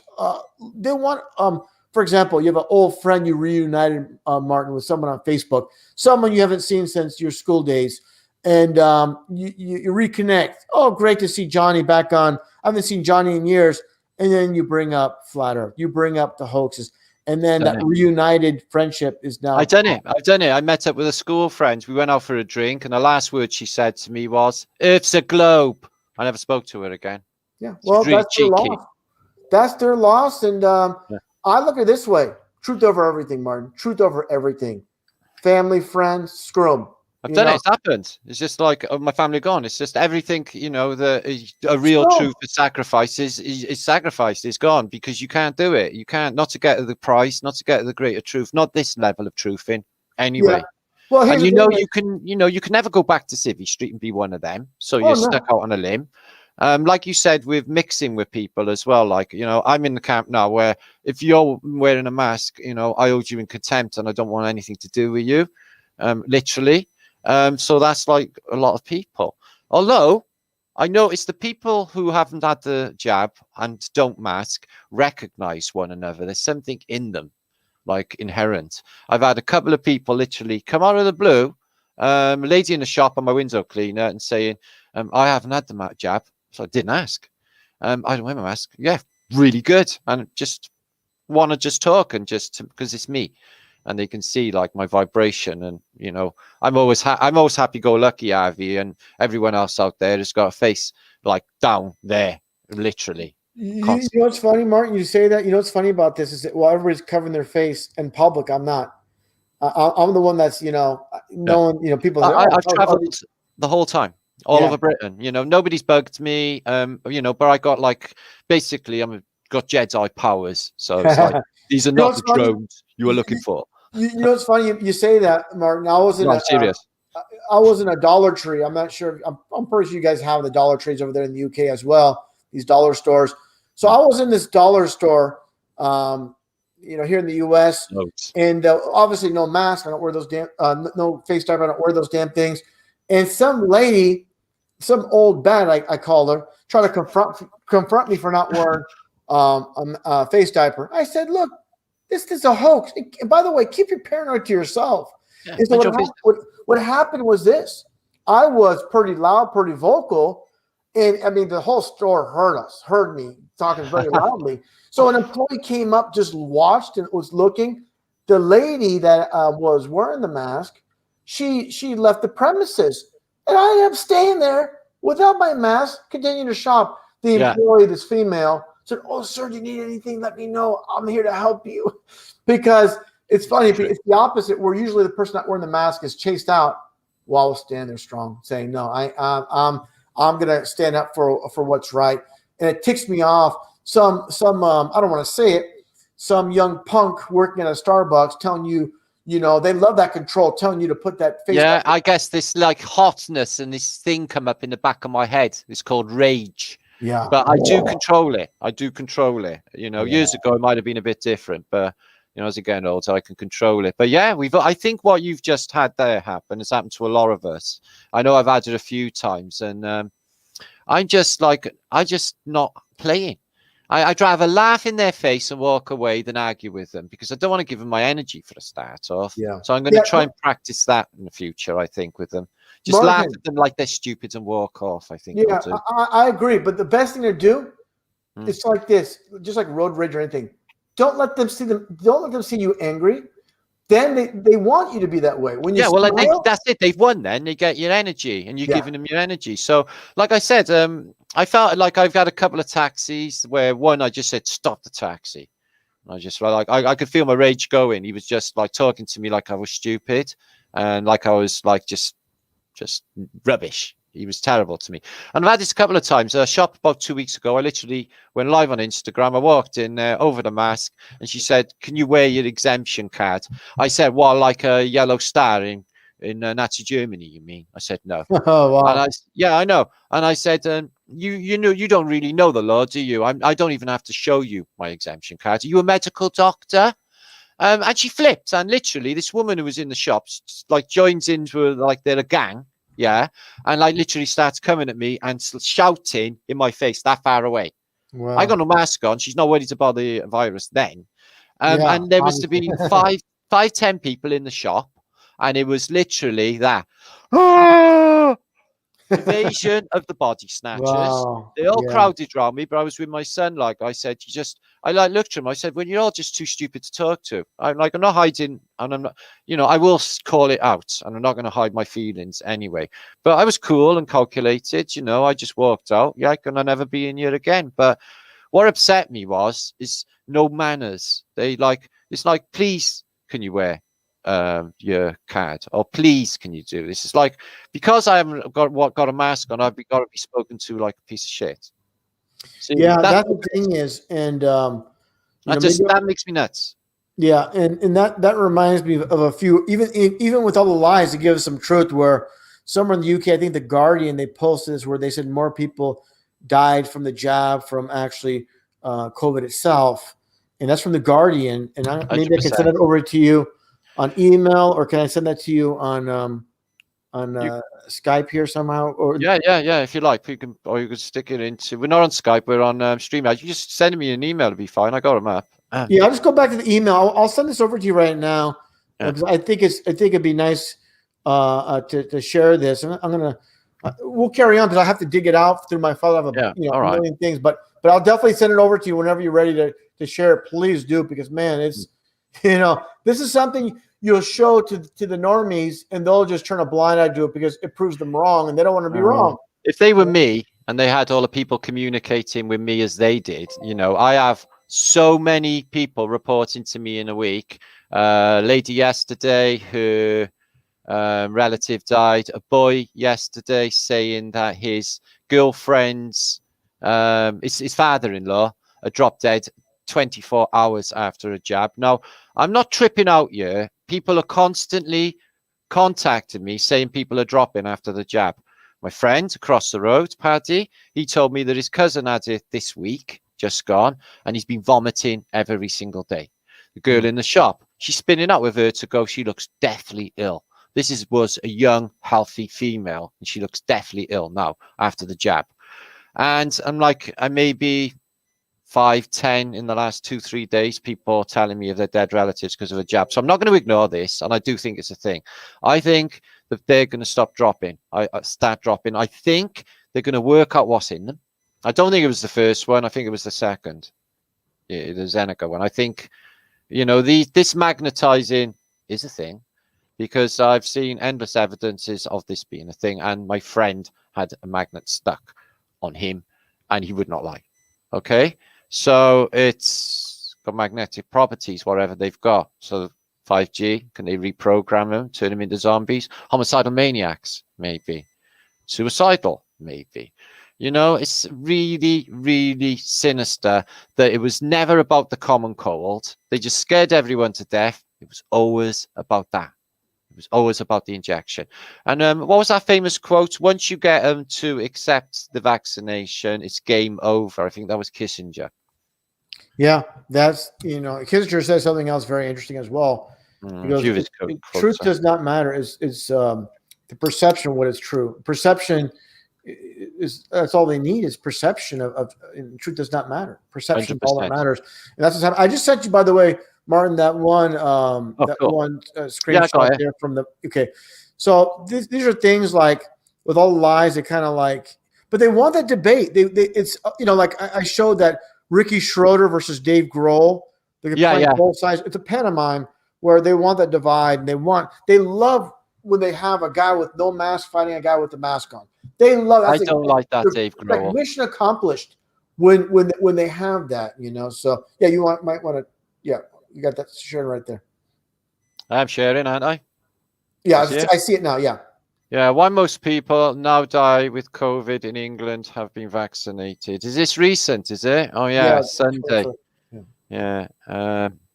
Don't think this is a bad sign. It's exactly what's expected from effective but imperfect jab.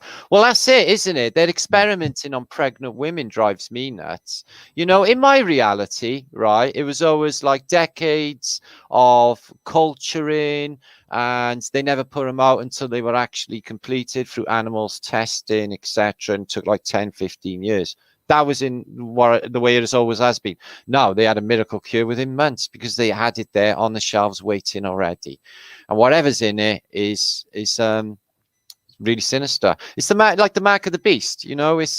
That's the way I feel about it. Is if I had that in me, I would feel that somewhere along the line I traded my soul. I think this is dangerous to the spirit, and I think that everyone should avoid it at all cost. I really do.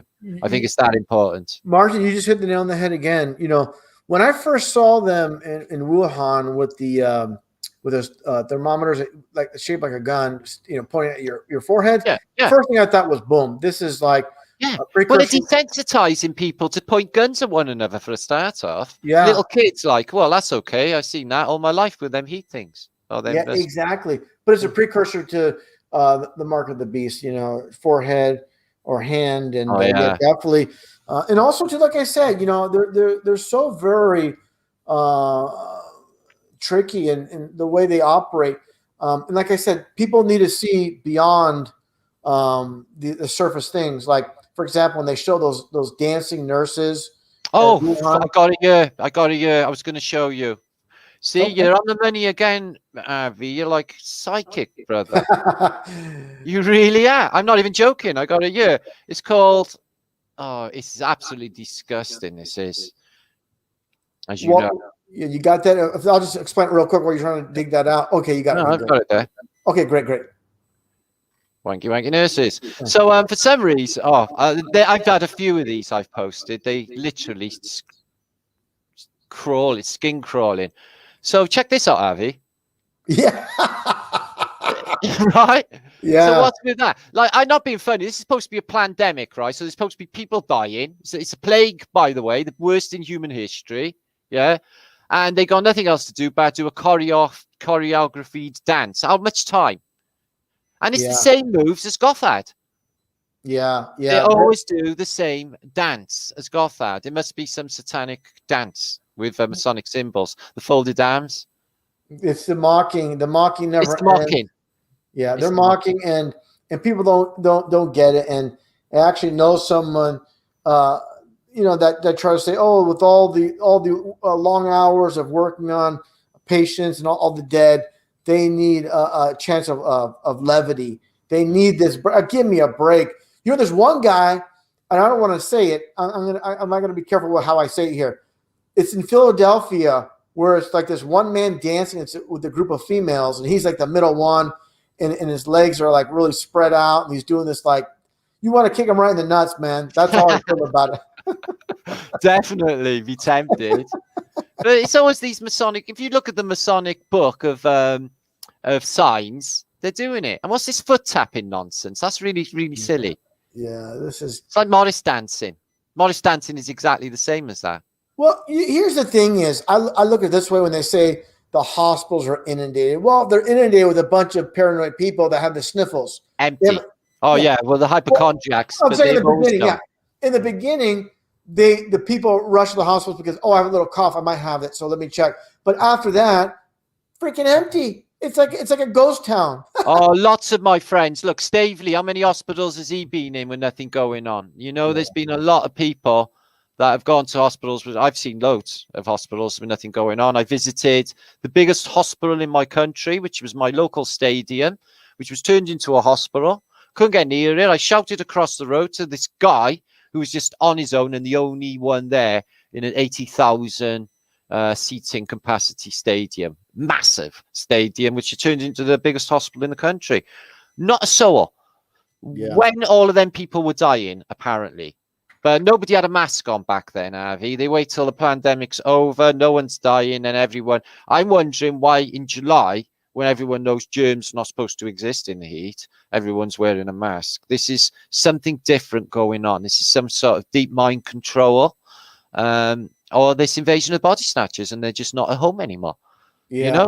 They're just, it's something about these vaxxers in the eyes. That woman the other day, she never had no love, emotion, feeling. She was just an empty soul. I was like, whoa, I'm not getting anything from you. It's like you're not even there, Yeah, yeah. And to me, of course, it's the testing aspect as well. Of course, that's a huge aspect. Jamming that giant Q-tip swab up people's noses and no. Yeah. There's something with that. There's something with that as well, Avi. You know, my friend Nick Punkit Word, you know him, the YouTuber, the truther. Yeah. He has it, and he had it when he went back to Thailand from England, and he's like, come on camera live. He said, and this is like a 6'3" bloke, and he's in a terrible mess, crying. All his eyes inflamed, and he's like, they just give me the test, and it's agony. Why would he accept it? What is wrong with He wanted to go home to his family, and he'd been in England for 9 months, 10 months. The flat earthers had a whip around to get him some money to send him back home to his family. He hadn't seen them in almost a year. Goodness. Yeah, so he wore the mask, he had the jab. Yeah, he had to stay in Bangkok for 2 weeks in some hellhole. Martin, all he had to do was this. Get on Skype. You can see each other. Yeah, well, that's agreed. It's just, to me, just really poor. I mean, you got, as a truth, you got to stand to. The worst thing is this: we're speaking the truth, and then you see Martin and RV at the local mall, and they're wearing face diapers. What kind of representation would we be? As truth speakers. So he has to set a precedent, not a precedent, but he has to set an example and say, no, I'm going to hold off until this nonsense. Because I said in the beginning, they cannot continue this life forever. Once they accomplish the goal of getting as many people jabbed as possible, mission accomplished. So they already have a good percentage. Now they're going to have another one during winter. They're going to get the rest. They're going to keep pushing. There's going to be a certain percentage they're going to refuse. Yeah. But they're going to keep persistent on pushing. And people are like, you know what? I'm tired of having all these restraints. I can't do this. I can't. Screw it. Well, look, right? It's a perpetual. Like 1984 says, they need a perpetual war. Well, they're not having a perpetual war anymore. So the Cold War is over. They run that for what, few decades at least from the 50s. So the new dialectic now, no Cold War to petrify everyone with nuclear war, and another invisible thing, radiation. And now it's another invisible thing, a pathogen, which no one can prove, and there's no evidence for it, or CGI pictures on a screen, which look exactly like NASA's images of planets, by the way. Yeah, it's an invisible enemy. But getting back to this is something I take a step back, Martin, and I look at things.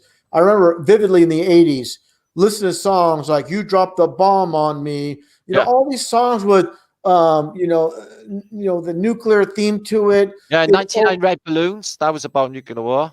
Yeah, and they had all these movies, TV movies, pushing that propaganda. And once you realize the world's a stage, as we do, Russia and U.S. Allies. I remember a photo of Mikhail Gorbachev, George Bush. All sat around the table together. Yeah, but I've seen it. I know that one, but also there's one iconic one when they're both standing in front of the Twin Towers. Yeah, I haven't seen that. Yeah, that one is really iconic. But the point I'm getting at is this is what they're doing. They've done constantly using big name celebrities. They said Prince Charles, Prince Albert, Tom Hanks. All these people are getting it, and of course Tom Hanks with the Corona typewriter in Australia. Oh wow! Yeah, I know. In your face. But all the bombs, all the homeless people, they're boozing it up. They're perfectly fine. They're still kicking. And it's funny. I talk about this. I kind of joke about it. It's way off topic, but I always made a joke about a lot of these bums in the streets in the alley. I said, you ever notice? They're just have the rudimentary, very very basic things, and they all have a full head of hair. Where the businessman, he's going buying all that medication, all this stuff, and he has no hair whatsoever because all the garbage he's probably put in his body. But I just find that funny. I've never seen a homeless man without a full head of hair. They always have they have the hair like you. I seen a homeless guy a week ago had specific dietary needs. I'm not even joking. A lady came up from the restaurant to give him what looked like beautiful food. He was like, "Oh, well, actually, is that vegan? Is that gluten free?" I was like, "What? A homeless person with dietary needs?" In the old day, it was just eat anything.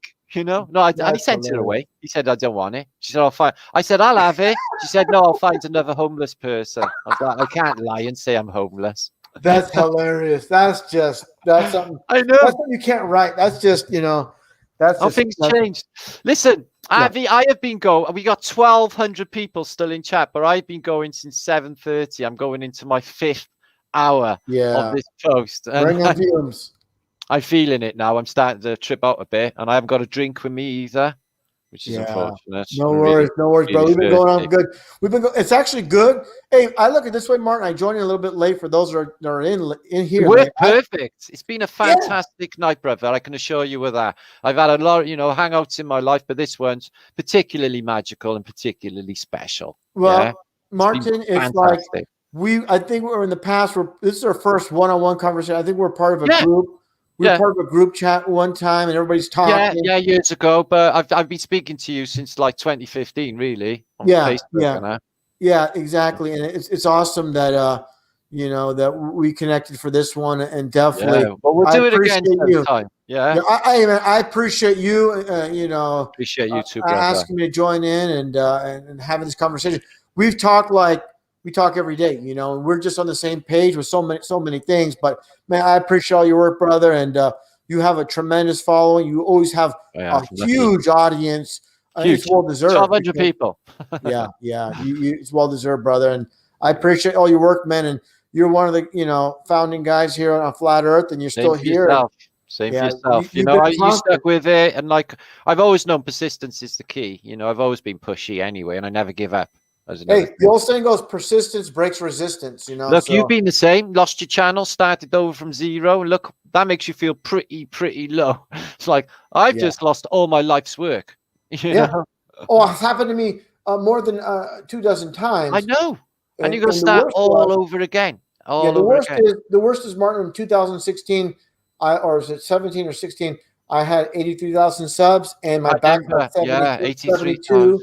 And I had over like 50 million views on one channel. Wow. A year and 2 months, I had 50 million views. Phenomenal. Yeah. That one Elon Musk video, I made that video on SpaceX. Also, that's one of my biggest viewed videos. Had 4.5 million views. What? Yeah, it was pretty crazy. It was Probably one of the biggest viewed flat earthers then, for sure. 100%. Yeah, it was awesome, man. It was. Hey, I remember making videos. Getting 500,000 views was like no big deal. Now, oh yeah, like flat water and stuff, you know, things like that. Have like 500,000 views, no problem. It's just like, yeah, now it's like we're buried, and I'm going by RV truth now, so it makes it difficult. Try and find a flat earth video, googling it, because all you're going to get is a load of shills, Simon Dan, and a load of them.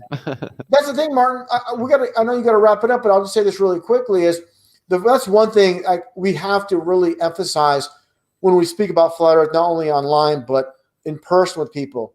When you go home, remember there's an algorithm. If you look up flat Earth, it's all going to be ridiculed on the first 5, 6, 7, 8 pages on YouTube.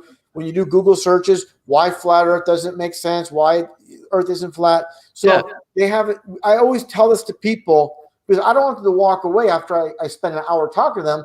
Then they go look it up, and I didn't warn them. And they say, "Oh, everybody says it's nonsense." So the guy sounded like it was pretty good and solid information, but everybody else is debunking. Yeah, they're just poison against us. They put that stupid thing underneath saying archaic subject. Yeah, and that's what it comes down to. So I always warn people in live streams, YouTube videos, and in person. Definitely know there's an algorithm against us, so it's very, very difficult. And like I said, you can have a mountain of evidence, and you can have what you have from the Globers is nothing but insults and Three Stooges type behavior. Yeah. And that's all they really have, and they still win because consensus and the brainwashing from the indoctrination centers.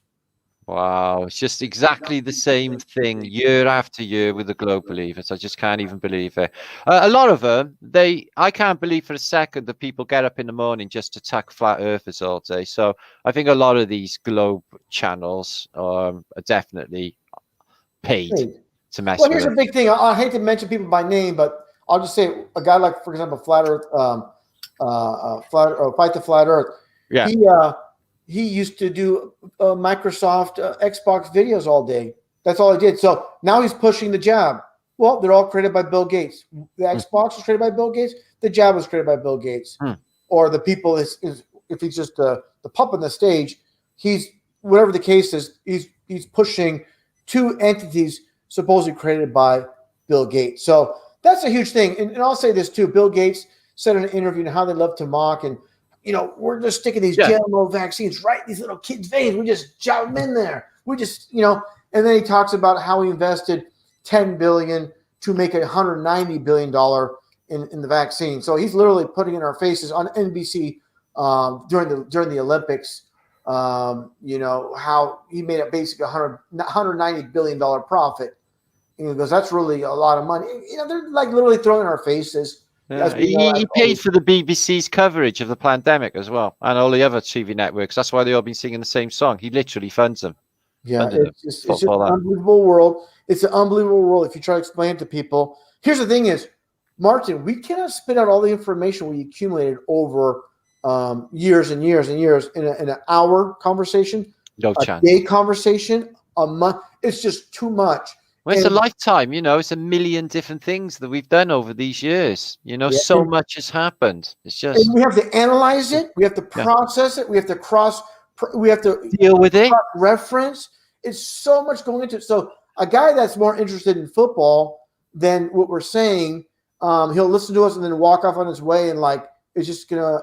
A lot of the times, I hate to say it, it's just gonna be gone out of his system.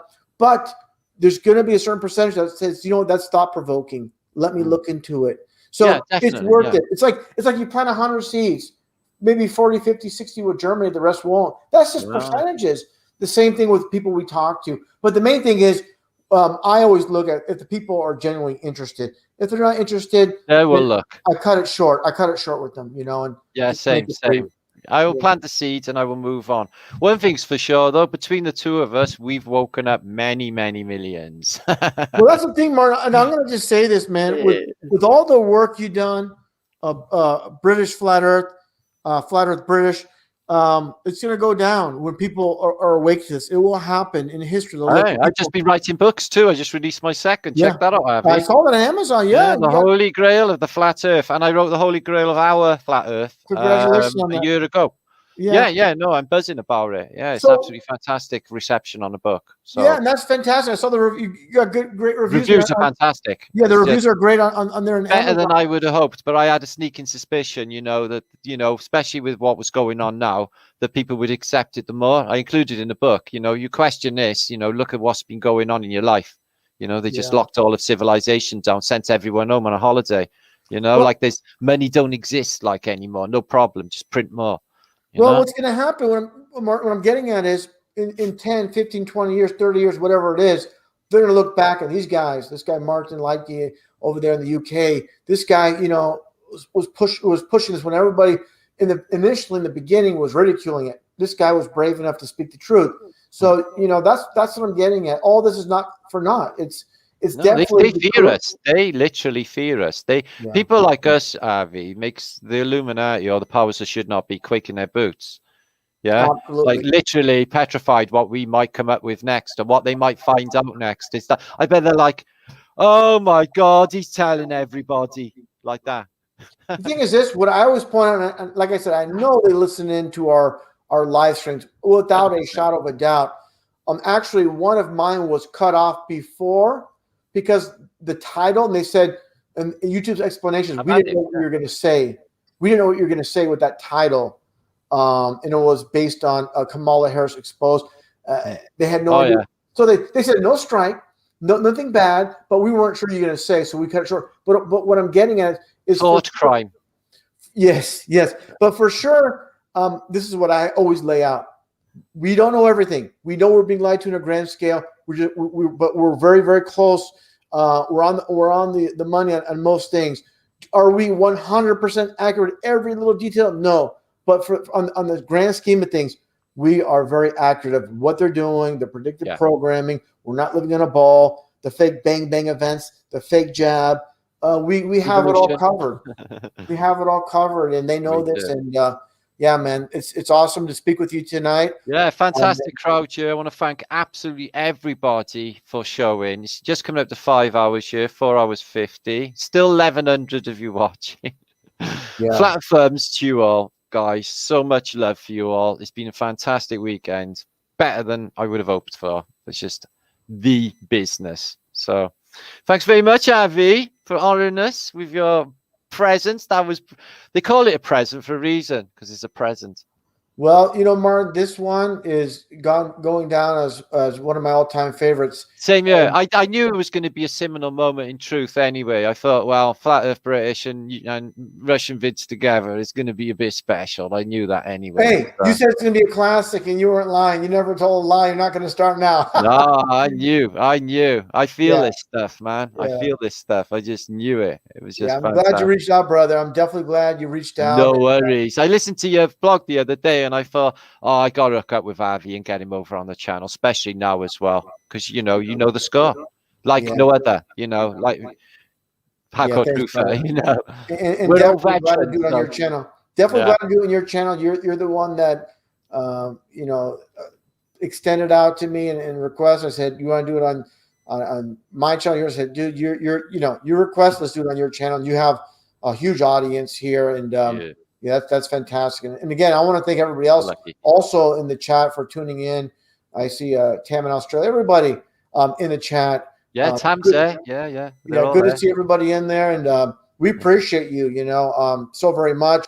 Even for those that maybe don't care for me too much, I still appreciate you being in there, because what usually happens is because they always like the host. Whoever comes in is kind of like in the way at times. But sometimes.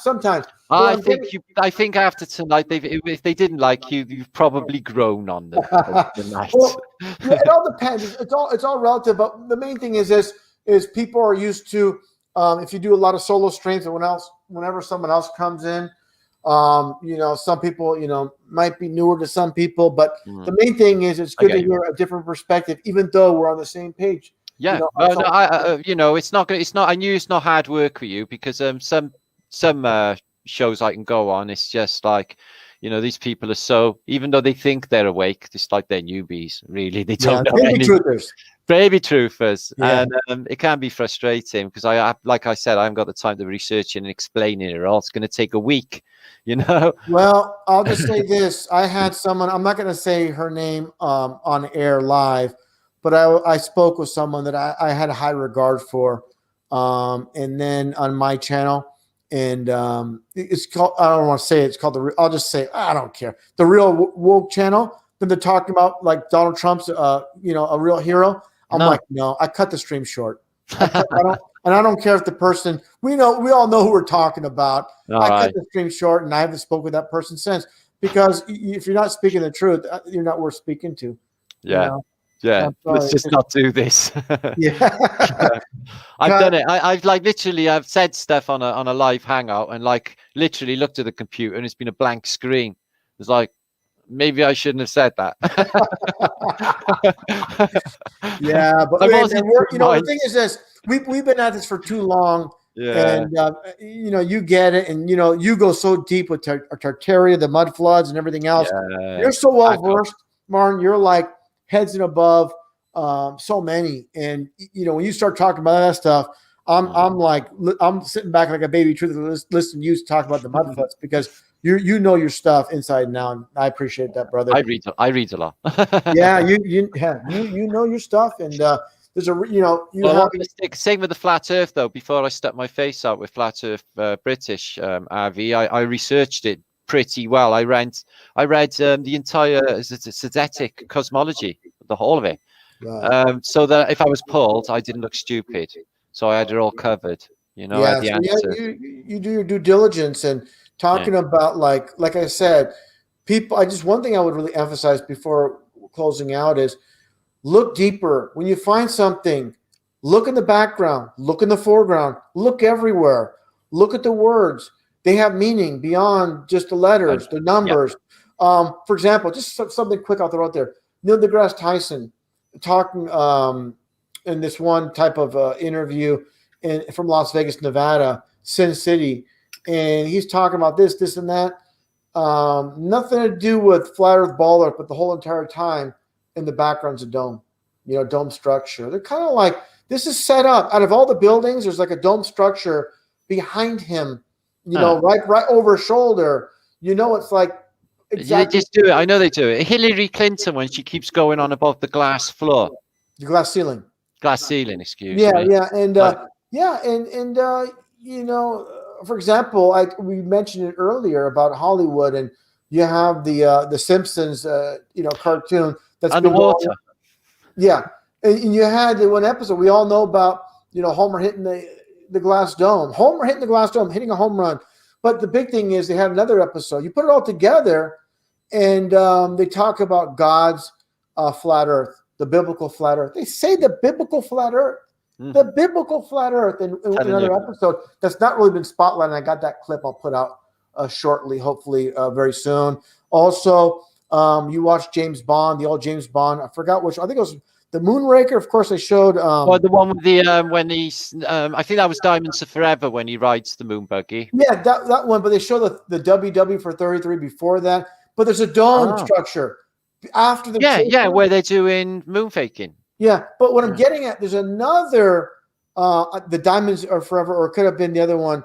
What I'm getting at is they had another episode where they show the flat Earth model with the glass. Oh yeah, I have seen it. It's under the dome thing. Yeah, I have seen that. Yeah, mind blowing. It's everywhere, man. They put everything everywhere. But like it gets back to the foundation about masonry. They communicate without speaking. They're not gonna tell you with words the Earth is flat. They do. Like you've caught loads out when I think it was Catwoman. They put like a flat Earth map on the background. Yeah, they put a flat Earth map. The same with I Roll About with Will Smith. I tell you another one. Sweet Dreams Are Made of This. Yes. Lennox. Or not Fifth Element. The one with that plague with Brad Pitt. That film. 7 monkeys 12 monkeys. He hits the globe off of a table. When he hits it, the globe, he says the word fake. Yeah. He It's says, and it's unbelievable. fake, and he hits the glove off.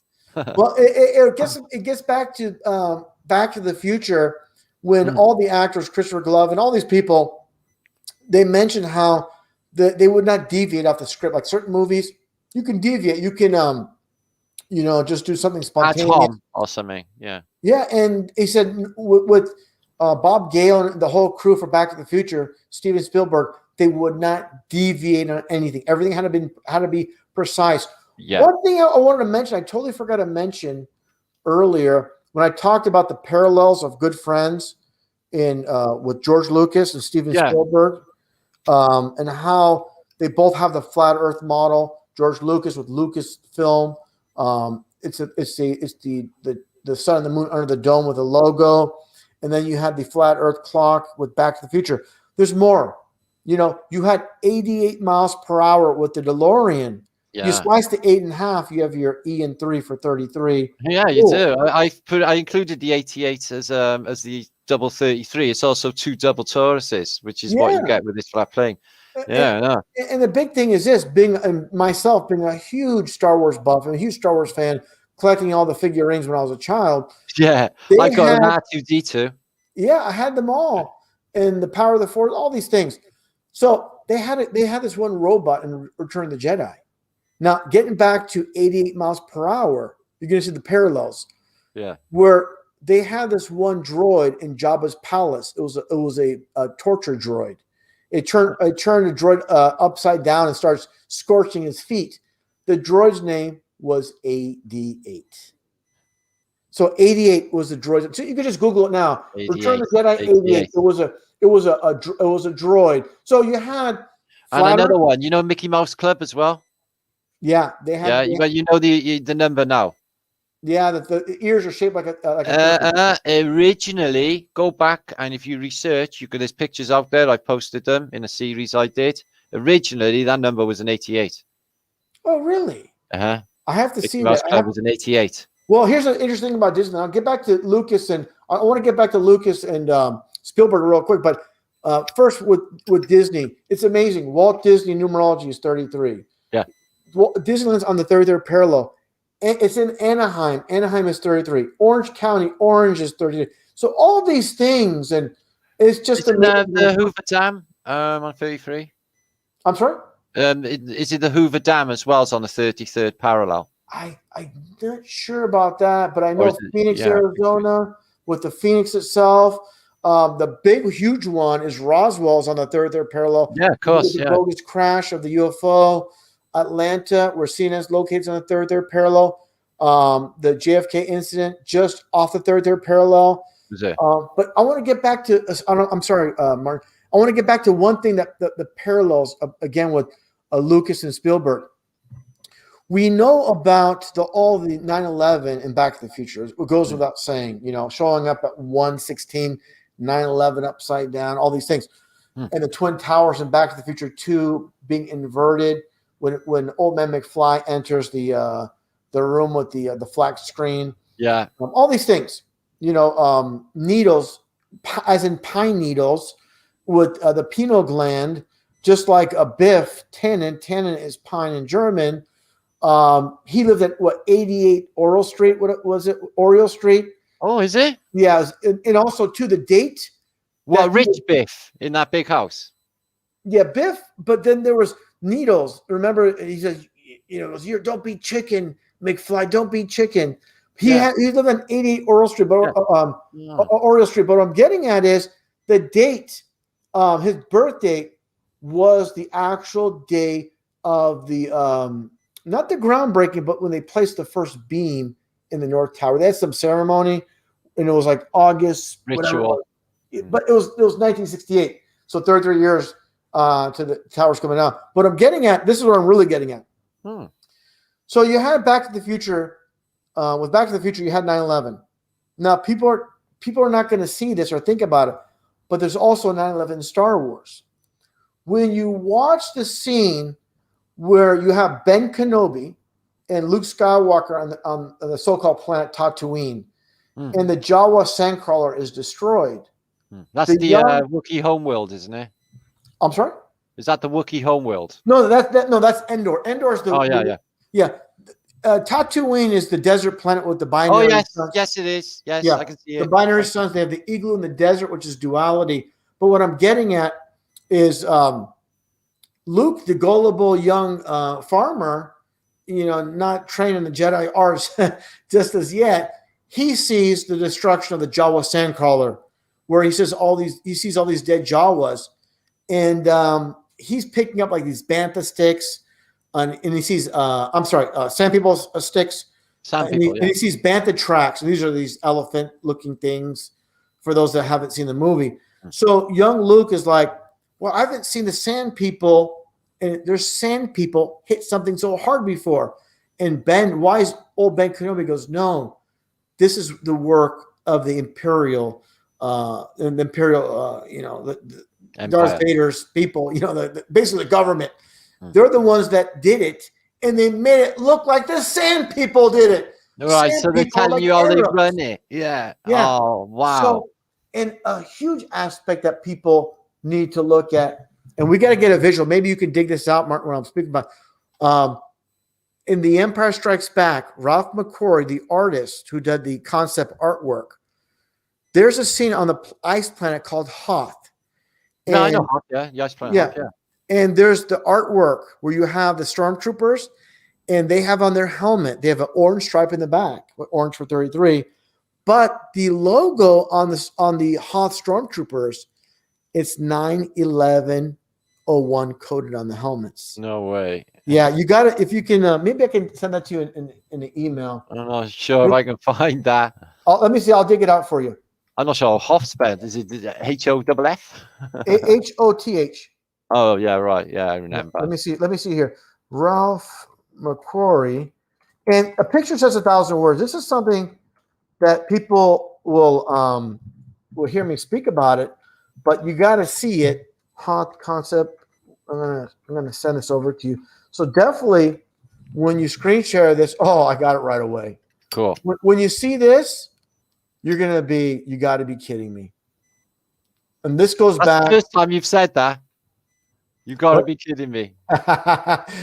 Take a look here. If you can share that, Martin. Right, People see that. There's no denying it. The big thing, and I'll speak right now on it before you share it, is people need to understand this. Empire Strikes Back, Star Wars: The Empire Strikes Back was released in 1980. It hasn't come over yet. It's a link. Yeah, there you are. It took its time. So the point I'm making here is, remember, the movie was released in 1980. Oh, wow. So they did the concept artwork shortly after Star Wars. So late 70s, this was produced. That's what I'm getting at. Now take a look at that 9/11 coded. So the 9 is integrated with the 11, and the 01 is for 2001. Wow. And the orange stripe is for 33 years. Because the towers came out after 33 years, of course. The North in your face. Yeah, and the North Tower construction started in 1968, of course, so 33 years. And, of course, the 9/11 calling system was implemented nationwide in the U.S. In the same year the tower's construction started. It's all by design, obviously. Wow. The more you look, the more you see. Yeah. Well, they've put it there for people to find. They must do. They wouldn't put the codes in there if they didn't want people to dig and find these. They've made the effort. And there's a lot of thought. These are geniuses that have put these codes into some of these subjects. I have thought sometimes I've seen some alchemical stuff, and I'm like, well, how could they know that? I thought I discovered that, and it. And I'm like, it's like this, Martin. The best way to explain it is like this.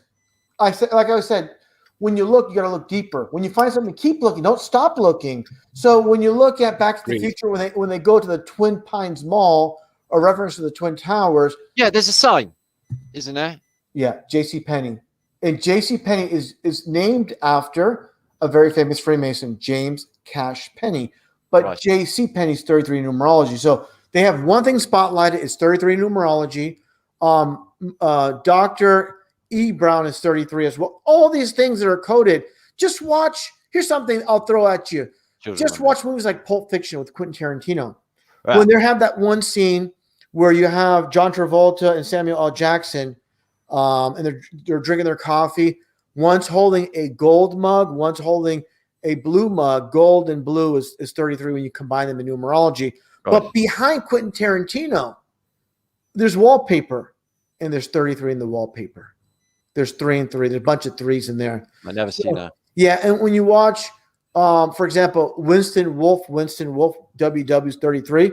When he drives, when he pulls up in his, I think it's a Trans Am Lamborghini, whatever car he has, they highlight his license plate. His license plate in numerology is 33. And Eminem as well. The W upside down. And there's more to it as well. Like for example, things that people have to really, it's right in our faces where Samuel L. Jackson is blowing away people as he's reading a Bible scripture. Seen that one, Lundgren, my friend here just said, Neo's passport expired 9/11/2001. Yes, that's true. The movie The Matrix. Yeah, and it's everywhere. You know the record number of hours for the moon landing is, right? 33 hours is the record for astronauts on the moon. Of course. Of course it is. Yeah, it's just their calling card. It's ridiculous. Yeah. Well, I'm going to definitely have to bounce out soon because I'm so thirsty. My neck is killing me. I've been sat in this chair since. Well, hey, I've been dying of 5 hours. I'm dying of hunger, but you know what? I look at it this way. It's not often we do these streams. I'm going to keep going. I'll suffer a little bit, but we can only suffer for so long before we need to get some. I've got a hole in my neck. I have. No, I literally got a hole in my neck from where they. Really? Yeah. They removed an implant from my neck and it's left a ginormous hole in it. And if I'm like sat for like hours on end, it gets painful. All right, brother. I want to thank you again, everybody else listening in. Avi, we are so grateful here. You've made for a fantastic Flatterday night. Okay. Awesome. We had the build up was just perfect. I think, your arrival, everything was just. Yeah, I came in late, but it's like this sometimes. Meant to be, brother. Meant to be. Yeah, exactly. Sometimes like, damn, if I was I'm like, damn, where's that guy? We're supposed to do this. I'm looking forward to it. He didn't show up, and then I show up. It's like, it just worked out. Perfect. Thanks for bringing the love and your good humor and your vibration. Okay, brother, that was fantastic. We love you, brother. Until next time. Make sure to sub to Russian Vids, and in pinned to the chat, you can see, guys. I've opened a Telegram basically link where all of the Flat Earth British community can get in there and chat amongst yourselves. Literally dozens just joined just now. Okay, so it's a hangout for us 24/7, the Flat Earth British peeps. So the link's up in the descriptions box below and pinned to the chat feed. So make sure to get over there and you can chat and continue to chat as long as you want, all night if you want. So that's what I did this week. Something for the people. Something for the people. So, because they're just a massive community and they're all like real good friends, there's lifelong relationships forged here. So I thought, we thought it'd be nice if they could basically talk to one another all the time. Yeah. Well, that's the thing is, real quickly, we're closing out. I know that, but real quickly, it's so important. Like I said, wherever you are, wherever you're located, even if you're in the suburbs or in the urban areas, it doesn't matter. It's very hard to find like-minded people. This is exactly why we do these live streams. On your side and my side of the pond is for us, all of us to come together and never, never, never let the truth die. Definitely keep plugging away. It is isolating. Truth is, and like Carlin said, when he's in a conversation with people in a dinner or something, he said it's like listening to children. Yeah. He said I just can't listen to them; it's just stupid.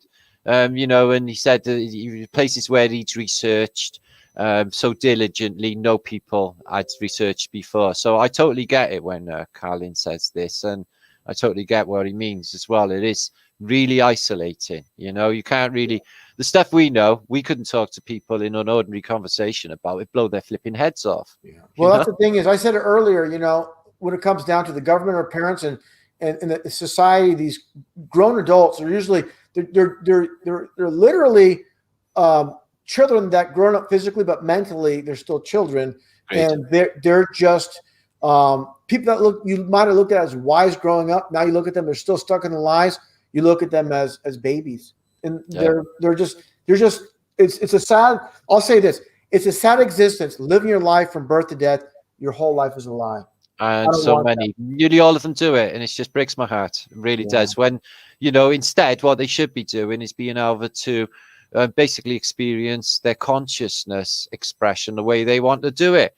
So instead of being trained to be a bitch for the Illuminati, then you can, like, you know, be a painter or a writer or make jewelry or whatever, you know, you're good at, whatever your creativity is. And that's where we should be flourished. You know, people should be, you know, being able to experience their consciousness the way they want to, instead of the whole of consciousness getting sidetracked down a block end, okay, for us to go no further, so they can wipe everybody else out and start all over again. It's just, this is what they want to do. This is what they've been doing over and over again.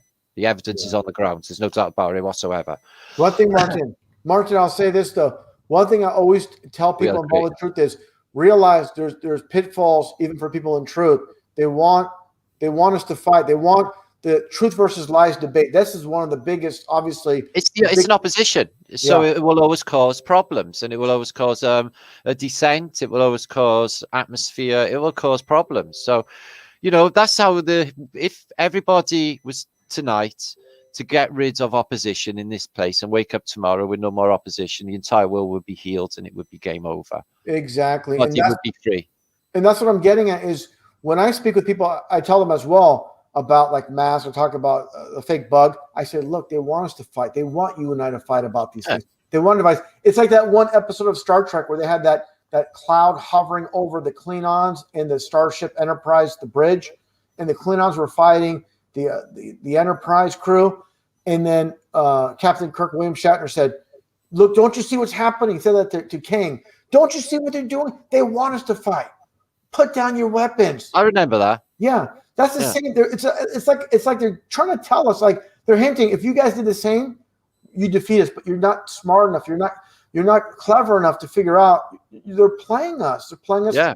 But everything, it's all by consent. You know, everything we've done in this culture, in this society, is by consent. We don't have to do any of it. They can't everybody. That's the thing is too.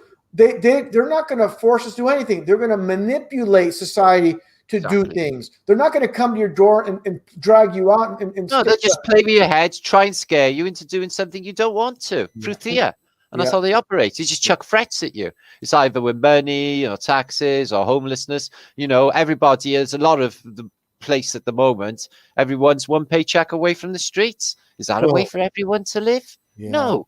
And the constant threat. And now they're getting worse now. They've hired 25,000 people in Britain to deal with everybody's got to pay for this now, you know. So they're going to just mug everybody. There's already a COVID tax, by the way, at the moment. You know, if they want, obviously they can end homelessness. They can stop a lot of the real things. They can stop a lot of the real bad things that are happening. They want homelessness. When 20 years ago, it was like you'd never see a homeless person in the center of my city, hardly. Now, when you leave the central station, they're lined up along the wall, all drug addicts and homeless people. Okay, the police walk past them. Okay, they want them there, so that when you arrive in Cardiff or when you get off the station or you walk past these people, it's a reminder. If you don't toe the line, that's where you're going to end up.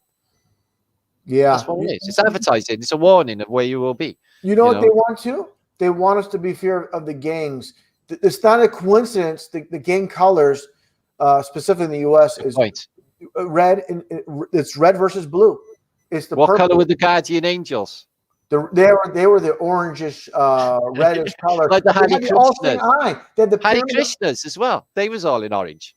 Yeah, and also too, the all-seeing eye with the owl is on the logo. If you look at it again, is it? Yeah, it's all-seeing eye. And also the guy, I did a video on him. I forgot his name. Can't think of it now. But his name in numerology is 33. He just became the mayor of New York. But I've seen that guy. Yeah, I've seen that guy. Yeah, he's a 33 numerology. Here's the funny thing is. Here's the thing is. This is something how important the 33. Even though people think, Arvine is 33. The most famous sheriff in the U.S. history, that Arapaya, he's 33 numerology. The guy down in Arizona. Bill Gates is 33. The guardian angels guy, he's 33. You know, all these ridiculous 33s everywhere. It's just insane. And it might not mean much to the people out in this world, but it's everything to them. What means nothing to us means everything to them. And vice versa, you know. It's ritual. It's a ritual. It's done by the sky as well. They do things on certain dates, battles. You know, these wars, they're all a psyop exactly the same way. You know, these One thing, yeah, the only thing, you know, the only thing you see of World War II is, if you're in World War II, is the Pathé newsreels, which is censored and controlled. So nobody ever got the truth. Well, a huge thing I always tell people in truth: do not look. Like, for example, there's a news story, and you know, I can't possibly fake. There's no agenda behind it. Don't look at things from your own understanding of what makes logic or sense to you. They will do things like you said, Martin. They will do things ritualistically, things that are will make absolutely no sense to the normies out there. Why would they fake a plane crash? Why would they, you know, why would Prince they Harry, in Florida? Prince Harry's birth, they induced his mother so that she would give birth on the summer solstice. It's just unbelievable, this world. And yeah, the main thing is look deeper, think deeper, and do not appeal to authority. Do not appeal to consensus, and keep those thumbs flat. Toes flat too. Double flat thumbs. Anyway, guys, much love. It's just under 1,000 still watching after all these hours. We managed to retain thousands of people for hours then, which is super. Yeah. Fantastic. Yeah, Sim in a moment in Flat Earth and Truth. Anyway, guys, I got to bounce. I'm hanging. Me as well. Thanks so much, everybody listening in. Well, we'll do this again sometime, Avi. There's loads of people saying in chat we should do this again sometime. What you think? I would say anytime, Martin, whenever you like. I would say after the next big fake news story, let's get right on it. 100% we'll do it then. And something's coming, that's for sure. Yeah. It won't All have to right, wait for long. Anyway, thank you, my brother. We'll catch up soon, yeah? All right, you take care. Have a good night. Everybody else out there, take care and God bless. All right, thanks all. Thanks, Avi. Take Thanks, care. peeps. Bye-bye. See you all soon. Flat thumbs.